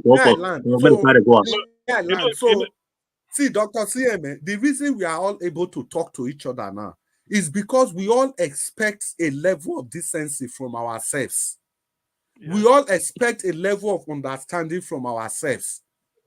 We all expect that there are some terms, there are some level of agreement. That's why if somebody is talking, the other one say, I get something to make, you're so okay, go on. Sometimes you talk for some time, but eventually, but when you are dealing with a people that don't have that level of decency, that you are not on the same pedestal, how can you communicate? How can you reach agreement? It's simply not possible. The thing where you go call standard. See, my brother, nobody from South like this go want use people. The downtrodden from South, they do politics. Go say because of them, go use them, do Boko Haram or do any of those nonsense. But the people, for the other, they don't care. What do they care about? Is anything they are doing, they have a purpose. It's for the good of so and so. That's why they are doing it. That is why I use the example of those loads of parliament and nobody is doing anything. But is it not surprising? A state where don't produce 2 presidents, Katsina State, what will be the level of education penetrance amongst the populace? Now last. Can that happen in any state in the South? You know, no way. So people that can do that for power, how do you actually discuss with them? Sometimes we have to say these things without being politically correct. I make this point. Now I make them. No matter this, what they call this guy, wait, Tony Africa. Now only waiting, I take the support for the WhatsApp group. It is nothing more than that. Tell everybody go your way. The way they accurately paint this thing going on in the North without being politically correct. You know, Chris, do you know what surprises me in Nigeria something? The moment you say, come and let us balance this federalism, then they see you say you cause trouble. The moment you argue that our federalism is not balanced, let us do it the way it should be. People, then the North will just say, hey, you want to cause trouble. You want to cause trouble. Maybe that they deal with Ojukwu and the Eastern Afro. Not be the same thing. Nothing wrong with Nigeria. How can something not be wrong? How can something not be wrong? Look at the type of country federalism we are running. Everybody goes to Abuja. There's a question for you, Dr. CM. You and Oga Collins. They say you go nowhere. If you not divide Nigeria, what you not want Oga Elvis to call this platform? Okay, now be their worry. May they know what we go. Oga Collins, if you not don't scatter Nigeria, what you not want when they call this platform? He was see be Nigeria watch, you know, change. See, you know, the thing is that one thing, because sometimes when like Chris was saying, when you want to address certain issues, you don't have to be politically correct, particularly issues that border on Nigerian nationhood. What people are saying is, people are saying, come, let us sit. I mean, if really we are one, we are brothers, let us sit down. Let us talk, say this is the way the country should be. Openly, you are mining your mineral, keeping the money. The one where they somewhere, they bring them to table to share. Even you don't get conscience. Is that I don't understand, though. I don't understand, bro. I don't understand. You don't need somebody to tell you. Don't you have conscience? Don't you have conscience? Supposing Jonathan finish, as in the rule, he dare power. We say bring another German. We go rig again. Dr. Sam, before you continue for this conscience thing, I just finished making an example. Say nobody from South, no politician, go use group of people, including kidnapping of children, to do politics. Exactly. So how can you talk with those people now, Prince Collins? People that can go to that extent, how can you actually discuss with them? Exactly. And do you know what thing that surprised me? I've said this thing once. All concerned, we need power. We need power. Power. This power, you use it to impoverish your own people. You use it to impoverish them. We need power. Power go come here. Each time power want to move, na Fulani. Shagari, Fulani. Buhari, Fulani. Yaradua, Fulani. If Atiku enter, na Fulani. So which one be all these ones? One people. Every time power. Dr. CM, I beg, the how many states they not? 19. How many governors be Fulanis inside? No, before one tenure that have been there. Just name one out of those 19 states to tell you how power drunk these laws are. Out of 19 states, how many be Fulani governors inside? Can you remove? Is it up to 3 or 4 states? Where That you go is remove? the remaining of them. And those states are not central. And in the north Even central, North Central, go reach Northwest. You remove the remaining, all the rest are full. And not be say one tenure. Nobody they even talk about rotation there. If Fulani finish, now Fulani go do second term. The next governor go be Fulani. The next one go be Fulani continuously. See El-Rufai. Where they are minority. El-Rufai gathered the people in Kaduna State, hungry people. He said, God don't hear their prayer. That Muslim, what then they do for Kaduna, they don't export them to federal. See, say they walk. Yes. He say, so that is his achievement. You see, that's what we are saying. Like you observed, anywhere you go from Jigawa, the governor, Fulani, Emir go be Fulani, Sokoto, Oho, na their base, na Fulani. The governor there must be Fulani. See Bauchi self, na Fulani. Even if you go Adama, all those Bindalo and Bindo, Jubrila, all those na Fulani, them Boku. So when you look at all these things, then you now start to see this feudal system. You want to use, how can you now feel? Go to school, you won't be educated. Then you want to be ruling South. Where the thing will remain for South now to go to the moon. Now we never get South and we don't conquer the world from the South, every part of the world. Now just to go to the moon, now remain. Yet you want make you hold power. Look at Buhari, we want power. Power now we go hold them. Now we go give. We be slaves. We are not. That's what you see. This is a generation thing. The Gen Z, they are calling them getting up. People can't take this thing anymore. Look at where Nigeria is. Rudderless, no hope, nothing. And the radio they talk. You know, that's why I keep saying Tinubu, my problem with Tinubu is that Tinubu came in, start to behave like Father Christmas, like they spend money. The person that ran Nigerian economy are grand na Buhari now. Na Buhari. Now him finish the economy to ground zero, below zero. So Tinubu can begin to do expand the small one where now him pain me. Say we thought that when you came in, you could have said, okay, tighten your belt, all this, all that. Thank God you are Tinubu is the richest man ever to rule Nigeria, if I'm not mistaken. So you're already a multi-billionaire before you come in. You've already seen money, unlike maybe Jonathan, who was a university lecturer, and maybe the former Yaradua, who was a lecturer before. Even Buhari, I don't think he grabbed so much in those days. But Mr. you came in C, I don't believe that word you say is true. Which one is true? Which one? When you say Tinubu is one of the richest. No, he's the richest to rule Nigeria before he come into power. That is what I'm telling you, because when a wife was in Arise TV. No, forget about that. Forget that. That's why we say they don't need Nigerian money. No. Tinubu, there is something he said. He said that they should not even think that the way they are thinking they are rich, they are not rich. No, lie. But she made that comment.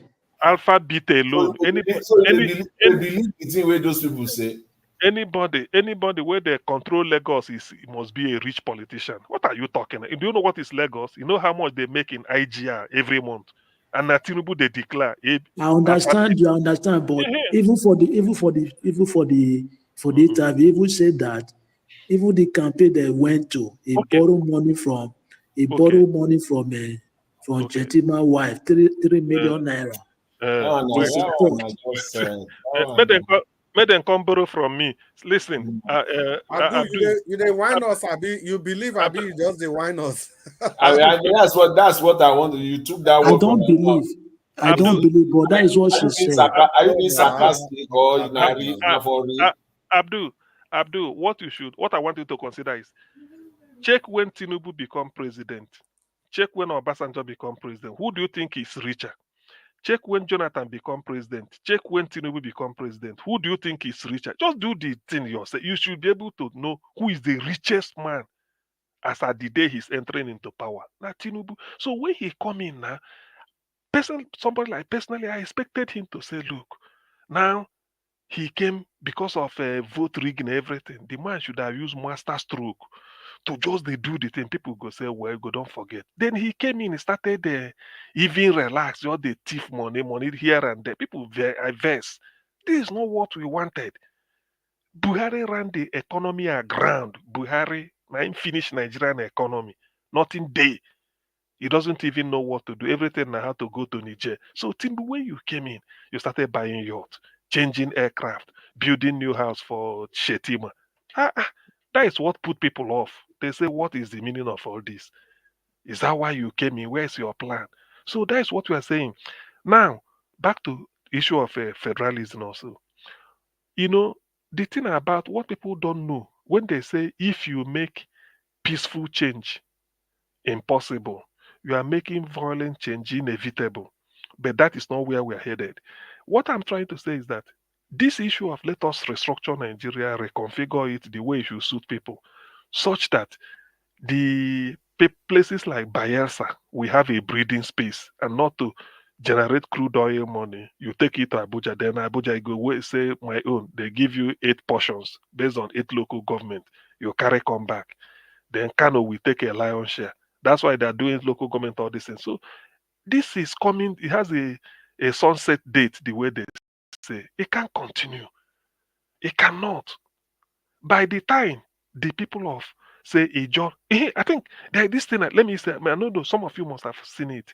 Ankyo Briggs and the president, INC, Ijo National Congress, they were addressing like a symposium on Ijo something. They said that Tinubu formed the marine economy. They said this marine economy, they said 65% of it is from based on a jaw area or jotter or something. He said either they control that 65% or they go their separate ways. They are not saying it. So this thing they are telling the North before, maybe they say Biafra want to secede.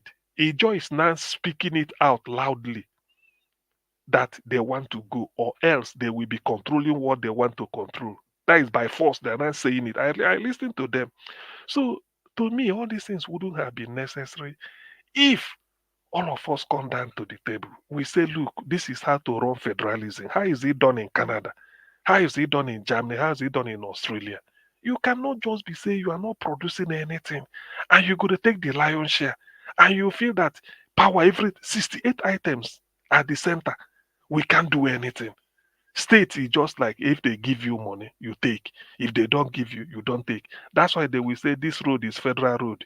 It's in one state. When they look and they say the state will be APC, make we forget them first. Let them continue complaining. Next, until we elect APC governor. That's why some people will say, if you elect me, we want to be connected to the center. So there are a lot of things. There are a lot of all these crude shenanigans that is not leading us anywhere. And their time has come, whether they like it or not, by resistance or whatever name called, people won't take it anymore. They are prepared to tell you, it's either we come together now and put this thing the way it should be and they agree, or I just go my way. Or are you telling me that if tomorrow they just want to go, as an Igbo man, I will support me, then bring them back? I can't do that. I cannot. Or like this Igbo who go submit letter, if not be say submit letter, or maybe they're doing it. I can't stop them because everybody has had it up to here. Nobody is happy anymore. You can't progress. You don't want to develop your people. We that want to develop, you are drawing us down. If Nigeria is only south, southeast, and southwest, to be honest, most of us won't be abroad because no matter what, no matter, we will come around the table and design a country the way we want it. No, even if religion or no religion can play a part, we will do it. But in this case now, if you call these people, come and let us do it, you want to be one Nigeria, they won't agree. You just want everything to be like that. You rig election, they will tell you they have a numerical strength. Yet they will tell you to turn off the IRF. You have the miracle strength, yet you want the Niger people to come in and they booster your number. So what are we really talking about? Lion's share of the budget goes to the north. Everything you people duplicate it. They lower cutoff for you to get into school, lower standard for you to get into the army. In the end, Nigeria is not moving. We can't continue to drag people now. After all those benefit and advantage If the sit on us, say they want beat us. So you see, so you I never can't. see this kind of problem before. This It's guy true, turn on somebody's flesh. people. You can't continue dragging people behind. You can't continue. When they say Nigeria is a poverty, if you remove the north, say southeast, southwest, Nigeria can't be the poverty capital of the world. It can't. No. It's not even see. Immediately, apart from poverty capital, immediately you remove the north, all the indices for human development go shoot up. Exactly. Yes. All the indices, under 5 mortality, everything, all those under 5 stuff, all of them go shoot up. Oga Prince Collins, now you talk to yours now. You see that frustration where you express yours now. You go lower cutoff for them. You say, now why? How we want? What is the way forward? You go lower cutoff. After you don't lower cutoff, then go get university. After you don't get time to apply for work, then go still give them advantage. They'll still get with time for promotion, they go still get that same. So at the end of the day, your worst 11 go they lead the best 11. Now make me talk. Say it's a terrible situation. Yes, Tony Africa, he go the comment section, they write, people go they cut sound. I'll say no. The man is passing a message. He's talking about this northern dominance every day. You may not like his style. His style may be very, very, we get as he be, maybe crude. His approach might be crude, but that's the truth. That's what I always write in, because if you write for WhatsApp, everybody go attack. I go say no, his approach might be crude, but listen to what he's saying. Dr. Chris, yes, sir. Let me tell you about Tony Africa. Tony Africa lack understanding. No, you see, I beg you. Wait. You know, quote and unquote. It's not. I'm not using it to insult him. Quote and unquote. Yes, understand what I'm saying? Understanding in terms of what now? You know, see, understanding in terms of he doesn't know that the direction is going is the same direction we are going. But no, we are trying to. You say is quite insensitive. I think. Okay. Let's put it that way. Quite insensitive. The direction that he is going is the same direction that we are going. But one thing is that you cannot go alone. You have to sensitize your people enough so that they will see the picture. At the end of it all, they will not align with you. We all will not align. Because if you just say, let us go, they will ask you a question, why? You start explaining. That means we are not one. Now we have to still clamor on a lot of things so that we can finally conclude. If they refuse, we can finally conclude going ahead with our separation. But we need to do the needful. There's a process towards everything in life. We need to go through that process. And that process is what we are going through today. Because at the end of the race, it is going to end up dividing the country. That one, there's no doubt about that, because they are refusing. And who are the people refusing? It is them Fulani. We have been saying it. I've been saying it directly to them, the Arewa. They are the cause of Nigeria problem. They have produced all the presidency in Nigeria. They have done nothing to their people. Look at the description Mr. CM is giving, Dr. CM is giving. Look at the description every one of us is giving. Look at what Jonathan has done for them. Which of them in the north have done what Jonathan has done to their people? Have given to their people. Which of them? See, none of them.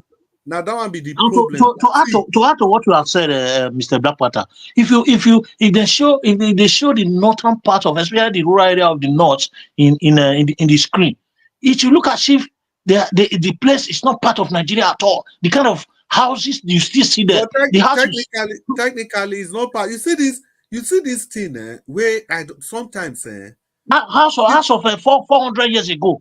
People wey dey invest for people for South, for politicians for South, rightly so. It's good, make them invest for them. You see, the mistake now the mistake I go still talk. Why me they support say this idea of maybe we go our separate way. See, if you want to discuss with somebody, both of una go get the same morality. It's true. Una must at least the morality go dey fair. For example, imagine place where be say is okay to just marry 4 wives like that. For your own place, now only 1 wife. No, it's not in a derogatory way. You know, if they talk about the idea of raising a family to make your family as small as possible, to avoid poverty. So how you Do you take a person we get the right to marry 4 wives to make your family as small as possible? Do you know, Chris, let me tell you this. When I did youth service in Kano State, and in a rural area, we say make we do, this is a CD, community development, where then they do as you call. Me, I'm a CLO for my local government. So we say make we do mass literacy campaign, like, because we have so many coppers, we're up to 15, where them pack gold that we are many, or more than, I think up to, at the time, up to 1920. Some read geography, economics, mathematics, physics, industrial chemistry, pharmacy, name it, engineering. We say make everybody physics, people where they teach physics, maths. So when we bring them, I say, okay, may I handle chemistry? I just decided, because now maybe CLO, I no one teach. I said, unless they share, if then anyone where they remain, I teach. Otherwise, I go to coordinate. So you get some people, you go see them, you not go see them again. I come to wonder why some class they say a wife born pikin. I say, eh?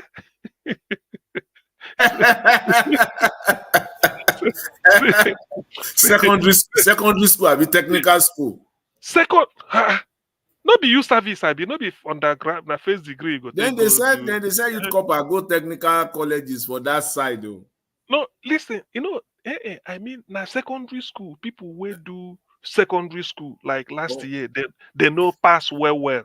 So we say make we gather them, brush them up, because they no get teachers. So now me plan them, because I dey see some people for town. Then go they talk, say they don't go secondary school, but they want to get to BUK, ABU, University of Sokoto, but they no fit. So I can't interact. They say they many, and they were many, more than 50, 60. So they gather them for the local government. I told the chairman, produce a budget. The boss will go to carry us for different coaching centers. Sometimes you look and say, I say, why now? They say, the one say this one don't get 3 wives, this one don't get 2 wives. 5 children, 7 children. They never enter. Secondary school. Waiting. Wait, don't reach 20 years. If they don't, you go to look for wife. I say, me, we never again. I mean, I never even plan and they my say they don't get children. Then they born like anything. I say, you see the thing where we they talk. So that thing shocked me. Then I say, is that where they go? He say, yes. That is their destiny. They send education, just marry, born picking, get womb. And then you can imagine at that age, the person where in the marry, maybe in a primary school, in go, stop. So the problem, Nigerian problem is endemic, particularly in the north. That's why when we say it, some people will just hear it and say, you people are discriminating, you are becoming, not be tribalism. They don't want, they don't want their people to be educated, to open their eyes. That's them themselves. In fact, those Almajiri schools that you guys were talking about earlier, I think Dr. C and Dr. Mr. Chris, that's those, that most of them, Boko Haram don't dismantle them, destroy them in northern Nigeria. Most of those Almajiri, they don't not be most, all of them, they don't scatter them. All of them. See. There's a part I deliberately left out so that maybe people don't call Jonathan big fool. Say after Jonathan built that school, so uniform for them. These people, they don't let their children go to school. Before Jonathan can provide free meals. Whereas people from South, they suffer. I remember what you talked about. They can't provide free meals. And I know what these people they do, then go say me their children go chop, make them come back. They'll go school, eat finish, they'll come back. They'll come back home. Now those people, how you want to follow those people talk? What you now want talk? Or God CM, your person where you they teach for school, get 2 wives, get girlfriend. So what you want follow and talk? Yeah, God say, what you want follow and talk? Your student gets 6 children, 2 wives, you know if you get girlfriend.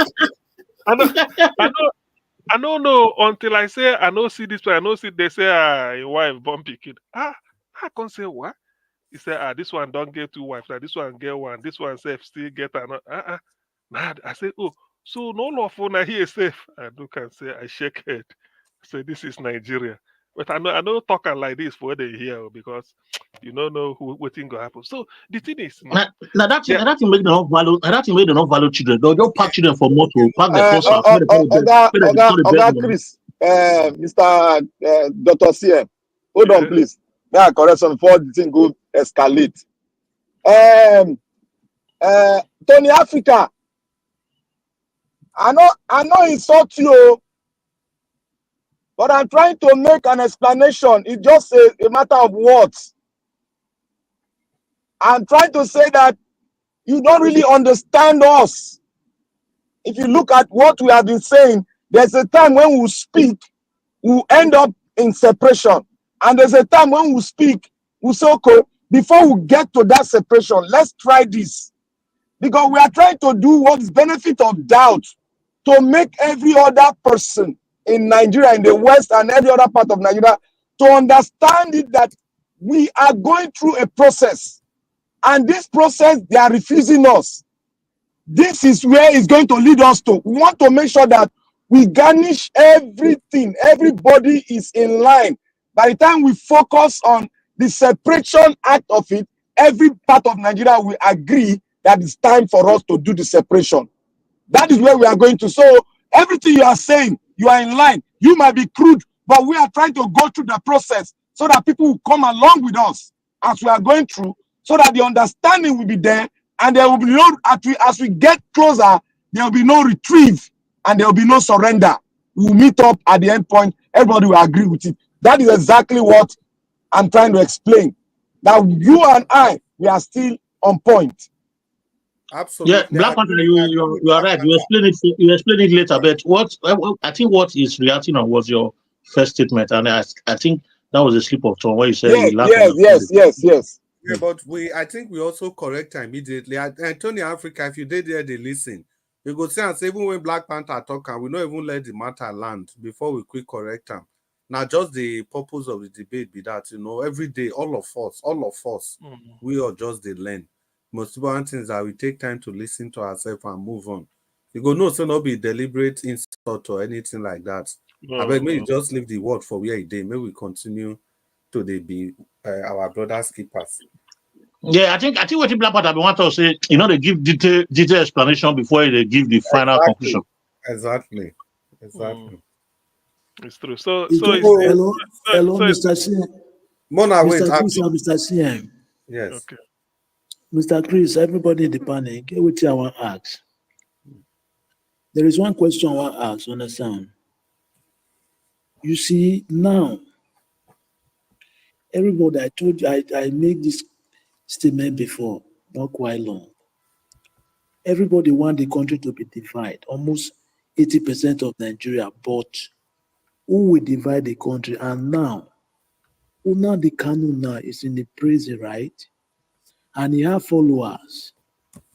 And the case and the court say he's not guilty. Now only he's just there suffering. What are the followers doing for him to come out there? Or what are the Southeast governor, the prominent men, the people that represent him in the House of Rep, House of Senate? What are they doing for him to come out there? This guy is not guilty. Okay, why are they holding it there? How many months now?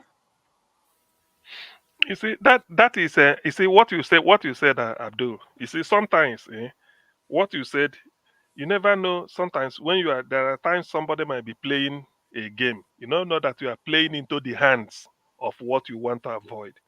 Do you know that before, if I can tell you this authoritatively, the people listening to Nnamdi Kanu before he was kidnapped by the DSS, there are fewer than people that have been converted to his cause ever since he has been there. Because people are now asking questions. Why this guy is still being held? And then given the parlous state of Nigerian economy now and everything, people said Nnamdi cannot solve tomorrow because he warned against all these things. Do you understand? So what they are now doing by thinking that by holding the guy down, then you're quieting the struggle. Rather, you've been able to make him win so many followers. Even people that are not Igbo, some are not saying. Not so many, millions.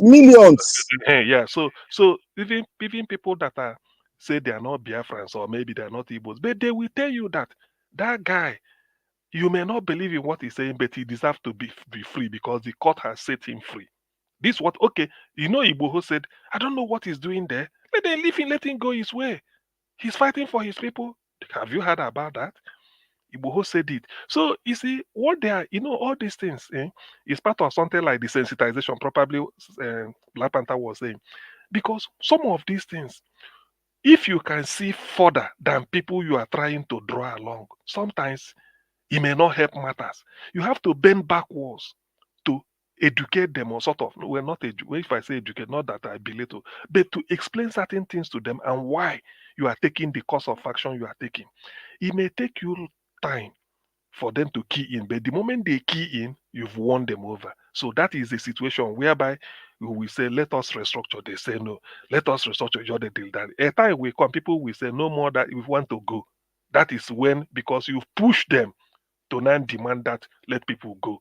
Because everybody said, let us restructure Nigeria. It's not working. What do we mean by restructure? Control the resources in your area. Nigeria has resources everywhere. Control the one in your area.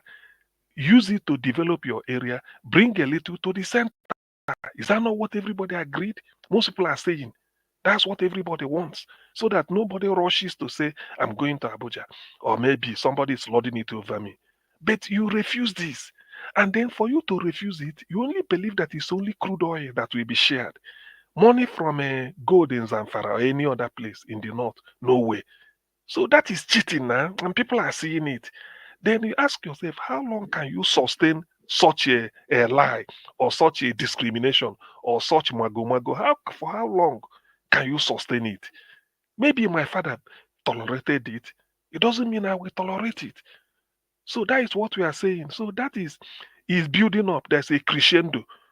Is building up because the awareness is getting by the day. People are now saying, I didn't know that people will be saying this, addressing a symposium of their Ijaw people only, telling them that this is now what they demand. It's either they are controlling 65% of the blue economy or else Ijaw will just be on their own and control. So can you, even if you may think they didn't mean it, but for them to say it out, it means they're headed somewhere. And there are a lot of people that will be saying this. Dr. CM, I just let me say this. You see, I want to use the Second World War. How it came about, just a rough sketch of it from how German came in, how the leaders came in. Mr. Abdul, you see what we are trying to do here. We all know the solution, but we are trying to build up to that solution. And when we build up, a lot of people will join, because when you are building up, you don't have the crowd, you are not going to have the solution. The process will not end, will not land very well. Look at, I want to take your mind back to the German era when Hitler became a chancellor. He continued his rhetoric, but people thought he was just joking. Then he went further to create nationality. He now said you must be a national. He now started preaching that word of nationality. But many people didn't know that he's going to go further, taking other regions, taking them into German as a whole. So he started building that nationality until the whole nation, nearly about 80%, started going into that nationality. And when he started going further than Germany, everybody joined, because he has already, built their mind to follow him, that he is they are the God of all the European countries. So the people were following him. The majority of his yes, the one majority of his people. That was why he was able to execute what he did. So what we are trying to do is to create awareness, and the awareness is going to build up. It's like a spirit. Many regions is going to come in, even the northern region. It will build up there too, because there are some people that are still fighting that it is better for us to separate. We are hearing it from the news. They are saying that it's better for us to separate. That is the build-up. They don't know that they are preaching it for us in the north, and we are preaching it to our own people. So it's a process. Everybody knows the solution, but how are we going to kick in? The kicking in is getting people aware, getting people's mind prepared that this is the destination we are going to. But let us keep on doing what? Discussing. Gradually, people will be getting the picture that there is no more discussion. All we need is for us to go apart our way, because we are clamoring on discussion, but they are refusing it. So the people, we are trying to preach to the people to understand that we are clamoring, but they are refusing. But the only way out is for us to go a separate way. It's going to be a gradual process. It's coming on. We are moving. It's coming on. It's true. It's true. Yes, I agree with you, Black Panther, because sometimes they never know that by refusing all this peaceful way for us to come together and then model a country that will benefit. Yeah, and the time will come, they will talk about the peaceful way. They won't answer the room. Yeah, Nobody will be ready. Yes. I think you made a very solid point when you talked about what they are doing. This hard stance line they are taking is actually even making people that were erstwhile not in support of what Kano is doing. Yes, is making Kano to gain more followers and more sympathy, and making people to see the reason why he's talking. He has been talking the way he has been talking. And personally, in my sojourn in the social media space, I've noticed that a lot of people, they are beginning to change their mind against the concept of IPOB and Nnamdi Kanu and co, because it's just becoming too obvious. What's going to be the solution? They don't want discussion, and they don't want to play by the books. You don't want free and fair. You don't want anything. You just want to be ruling the people without them talking. For waiting now, for the world of internet, for the world of TikTok, Instagram, and all 21st century, it's not possible. It's not possible. It's true. Because even then, people will tell you, I've been in a platform somewhere, somebody said, I don't approve of the way Nnamdi Kanu wants to, but because the court has set him free, let him go. So that thing means a lot. You see, exactly. He said, that's what the guy wrote. He said, I'm not a fan of him. I don't even agree. I want Nigeria to be the way it is. This is we love ourselves. He said, but the court has set him free. Let him go. So why are you still holding him? That is injustice I don't like. He said, it doesn't mean I like the man, but it's the job. You see it? So when I heard it, I say, see, so this is a convert. He's not trying to say that this is building up in so many people's mind now. They are now seeing the truth from what they thought was a stupidity before. They are now finding truth inside the stupidity. They are now seeing that Kanu has postulated already, and they didn't believe it before. To their eyes, they are seeing what he has already spoken about, and that is changing a lot of people's mind around Nigeria now. If you go to the middle belt, if you go to the north, they are hearing it, they are knowing it. It will get to a climax. They will start fighting for Kanu release too. It's true. It's true. Yeah, I beg. Una for comment section, make una use the opportunity to use the like and share button. Antonio La, you just did there the type they go. I beg, share to 10 people. Senator Dam, you did there. I see you. Share to 10 people. I go monitor them. Because it's easy to say Nigeria not the work. Me, I say as soon I go take respond to this now. Because this one not easy. This one easy to do. Who you Desmond? I see you. I don't call you off our name. Of course, Tony Africa. Tony Africa and 15 people you go share, go give. Make I begin the count. Madam Peggy Modi, good evening. Kenry Bar, I see you. You go still share, go give 10 people. Aha, before the discussion. Because if we see the thing they rise, they go, the discussion go, they smooth, they go. Una do well. And again, there's some set of people, some subset of supporters. No, they are not supporters, as in people that were against Nnamdi Kanu before. Yes. Having seen everything that is going on, they may not be supporting Kanu, but they are no longer speaking against him. Exactly. Yes, that's another thing too. You understand? There are some group of people, they don't speak against him again. Yes. Instead of speaking against him or supporting him, they will just keep quiet because they've actually seen that the government is not truthful in their dealing with this man. How can you tell me a case that has gone as far as the Supreme Court? Yes. Now the inequality where we they talk with this. Now if you try that out to any northern person. For where? And since 4 years though, since 2020, Wait, nine they let's say this kidnap thing the way it is now. for Abba. 4 years.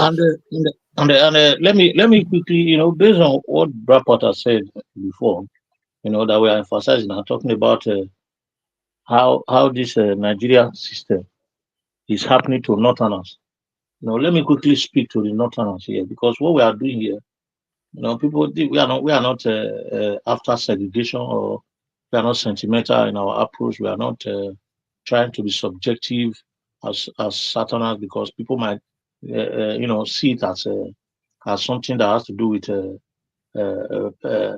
being subjective to the South and against Yes, the Prince Northern region. Collins. Prince Collins, That's very not good true. point.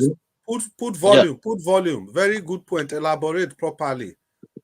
Okay. So Yes, elaborate properly. Yeah, it's a very good yeah. point. So we are not being subjective here. We are not being being negative when it comes to talking about Nigeria as a whole. That maybe we are emphasizing on the fact that Northerners are using us, or we are being marginalized against the Nigeria as a nation, as one entity. But that is not true, because I want to speak to the Northerners particularly in terms of education. First of all, this is how the Northerners are suffering. The common Northerners are suffering from these Nigeria issues, because it is just the minute politicians that are using the resources against the Northerners themselves.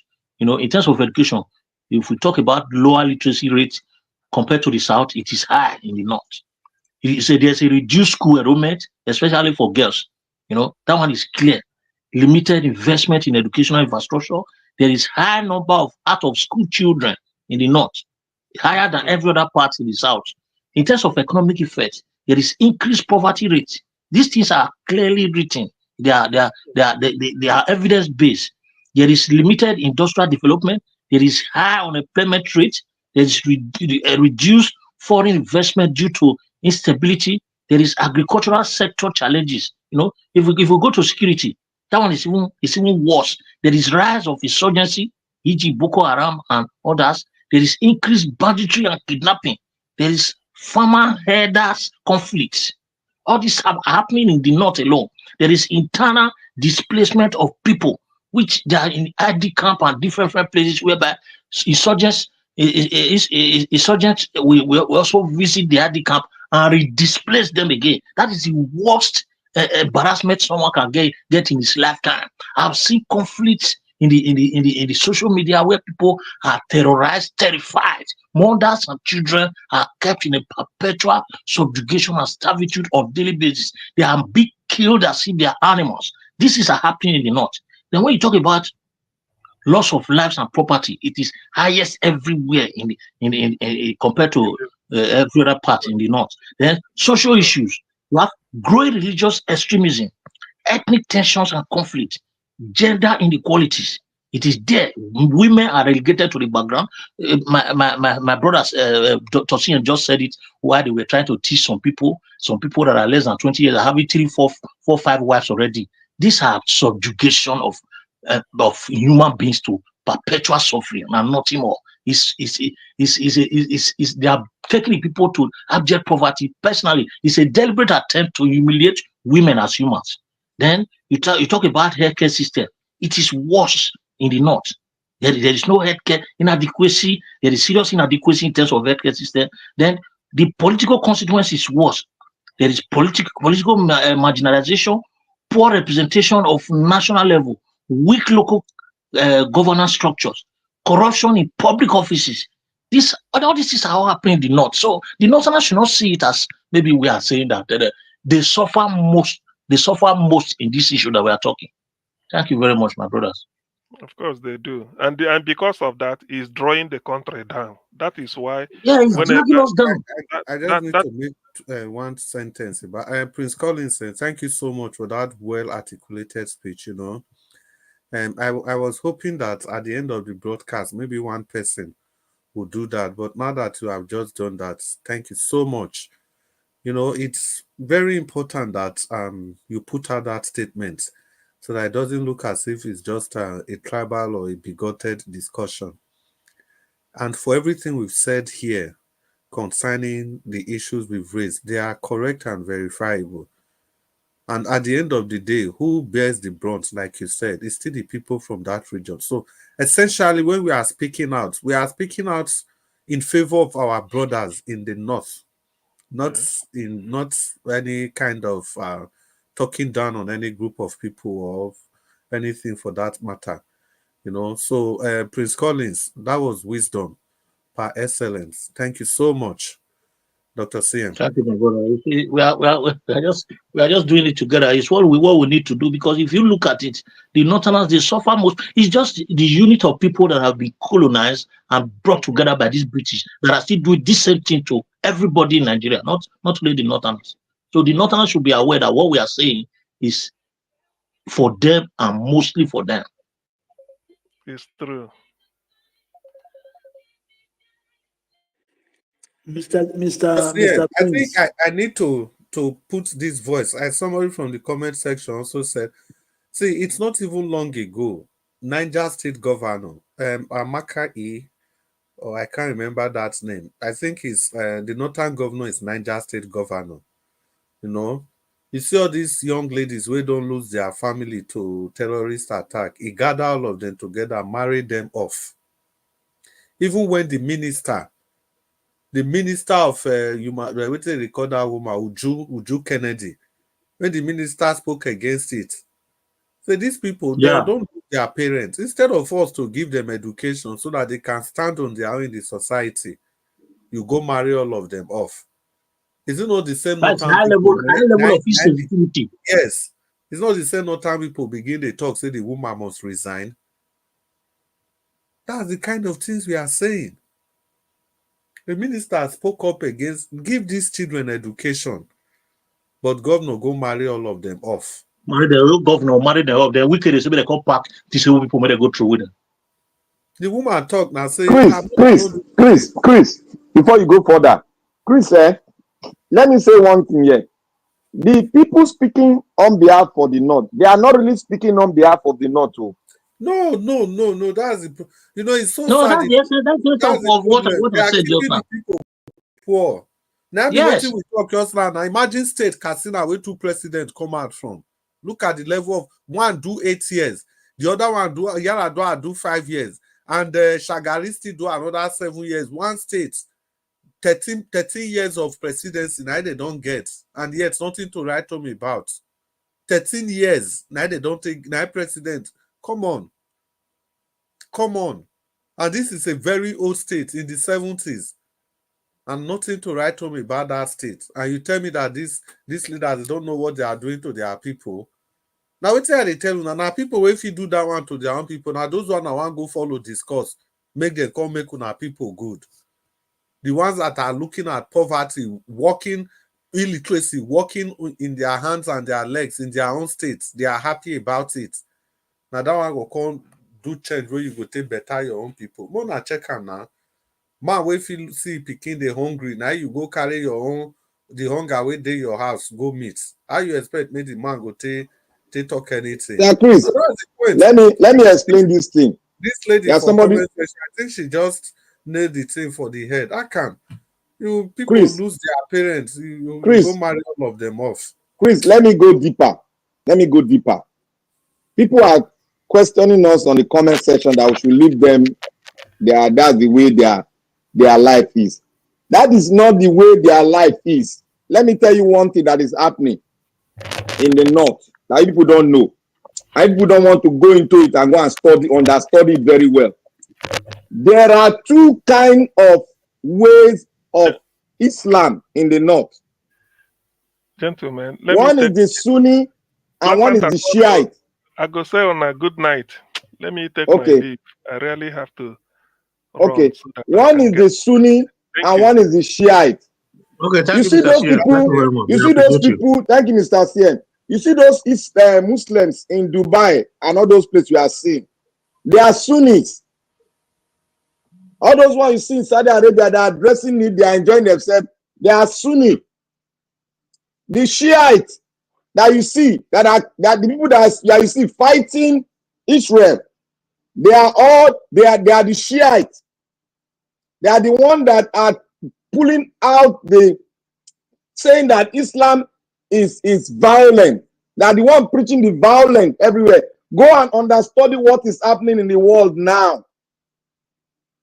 That is why you see in Dubai, in some part of Qatar, because Qatar is also divided into two parts. You see the Shia, the Sunni, you see them very neat. They don't tolerate evil.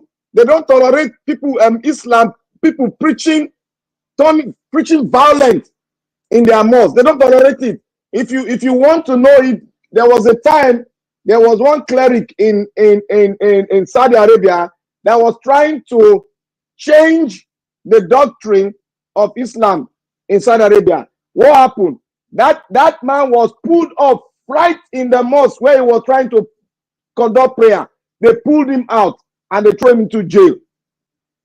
So there are two types that is perpetrating, pulling out from the entire world now. These are the Sunni and the Shiite. We have some others, but those ones are silent. But the top notch, they are the Sunni and the Shiite. The Shiite are the violent one that you are seeing. They are the one that they are practicing in Nigeria now. That is gaining momentum. They don't care about education. They don't care about anything. What they do is that they just tell you that the generation should not go to school. They should just be looking at Quran. But the Shia, the Sunni, they practice Quran and they take their people to school to become engineers and other things. Who are the one building Dubai? They are the Sunnis. They are millionaires. They are engineers. They are doctors. They've been well trained. So why is it that here in Nigeria, you are not getting theirs? They are seeing their people getting poorer. They throw their face to the other side. These are the Shiite Muslims. They are Shia. They are disguising, but they are Shiite. Go and look at the Shiite world. All around the Shiite world. Go and look at the way their people are suffering. Even among them, they are fighting their leadership that they don't agree with this, but they are silent because if they go up, they are going to be named down. That is it. They subject people to the lower term of humanity. They subject them down. That is why you see all the Sunni practicing Islam all around the world now. They are not too vocal concerning the fight they're having in the Middle East. They are not too vocal, but they're trying to say, let's make peace. Let's make peace. That is what is happening in the world now. We should go and understand. We should go and study it very clearly.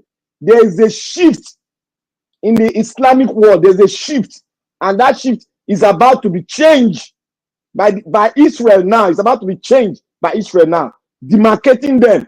Okay, those people that agree to have relationship with Israel, who are those people? They are the Sunni from Saudi Arabia and other Qatar and other countries. They are trying to have relationship with Israel, that they will recognize Israel as a state. But the Shia, they don't want to. They don't want to. That is the cause of the problem in the East. They don't want peace.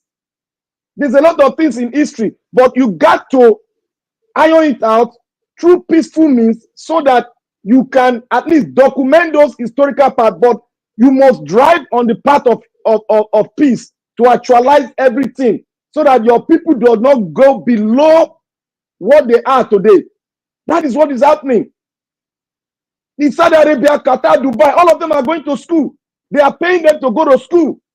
Why are the Islam in Nigeria not paying their people to go to school? That's the question. That is what I just explained. There are two types. Clam going up in Nigeria, and the Sunni and the Shiite. So we people should understand the weight of things going on. These people, this Sunni, this Shiite, you see, they don't give a damn about anybody. All they want to know, they want just to perpetrate evil, take money, take everything from the people, and make the people poor. Look at what is happening in the world now. The Hezbollah that are fighting now. Just about 20 minutes ago, they discovered that they have a bank.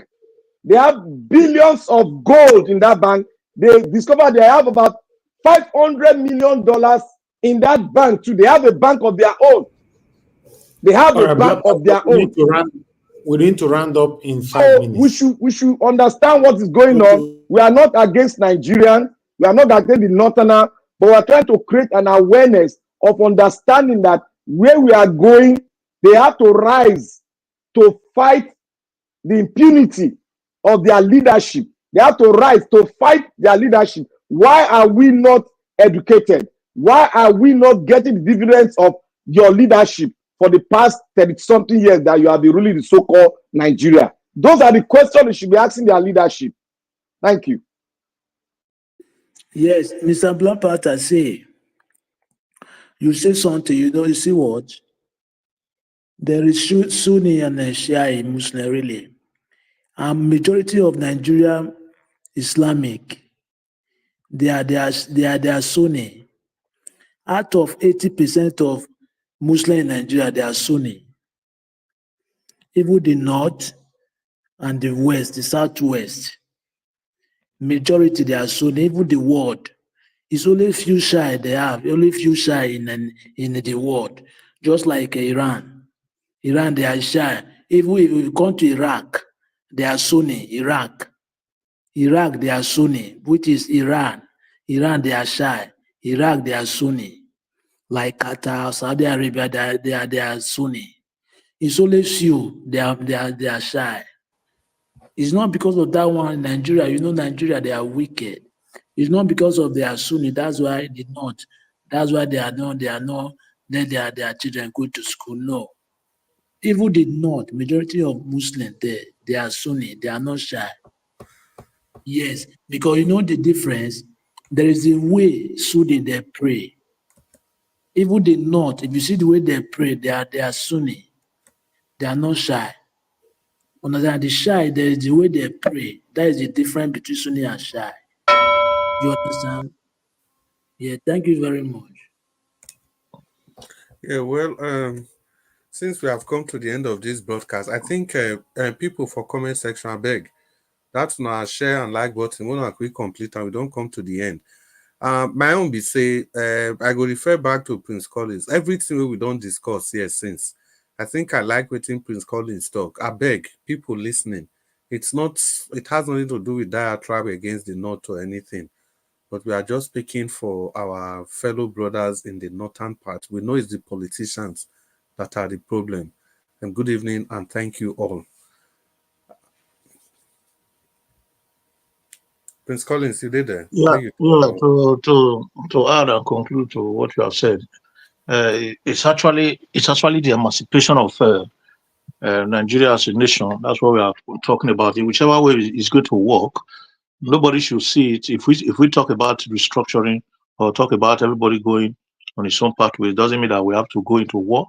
Doesn't mean that we have to, break by force or, work against the rule of law. It's just being determined enough to say, okay, yes, this is what we want, and force the immediate government to do it. And if we rise up and say, okay, we want this is what we want, they will definitely do it. And the better we go on restructuring that has to do with decentralization, the earlier we do it, the better for us. Because if we delay more than this, Nigeria might be, going to at the point of what they call edge of gunpowder. So thank you very much. Okay. Thank you very much, my people. I appreciate you all.